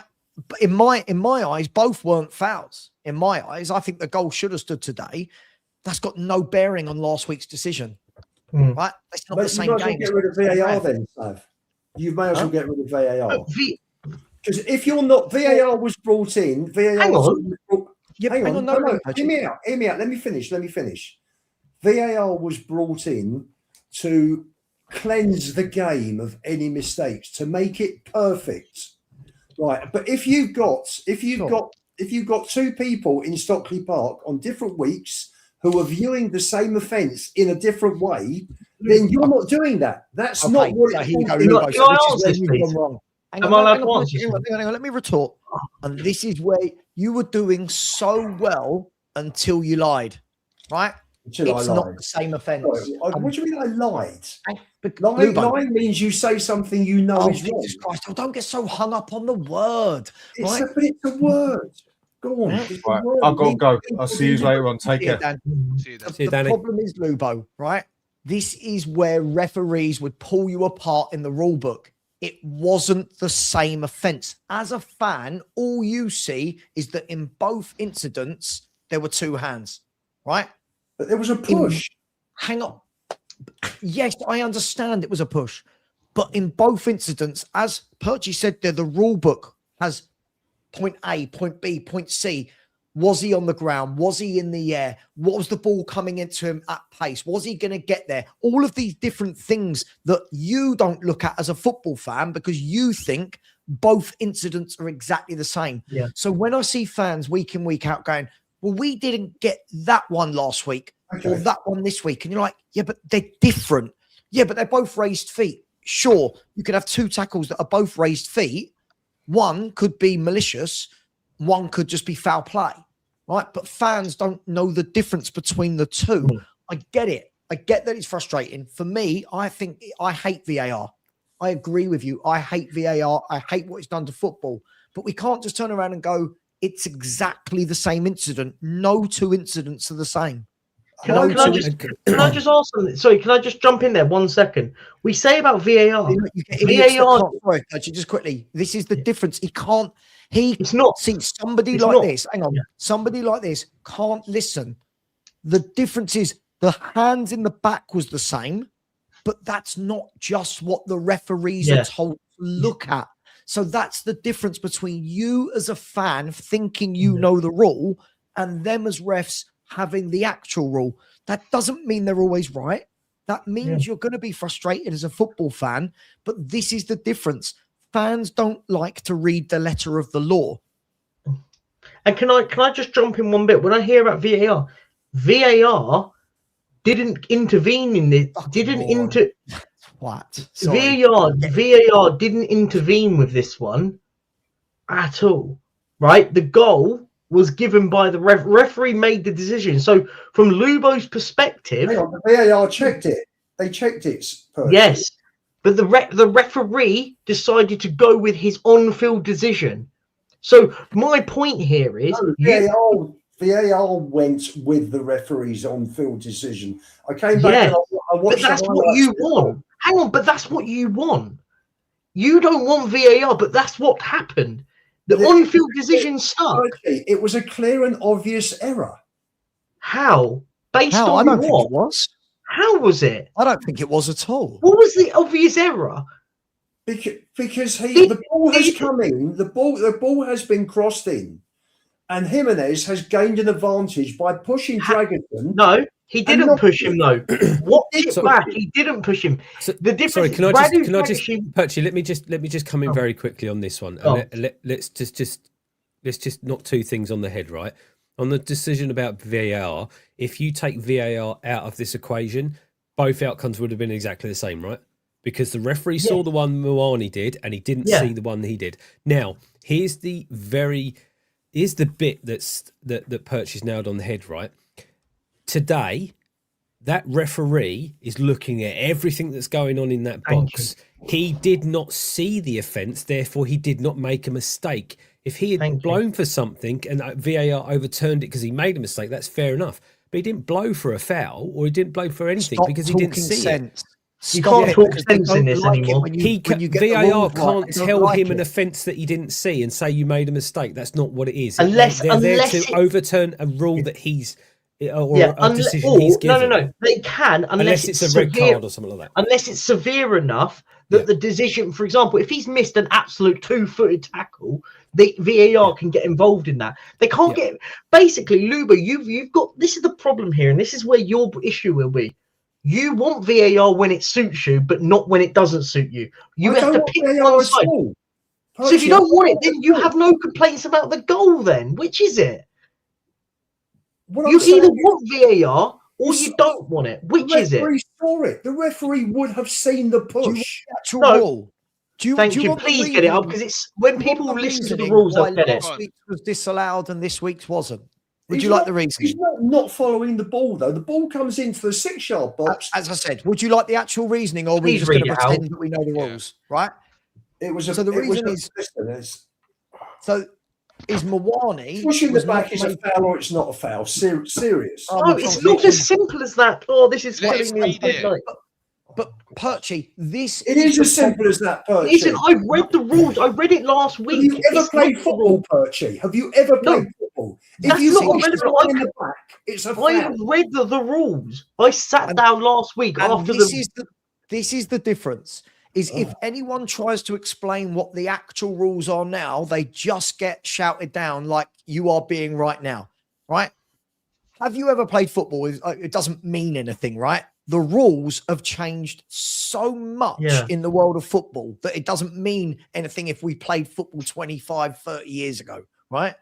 So the difference is that Moani is not making a challenge for the ball at all. So the contact is unnecessary. So there'll be zero tolerance, right? The ones against the one against us, right? Like today in Ekatike's, they're actually trying to win the header. So some contact is expected, and that's been applied to the decision. And that's the difference between when fans go, it's exactly the same. It's not. There are nuances in every different decision. Do I like it? And this is the difference, right, guys? And hopefully someone can get what I'm saying.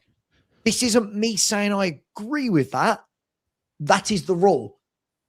This is the difference. Fans are very emotional. Oh, it's the same, but it's not. Both decisions were very different.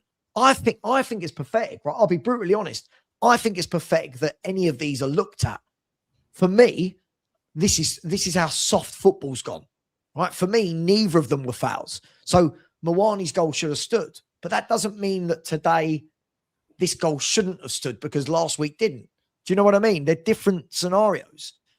So when Gabriel pushed Romero out the way last year at the lane and then came in for a free header, that was given as well.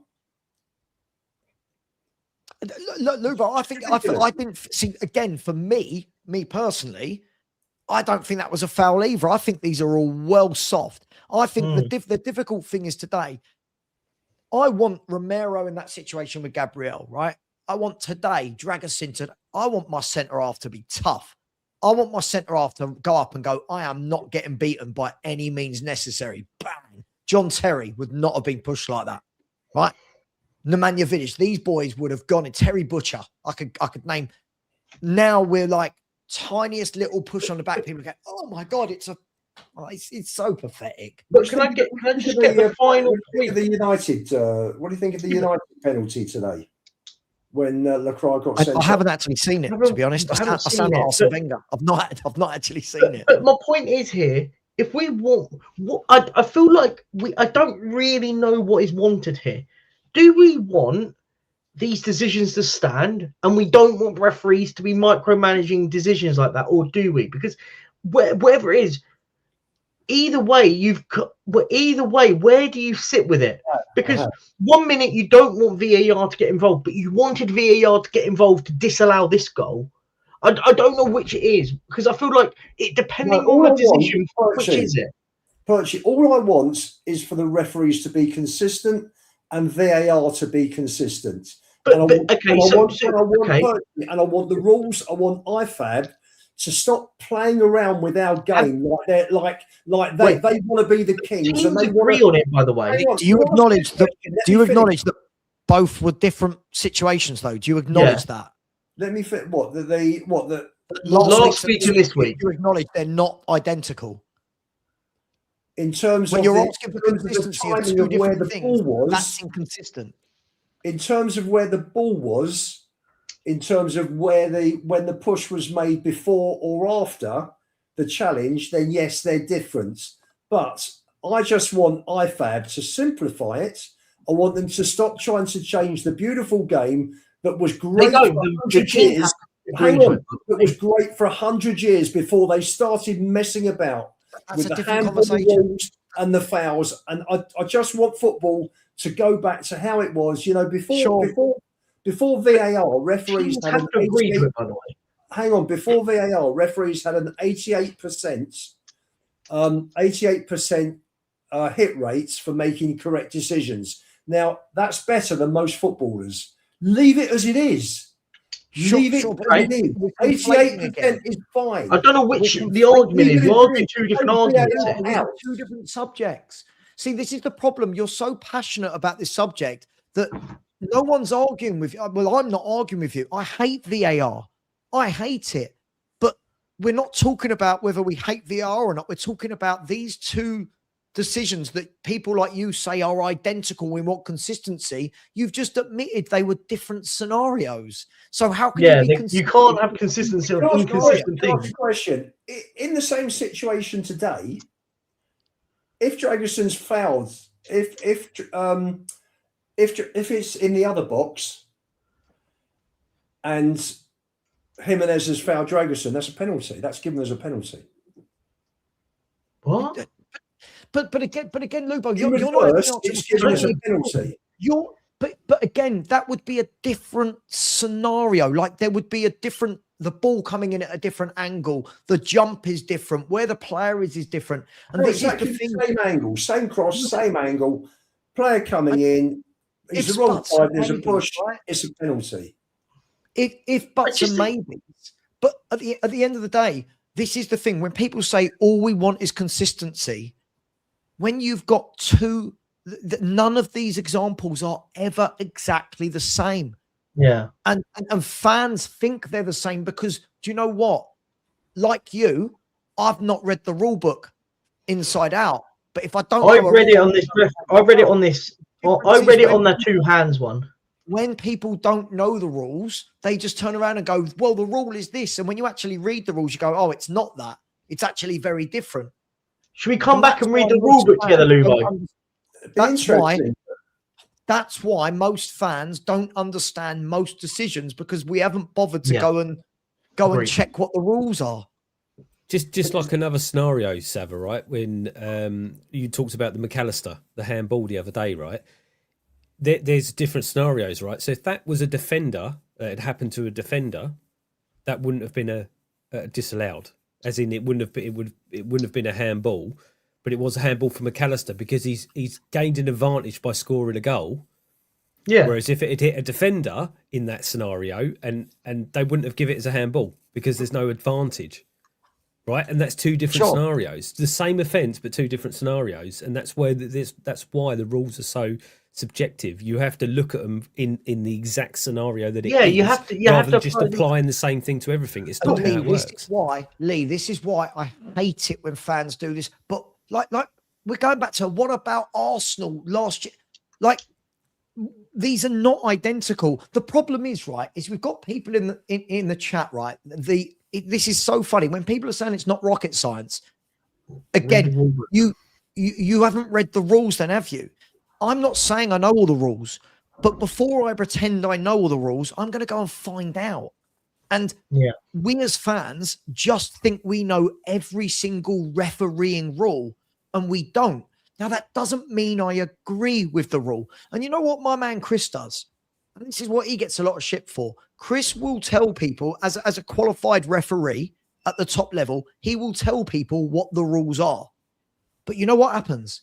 Because fans don't want to hear that rule is the rule. They go, Chris, you're wrong. And he's like, no.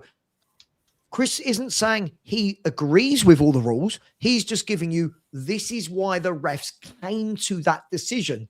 But what you get is you get people that just go, I've got, like this Destiny idiot, I've got eyes. Yeah, but it doesn't mean you understand the rules.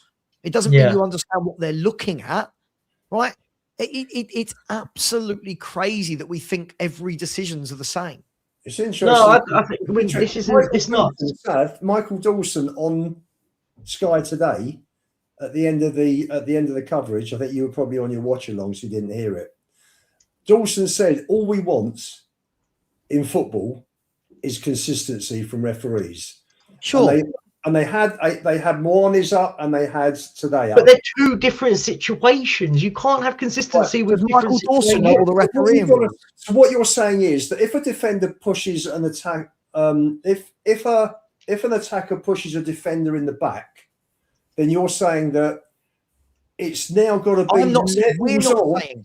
Not you. IFAB are saying now it's levels of force of the push. But there's all different things. By the way, hang on. There's levels of it, by the way, because I've actually read this. So I've actually read it. It's levels of force. It's considered also if an attacking player is trying to gain separation. Right, and there was another one about I've forgotten. It was something about off balancing or something like that. I can't remember exactly specifically, but basically, is if a defender, an attacker is trying to create separation by pushing a defender in front. Another one was, as I said, about the force of it, and the other one was something about off balancing a defender, for example, or whatever it is. I can't remember specifically. And the referee at that split moment has to think that. So my theory is, and Chris is in the chat and he'll probably correct me if I'm wrong. The referee's looked at that and gone, well, yes, there is two hands there, but Dragoshin is already in the air trying to win the header. So the hands aren't causing that much of a separation with the attacker side of it. So there's all different things. By the way, I thought Gabriel milked it, but you could see the physical push from Mawani last week. They're two different situations. But again, it's subjective, Perchy. The levels of all decisions are going to be subjective because the referee's got to make a split-second decision. You're trying to treat referees like robots. These rules are meant to stop the rules being subjective. How? All rules are going to be subjective. The thing is, anything that VAR was brought in to do.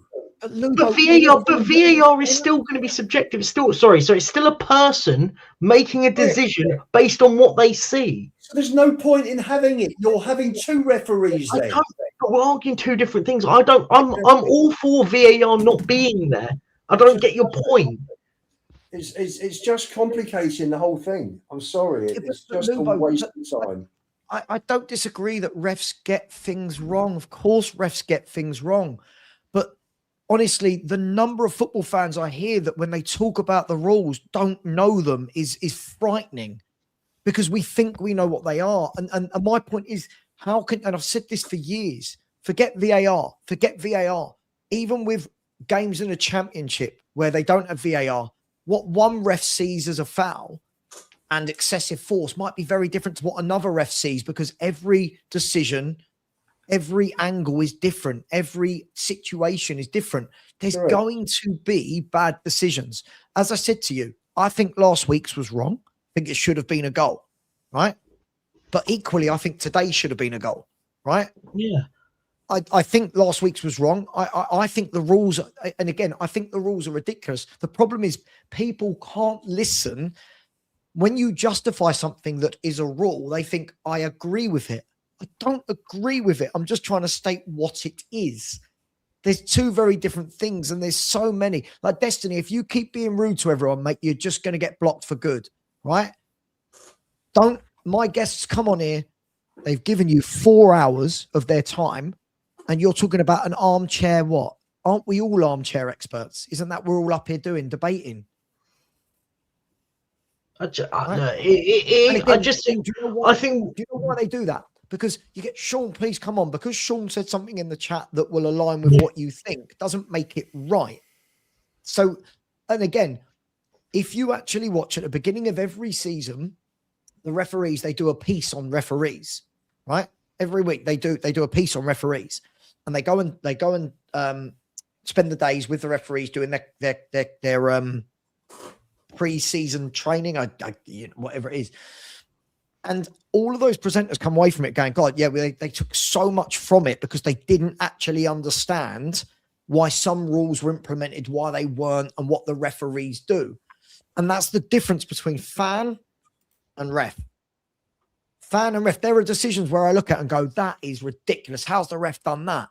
Right? But then you speak to somebody who is a qualifier ref and they'll go, the reason why that's happened is because of X, Y, Z. And you go, I didn't know that.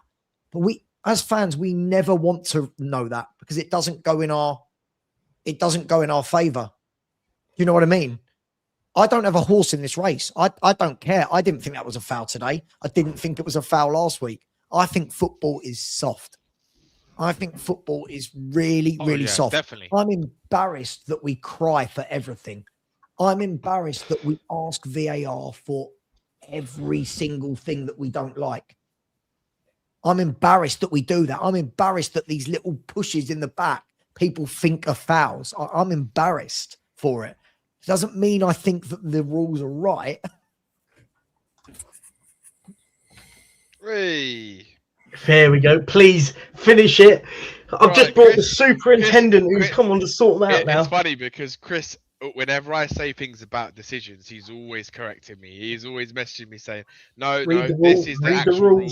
So I'm more open to the actual rules and how the refs see it because of what, and also because, to be honest with you, most of us don't really know the new rules of football. No one knows the rules, Danny. They keep changing all the time.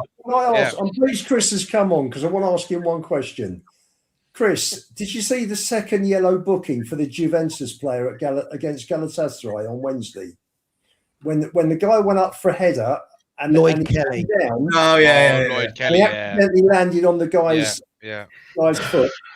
And because of that, that was deemed to be reckless. And was it a straight red or a second yellow?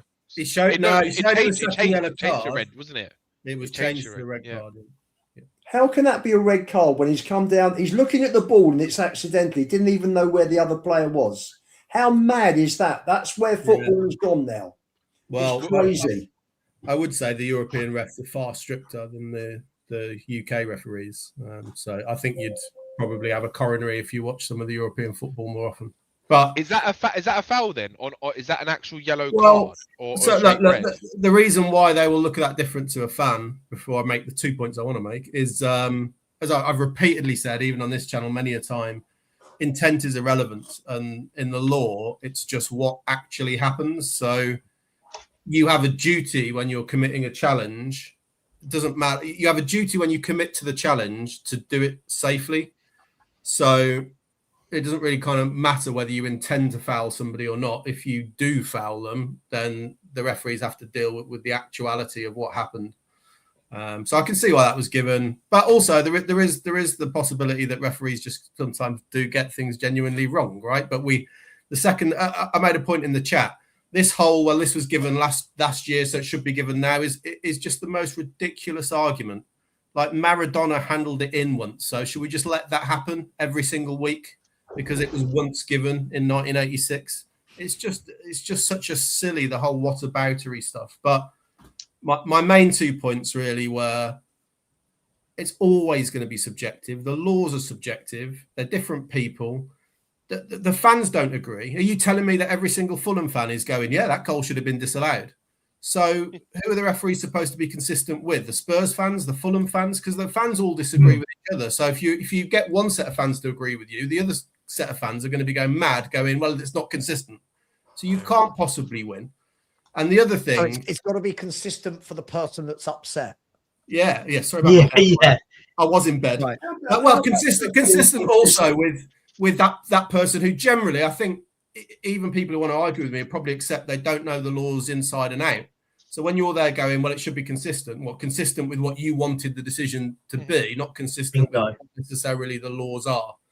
But the other thing is, look, the laws aren't necessarily the most straightforward, but I do have a little bit of impatience when people make no effort at all and then want to criticise the refs as well.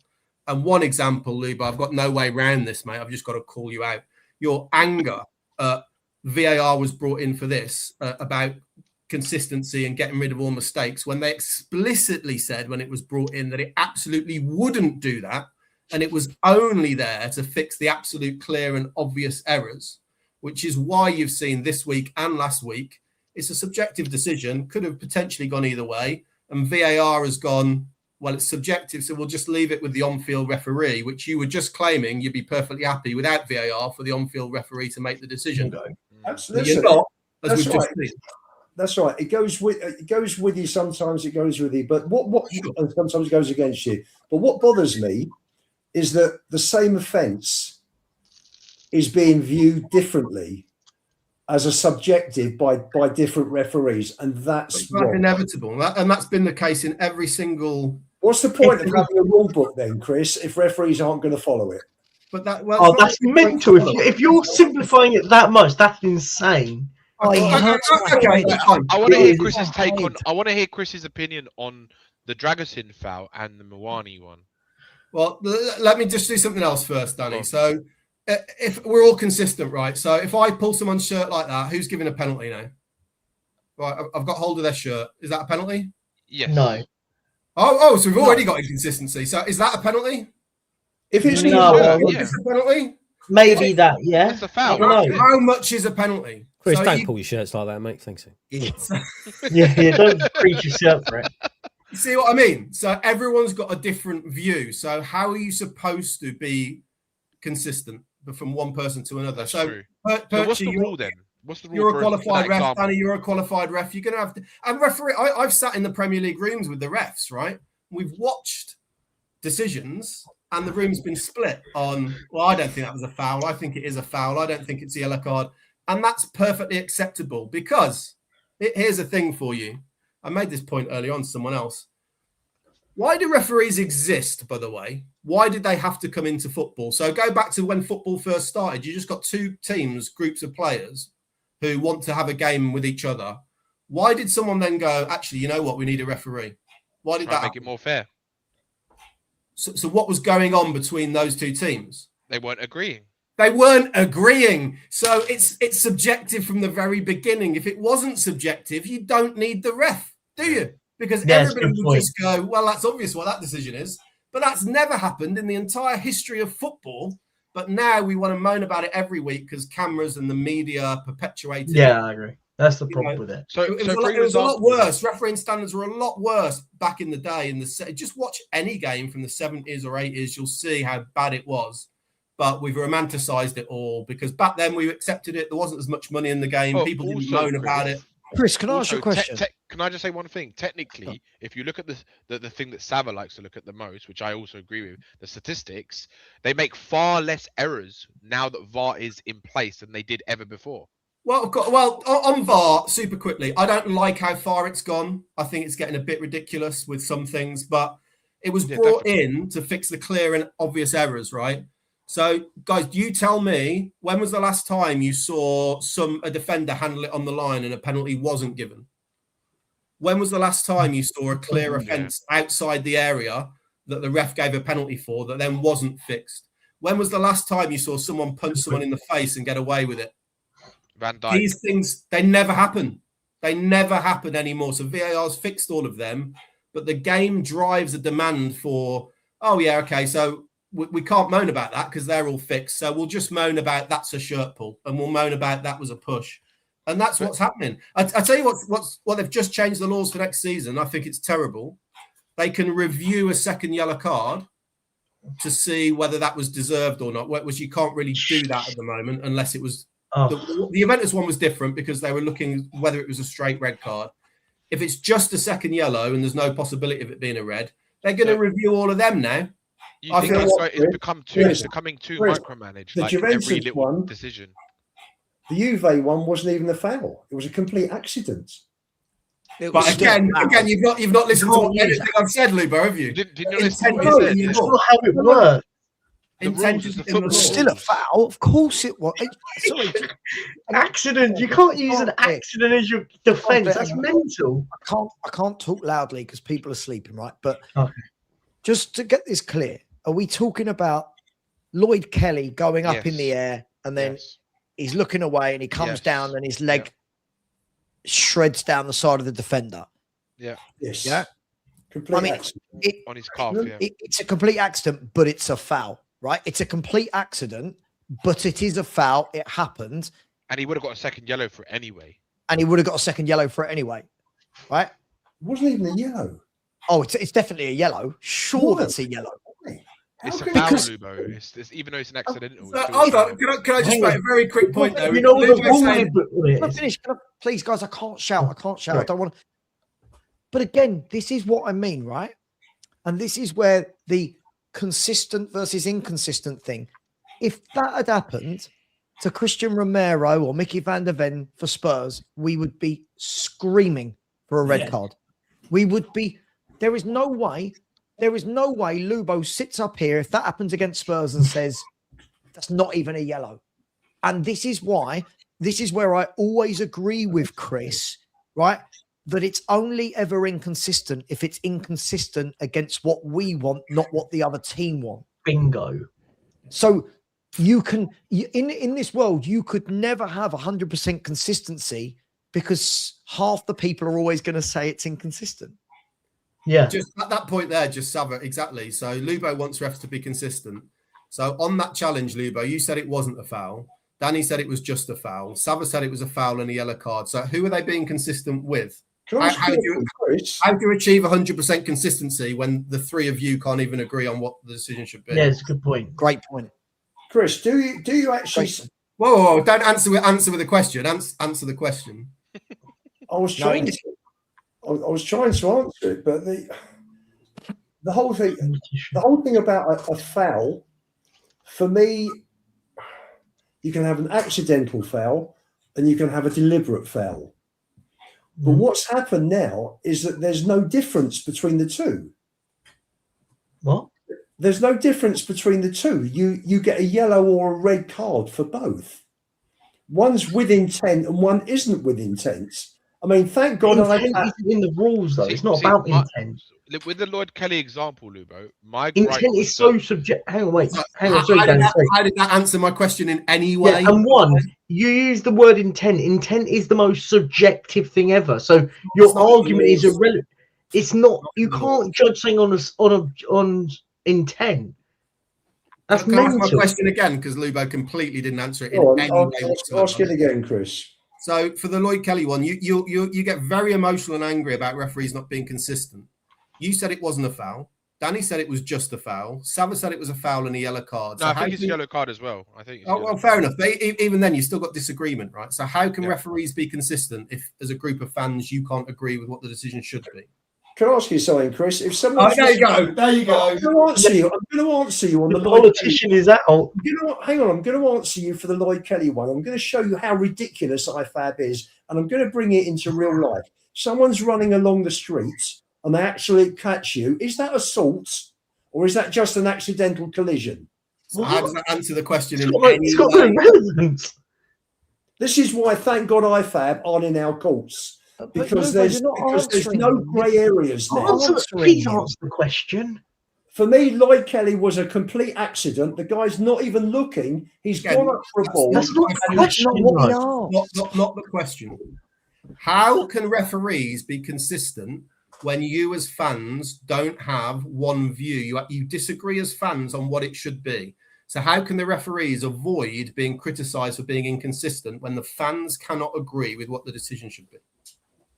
Because when I used to watch refs used to use common sense, and now again, not an answer, is it? It's not an answer, Chris. It is an answer. It is an answer because people with common sense that understand the game can see whether something. It's a complete nonsense of an answer. Can I answer this one? One person thinks one thing, one person thinks another.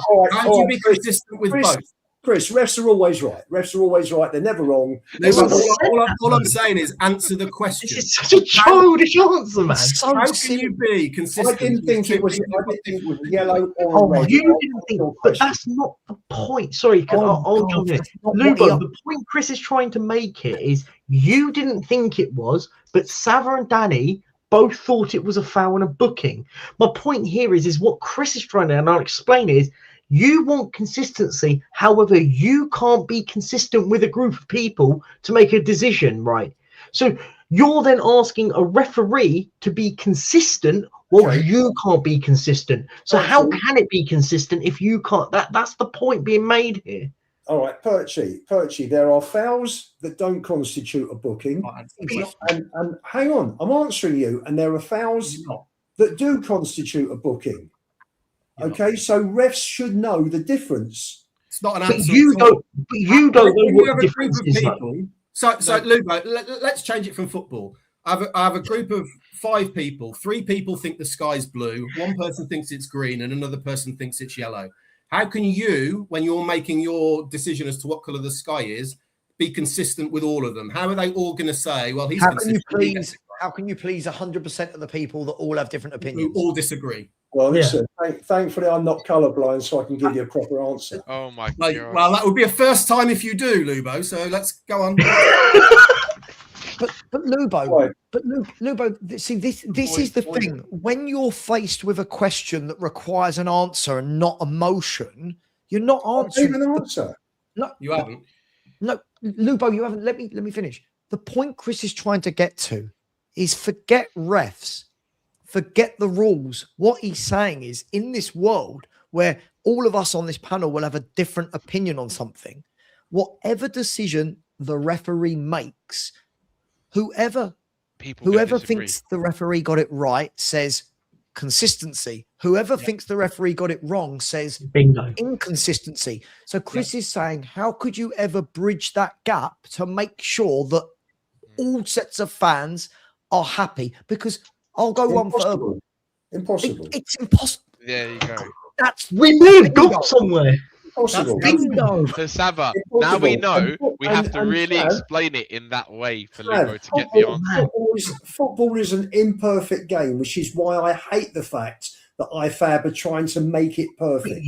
But you've now completely gone against your whole point earlier, so you agree with the point. It's like I'll give you an example, Lubo, right? That foul, that Lloyd Kelly foul, in my opinion, right, if I was making the rules, that's an accident, right? And I would say that's not a yellow card because he wasn't looking at the ball. That's my opinion, right? But the rule is, regardless of whether it's an accident or not, it's still a foul, right?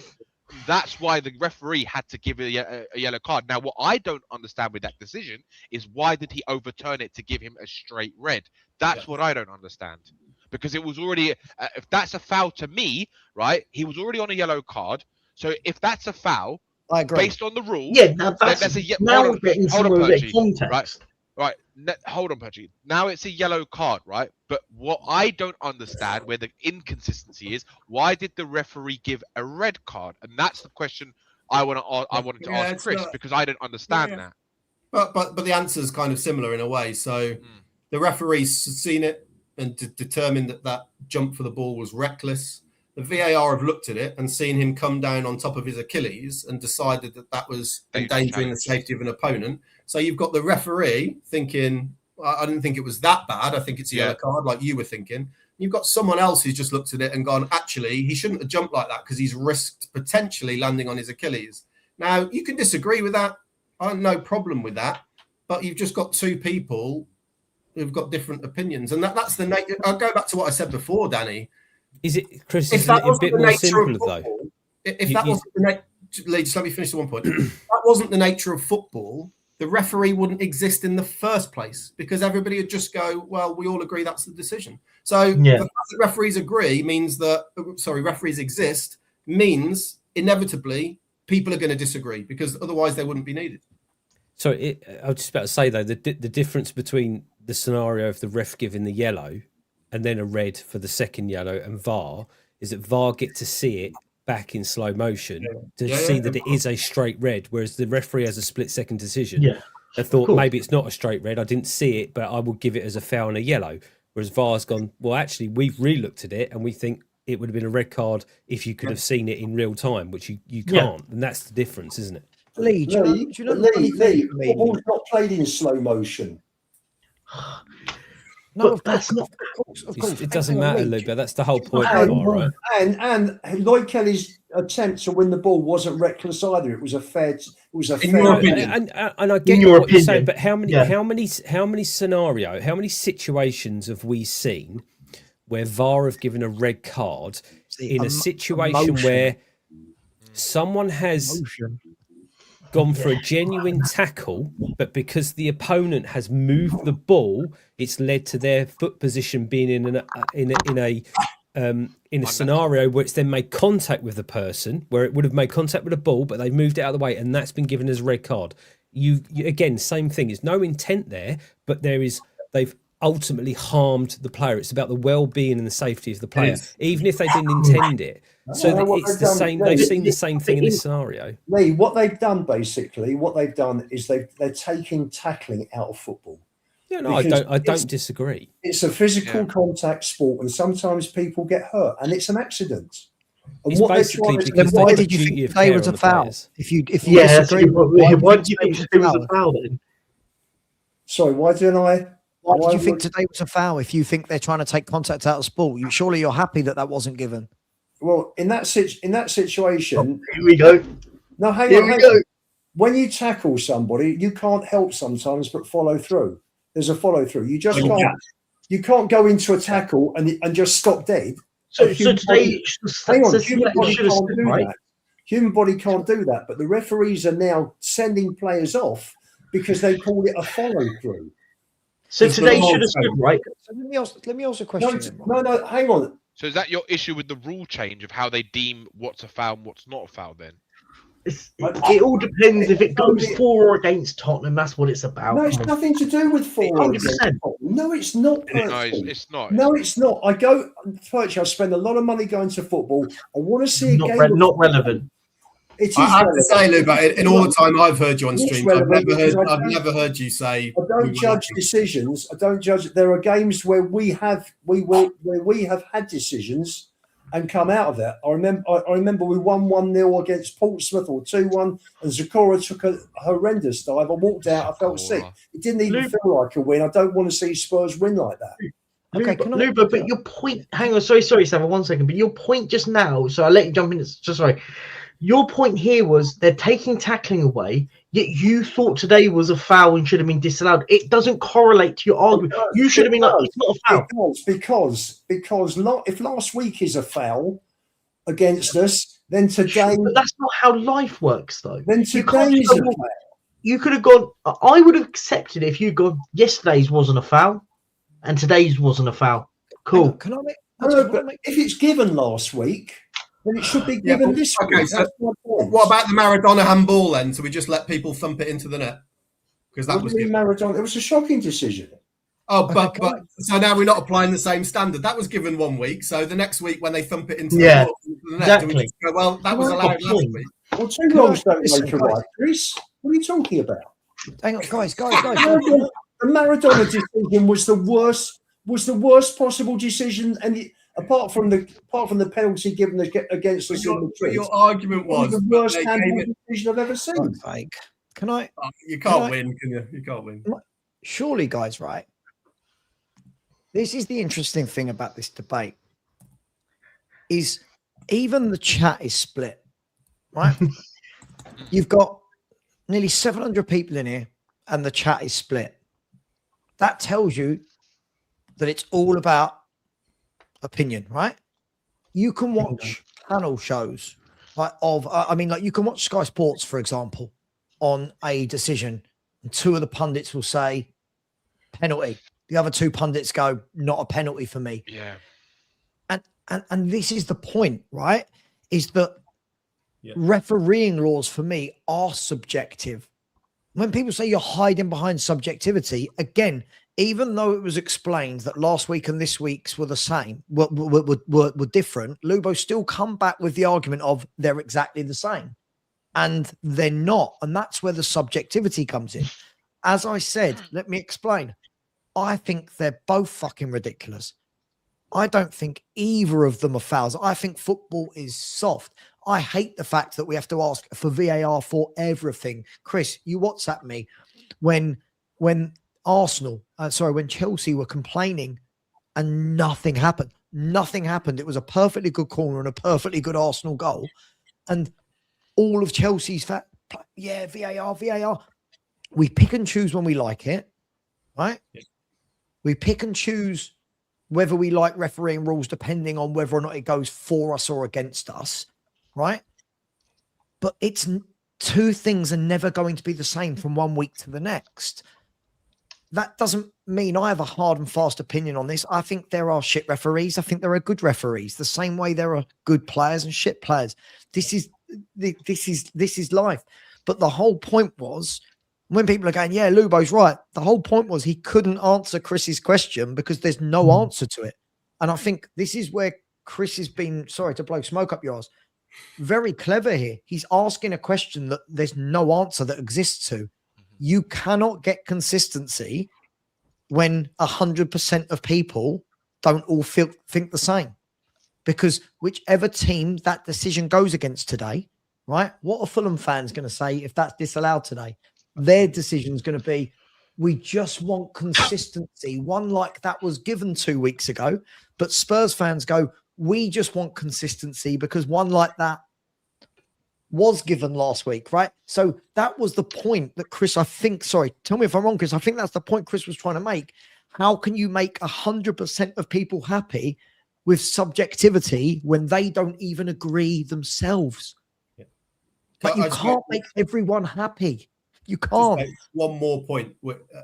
I don't really mind what people think. The thing that really annoys me is when people, some of them maybe on this panel, who come onto shows and criticize. Destiny's just an absolute prick. Oh, there's a problem with Destiny, right? He's been fucking weird lately. Can I tell you the moment he made me laugh, Chris? When somebody says, he said, these lot don't know ball. You can tell who knows ball. I mean, straight away, the fact that you say knows ball tells me you don't understand football. The fact that you call it ball. So just going to leave that there. I'm not here I don't need to be told I'm right all the time or anything, but just have a small bit of respect for the fact that I did this. I worked professionally as a referee coach for 5 years, right? So when people are like having a go at me and going, "Oh, you just always defend refs," no, I've just got more experience of something that I happen to know more about. So I just offer the view. But what I was going to say is, what really annoys me is when fans who don't understand the laws criticize quite emotionally and personally the referee and say, oh, the referee's a fucking idiot, when actually the referee's done the right thing. Now, I've got no problem with people who want to go, the law is fucking stupid. That's a very different thing from the referee's a fucking shithouse, you know. Yeah. And the reason, part of the reason, I'll tell you why, part of the reason why it upsets me a lot is my job was to look after 500 referees. And within that, people copy the professional game. So within that, I used to come to my desk on a Monday morning. Our Monday mornings were fun after the weekend football. And the worst thing I used to get were the parents ringing up of a 14-year-old referee who's gone, this adult coach has just followed the referee off, calling him a F in this and an F in that, saying he's going to stab him. And this is what happens in the game because people are so ignorant, have got no patience for refereeing. Even half the time when they're right, they get that sort of treatment. And it filters down in the game I appreciate you guys won't have been exposed to that, but you know, I've had to go around, I've had to be the one trying to console a kid who's in tears because, you know, someone's had a go at them. And it's not fair when they're doing their job and they're doing the laws correctly, just because someone's can't control their own emotions, which I think football is full of. Why can we not just at least be calm about it and go, well, I disagree. And if you really want to have an opinion on refereeing, at least make some effort to learn the law first and just know whether you're criticizing the referee for a bad decision or you're criticizing the law. That would be the only thing I would ask people to try and make a distinction. Let me ask you then, Chris. Let me ask you, as somebody who does know the laws and works in that field, is that the frustrating thing for you? Is the most frustrating thing for you is when you see people talking about laws that they clearly don't understand? Is that the biggest issue for you? I do it. I admit it. I do it. Yeah, I don't really expect fans. I don't mind the sort of low-level grumbling, but it goes too far with emotion and people starting shouting and getting quite aggressive about it. And not on this panel, but it goes really far out in the fields at grassroots where referees are getting attacked. Chris, I've seen it, Chris. I followed my son right the way through for nearly 20 years. I watched him play football on a Sunday. And I actually did referee 2 or 3 occasions about 10 years ago. And I actually did it to the best of my ability. I pulled both captains and both managers in before the start of the game. And I said, look, I'm not a qualified ref. I'm doing this to the best of my ability. I'm standing in because I'm probably the fittest one here and the referee hasn't turned up. So if I make a mistake, I've made a mistake. I don't want to hear grief. And I still got grief from parents on the touchline. It's a job you can't ever really get. That's why I generally ignore most of the stuff. I for genuine understanding of who's a good ref and who isn't, I have to, with the greatest respect to you guys, I have to have conversations with people who understand the laws and have been there and done it, because I can't mostly take fans' opinions seriously because they're based on a lack of understanding. Not their fault. I'm not saying every fan needs to go and referee loads of games so they understand it better or read the laws, but that's just the way it is. I also came when I was growing up. Lots of people saying this. Sorry, just quickly. Lots of people are saying the refs don't understand the laws. I mean, they've passed all the exams and they get assessed on every game, right? So, and the problem is, so I don't mean to jump in, but the problem is when I see this all the time in the chat right now. You don't know the rules, and yet you're sitting there saying the refs 100% don't know the rules. What are the rules then? It's a weird comment. If you break that comment down, Ellie is saying that she knows the laws better than the Premier League refs. Yeah. Tell me the laws. Chris, there are so many changes every summer. And that's it. Do the referees have to take an exam every summer? No, but there'll be briefings on. Basically, every single game at this level is assessed, right? So they're marked for every game. My dog's not happy. So no, there's not a new exam, but and there aren't actually that many tweaks. There's very few in reality. But there are briefings every year as to what's changed. You know, it's funny that the handball rule everybody understood when it was. These people just still at it. It's literally like turning around and saying, It's like turning around and saying, "Oh yeah, my accountant, yeah, he just doesn't know." To be fair, even I've learned more about Like, it's how ridiculous. It's insane. since I've met Chris, even I've learned more about how the refs actually see it and how the rules are. Because I think the truth is, most of us fans don't understand the rules unless you actually go and actively look at the rules, and that's the They truth. don't want to understand, Danny. They don't want Danny, to understand. They want to be Yeah. outraged and offended, which But I you know, understand. It's do true. you know what's funny? Sorry, do you know what's funny? I hear this all about the referee, and everyone sits in their sort of like glass tower because they can sit at home and watch it on TV and watch it in 3 different replay angles.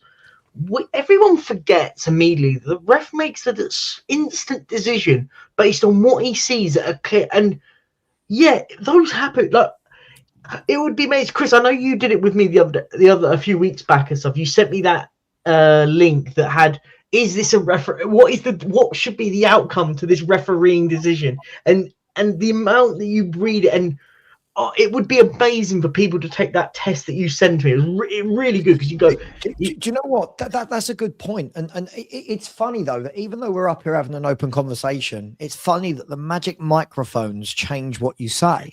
As I've said, I don't know all the rules inside out, but equally, that means I can't always say, "Oh, that ref got this wrong." Now, there are certain things where you go, "Come on, that was clear as day a handball or something," and yada. But when we're going to go, the refs don't know the decisions. See, and this is, here you go. So this is where I think it's funny, right? Is people like Dan say, so the refs don't make different decisions in the same situation. It's the word same. Surely same situation is subjective to every game and every right. And that's the problem. There are fans that think that's exactly the same as that. No, what you saw was exactly the same. Yeah, Not by the laws of the refereeing was it the same. And that's the difference. Listen, I can't say this again. Chris, how many times have me and you had a chat? You know I hate VAR. You know if I had it my way, I'd scrap the whole thing. I hate VAR. But at the same time, I acknowledge, right?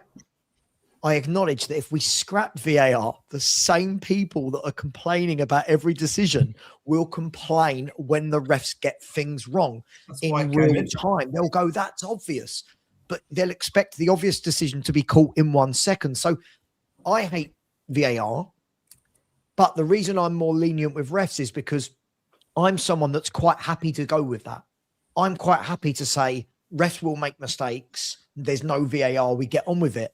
Other people have to hammer it home. You can read, you can see all the people that don't know the rules. I'm not saying I do. These people are professing to know the rules. They're professing to know the rules. But sorry, just to back on what Perchie said, Chris did that with us. He sent us on WhatsApp like all these different examples of what's the right outcome here. And I don't think I got one of them right. I didn't get any right. I got one of them right because I didn't know the actual rule. I only know what I think I see. Yeah.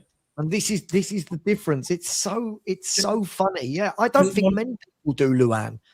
I don't expect people to know the rules, but it's the notion that when I don't expect everyone to know the rules at all, but it's the notion that we don't know the rules, yet we think we have this God-given right to then say the people that are trained and coached into the rules are they're the problem. It's mental.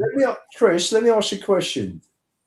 Do you think football today, do you think the referees, the rules that are handed down to them by IFAB, do you think are more complicated and cause more problems than they did 10, 15 years ago? And I'll just give you an example. Handball. Yeah. Ball to hand, hand to ball, accidental or deliberate. Yeah, but yeah, I get your point. And to some extent, I agree with you. But you have to ask the question, why did the handball law become more complicated? And it wasn't referees sat there going, you know what, we're really unhappy with this. It was everybody else in the game. If you leave it to just if in the opinion of the referee, which is basically what handball used to be, then that is a recipe for inconsistency, right?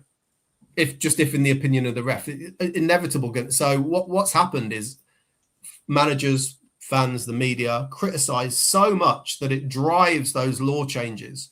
And what they've tried to do with handball is take that inconsistency out Now, the only way to do that is try and prescribe every single possible scenario in whether this should be a handball or not. And you end up with, I think, silly nonsense like what's a natural silhouette. And because they're trying to come up with things that will cover every possible scenario, because the game no longer accepts what the handball law was, which is just let the referee decide. No one accepts that. That's right. I watched today for Harry Wilson's goal, when the ball went wide and it was clipped across and it came off Gallagher's head to Harry Wilson. Porro's standing there with his hands behind his back. That's not a silhouette. Yeah. How could I just want to make one other point when I think of it as well, which is, I guess all I'm doing here is just defining. Because Toby did it in Madrid for Origi's second Liverpool goal in the European. Yeah, Stand behind the goal. What defender stands with their hands behind their back now? It's ridiculous. It's just a nonsense. I suppose what I wanted to do, I guess, is just say the word subjectivity in a slightly different way, really. But what fans don't understand or accept, fans will look at an incident and think there is 100% binary, factually one correct decision. And that's just not the way it is. Like, I have many debates with referees where we'll go, well, I think it's a red card for these reasons. And they'll go, yeah, but I don't agree. Like, for example, denying of obvious goal scoring opportunity. It's so complicated. There's so many factors that I'll look at things and go, well, I think he has denied an obvious goal scoring opportunity for this. And then another referee will go, yeah, but I don't agree with you because this defender's positioned in there. I think the defender will get to it. I don't think the defender will get to it. So there are times when I look at decisions and go, I can justify more than one actual decision in that scenario.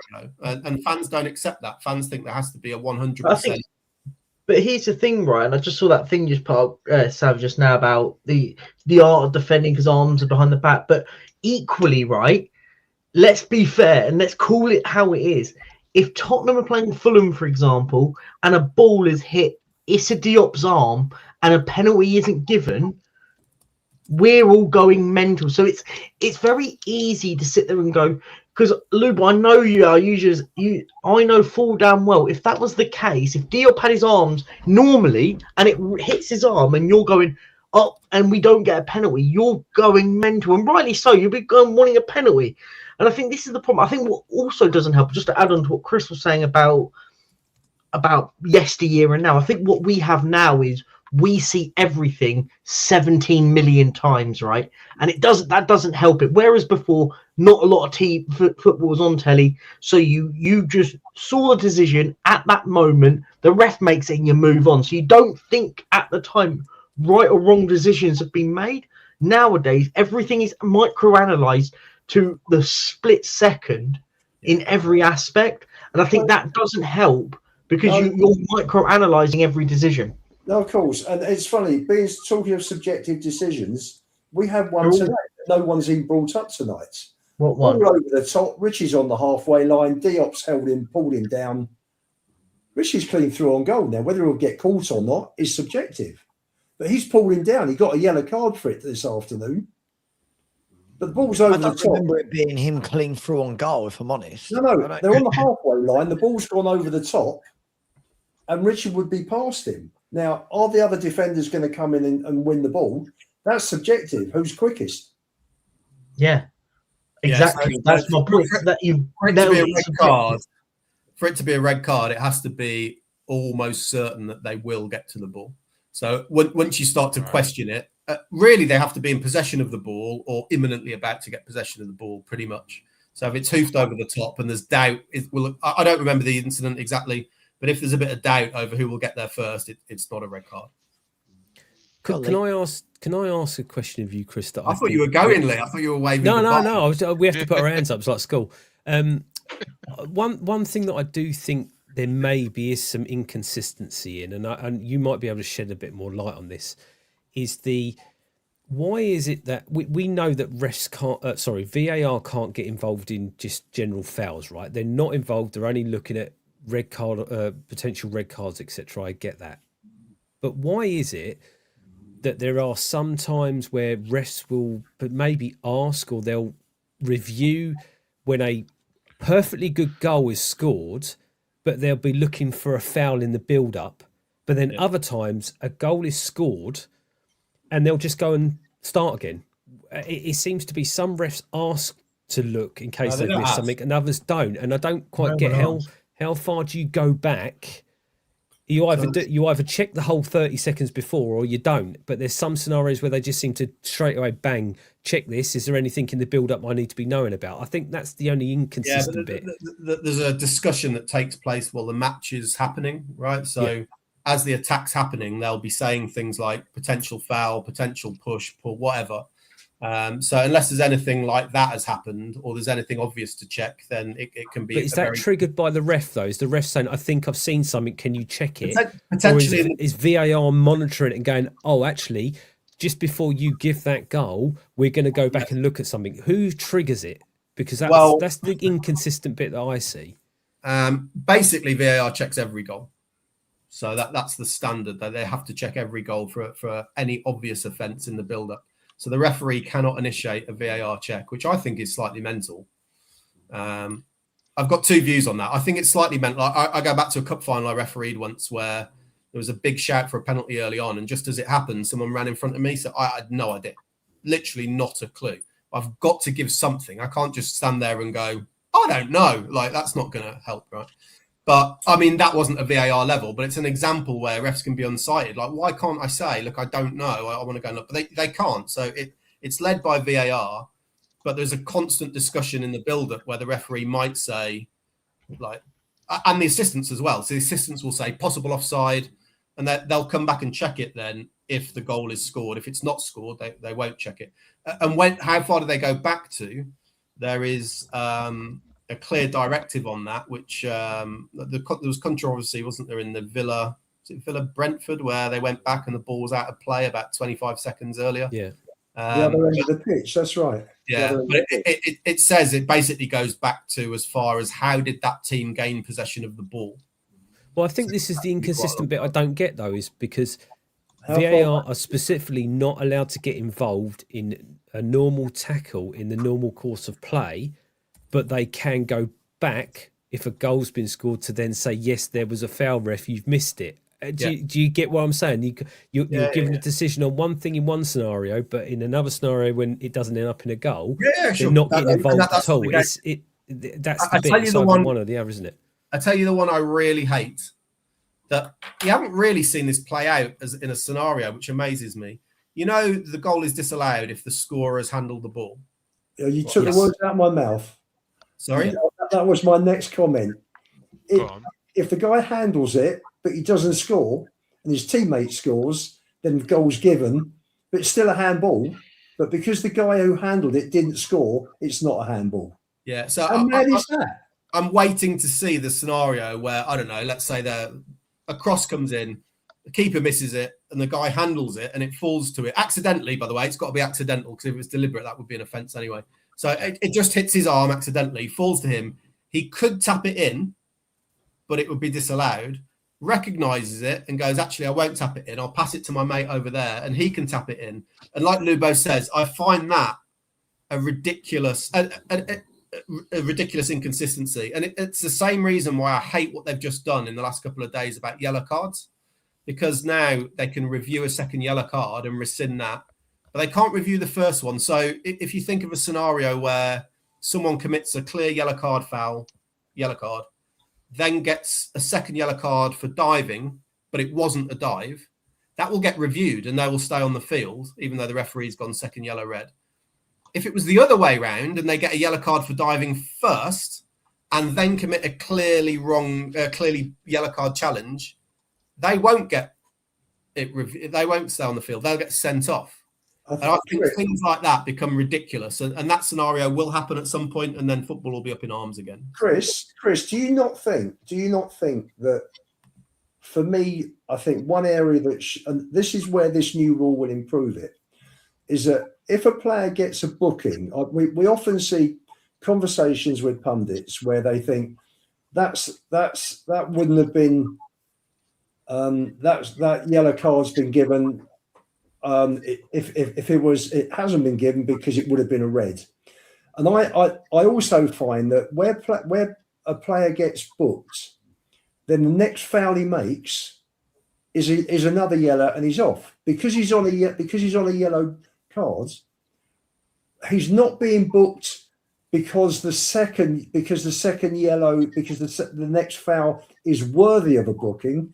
He's booking because it's an accumulation, and because of that, he's off. And I think that's really wrong. And we see this not just all teams. You know, we all appeal. I appeal as well. If I see an opposition player who's on a yellow who gets a booking, then, you know, come on, ref, give him another yellow. But that's wrong.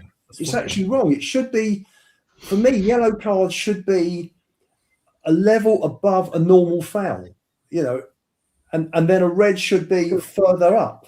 At the moment, people are getting yellows for just from that argument, from that point, though, you got to understand it. Players can't just foul constantly throughout the game that aren't a yellow card, as you were saying, but allowed to just completely make silly fouls all through the game. There's got to be a consequence for that. Actually, though, no? let me give an example here, then after that, I really do need to end the show. One where 10:45, Sav. I've got to end at 10:45. Did you mean 12:45? Oh, it's even gone 12:45. Just give you an example where I have a duty to protect. As a referee, your first role is to protect the player's safety and well-being. So I'll give you a scenario which I've come across many a time, where let's say the one team has got a really, don't think about professional football right now because they're all very good, but think about, I don't know, conference or something. One team's got a standout player, miles better than the rest, miles better. The only way the other team can compete is by going in on this guy all the time.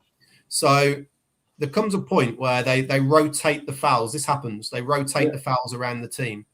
You can't let that happen as a ref. You cannot let that happen. It's not fair. You've got to protect this guy. So there will come a point after, say, once I've identified that that's a strategy, I'd call the captain over and go, I know what you're doing. This is not acceptable. The next guy who does that, that will be the guy that gets the yellow card, because it's like an accumulation of fouls. You've got to protect the guy. Yeah. It's not an acceptable strategy to go around. But then is that consistency? Because the guy who you're showing a yellow card to has done no worse than the three guys previous. Correct. You are duty bound as the ref to protect that. You can't let a team have 11 free shots on that guy before anyone gets a yellow card. That's just, you know what, Chris, you know what you're doing? It's called common sense. Yeah, but that breeds inconsistency, Lubo. So hang on. But I've got to tell you something, Chris. I've got to tell you something. Referees' performances were far better when they used common sense to make decisions. Far better. Not convincing. Honestly, there were some fantastic referees in the 60s and 70s and 80s. There were some brilliant referees who worked on common sense. Yeah, but then you've got like Clive Thomas disallowing the Brazil goal from the corner and saying time was up when it went in. So I don't think that's entirely true. Also, there's a correlation between what you're saying and the game being a lot less like it is now, where everybody challenged everything. There was a lot more respect in the game then. So people would go, that was the referee's decision. Brian Clough, that's the referee's decision. We move on. No one does that anymore. So I think there's a lot to do with that. And everything is got 1,000,001 cameras, and it's shown 1,000,001 times after a game, right? They didn't have that back then. What you're right. It was back then. That's the decision. Get on with it. No one was able to sit back and go, oh, let me watch it back 1,000,000 times. That's what happens now. Football was a lot tougher in those days. The amount of physical contact and fouls and the type of fouls. Sure, but it was exactly. The idea that Graham Roberts would have started moaning about that minor bit of contact that was on Dragusin today blows my mind. I think he'd have just been. He'd probably put the guy in the stands, right? So he put Charlie Nicholas 8 rows back at Highbury. I know the story. Yeah, guys. I would say this, right? I think it's been a brilliant conversation, right? Because then,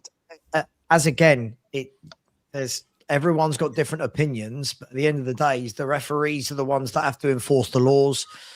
And if people think they know all the laws, then I'm here for it. But often, when you ask them to explain why their understanding of it is correct, they can't really give an answer. I hate VAR. I always have. I will never want it in the game. And I'll end on this, guys. The reason why I don't want it is because of what you lot just talked about at the end. it is that it makes everyone question every single decision. Like it used to be in games, it used to be like a ball would flick off a finger and the fans would go, handball. And then 10 seconds later, it's forgotten. You screamed for it, it's forgotten. The rest played on. Now it's, oh, we're just hearing that VAR are checking. We're just hearing that VAR are checking that. And you're like, checking what? And the ball's come over and brushed somebody's little finger while they're jumping for a header. And you're like, that's not handball, but they give it. And for me, I think it's that. It slows the game down. It's the over scrutiny, Savva, on the game today, and because of technology and how the game's gone, that's why there's more controversy. That's why there's more. Well, you could say people get more debates about incorrect decisions from referees, and it's not the refs who drive that, though, right? No, it's not. But that's what I'm saying. So, like, because of how it is now, it goes into that conversation with how social media is nowadays. Players have it more tough time nowadays because of how everything's so over scrutinized. Whereas back in, say, Roy Keane's day, it wasn't like social media to see all the shit that he used to get up to on a pitch. Do you know what I mean? So if you just use common sense, it's very simple. All players make mistakes. Why shouldn't a referee make a mistake? And that's says you're the biggest referee basher going. I hate VAR. I hate VAR, Chris. I can't stand it. I hate the discrepancy, but the inconsistency between the ref on the pitch and the VAR to overturn the goal today. I'll just end on this, right? We always remember the ones that go against us. We never remember the ones we get. Bingo. And Lee, that is true. To end a conversation that kicked off about 2 hours ago about why haven't we talked about refs is because of what you just said, Lee. Because fans are brilliant. Lubo's got a million examples going back to about 1923 of decisions that went against Spurs, but the ones that go for us, we never seem to mention. If I said one more line, so if I said we were very fortunate to get the first goal against Manchester City last month, most fans will come back to me and go, no, that wasn't a foul. I'm like, come on. That is the point. Listen, we've seen them given, we've seen them not given. There's going to be mistakes versus inconsistency. It's very, very difficult. And I really liked your analogy, Chris, of is that a foul? Is that a foul? I really liked your analogy on that. You know, Chris, I didn't even bring up the offside. The three of them in Vicario's line when Eze scored at the Emirates in November. Let me end the fucking show. 1 o'clock in the morning. I want to go to bed, you donkey. Let me finish these super chats. Eugene Park has said, "Where are we in the table if we still had Son, Angepostecoglou and Madders? Nowhere near where we are now. I think we are where Brentford are if those three are in the team. Yeah, that's fair. Yeah. I think we are where Brentford are. I think we are in 6th, 7th place if those three are in the team. I'll ask this question, Eugene. How many goals would Son, Kulu and Madders have by March? Right? And that's the difference. And this is why, not you, but this is why when so many fans say to me, "Oh, this is the same team as last year," I'm like, no, it's not. No, this is not the same team as last year. So big up to you, Eugene. Big up to Jay Diller. So what a mess Spurs are. No skill or pride. Can't disagree with him. And happy 1 year anniversary for being a member. Thank you very much. Big up to Syed Akhtar. Said Vinay Lang probably on Excel looking for a solution.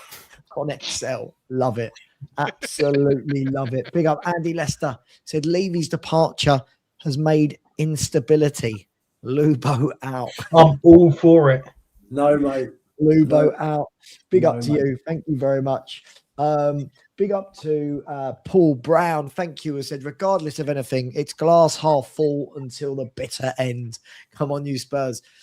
Do you know what I think's amazing is at the moment how many shows I do where people are going, "You're so negative. Where's the positives?" And I'm looking around going, I genuinely don't know what you want me to talk about. I genuinely don't. We're not in the relegation zone. Yeah, that's the positive, I guess. Fake positivity there is. Big up to you, Paul. And big up to Philip Randall for the super sticker. That's very generous of you, Philip. I really appreciate this. And I think I've seen Wolfie is in the chat. So I think we should end on a classic. I think we should end on this classic. Ball's whipped in. Chris Wood, surely! Get him off, man! How's he missed that? How's he missed that? How the hell is he missed? Is he offside again? Thanks for not selling us MGW. Tears of joy, tears of joy, tears of joy, tears of joy, tears of joy, tears of joy, tears of joy, tears of joy, tears of joy, tears of joy, tears of joy. He was offside. I think he was actually trying to square it back. Joy, tears of joy, tears of joy, tears of joy. Savva, thank you for the £5. I will never not like that unless Forest finish above Spurs and we get relegated, and then he's going to crucify me. Guys, thank you to everyone that's joined. It's 10:45 p.m, so we're finishing the show. Thank you very much, everyone. Really appreciate it. I promised my wife I'd be in bed by 11. Here we are. On a serious note, I will not be doing a show at 10 a.m. tomorrow morning. It's ridiculous. It's literally pointless. I'll do one tomorrow night before the Spurs 5 and transfer over to those guys. Take care. Much love. Thank you, Chris. Thank you, Lee. Thank you, Lubo. Thank you, Danny. Thanks, Danny. Thanks for Stel. And if any of you are interested in joining Stel's cult, there'll be information online about how to make that happen. There you go. The other one. Knowledge, clarity, and mastery. You need the other one, yes. There we are. Cult of relegation. Superb. All right, guys. Listen, much love. Take care. Let me see if I can. Already done it. Surely no one's live at 1 a.m, are they? Already done it. Who to? Mr. Gunner's live at stupid o'clock. Of course he is. Oh, brilliant. Okay, well, you're all going over to Lee Gunner. When you get there, say Savva Raid or fhtv Raid. Anyway, take care. Much love. And as always, Enoch out. Come on, you Spurs. Lubo learn the rules. And thank you, Chris, for schooling him. Yeah. Easy.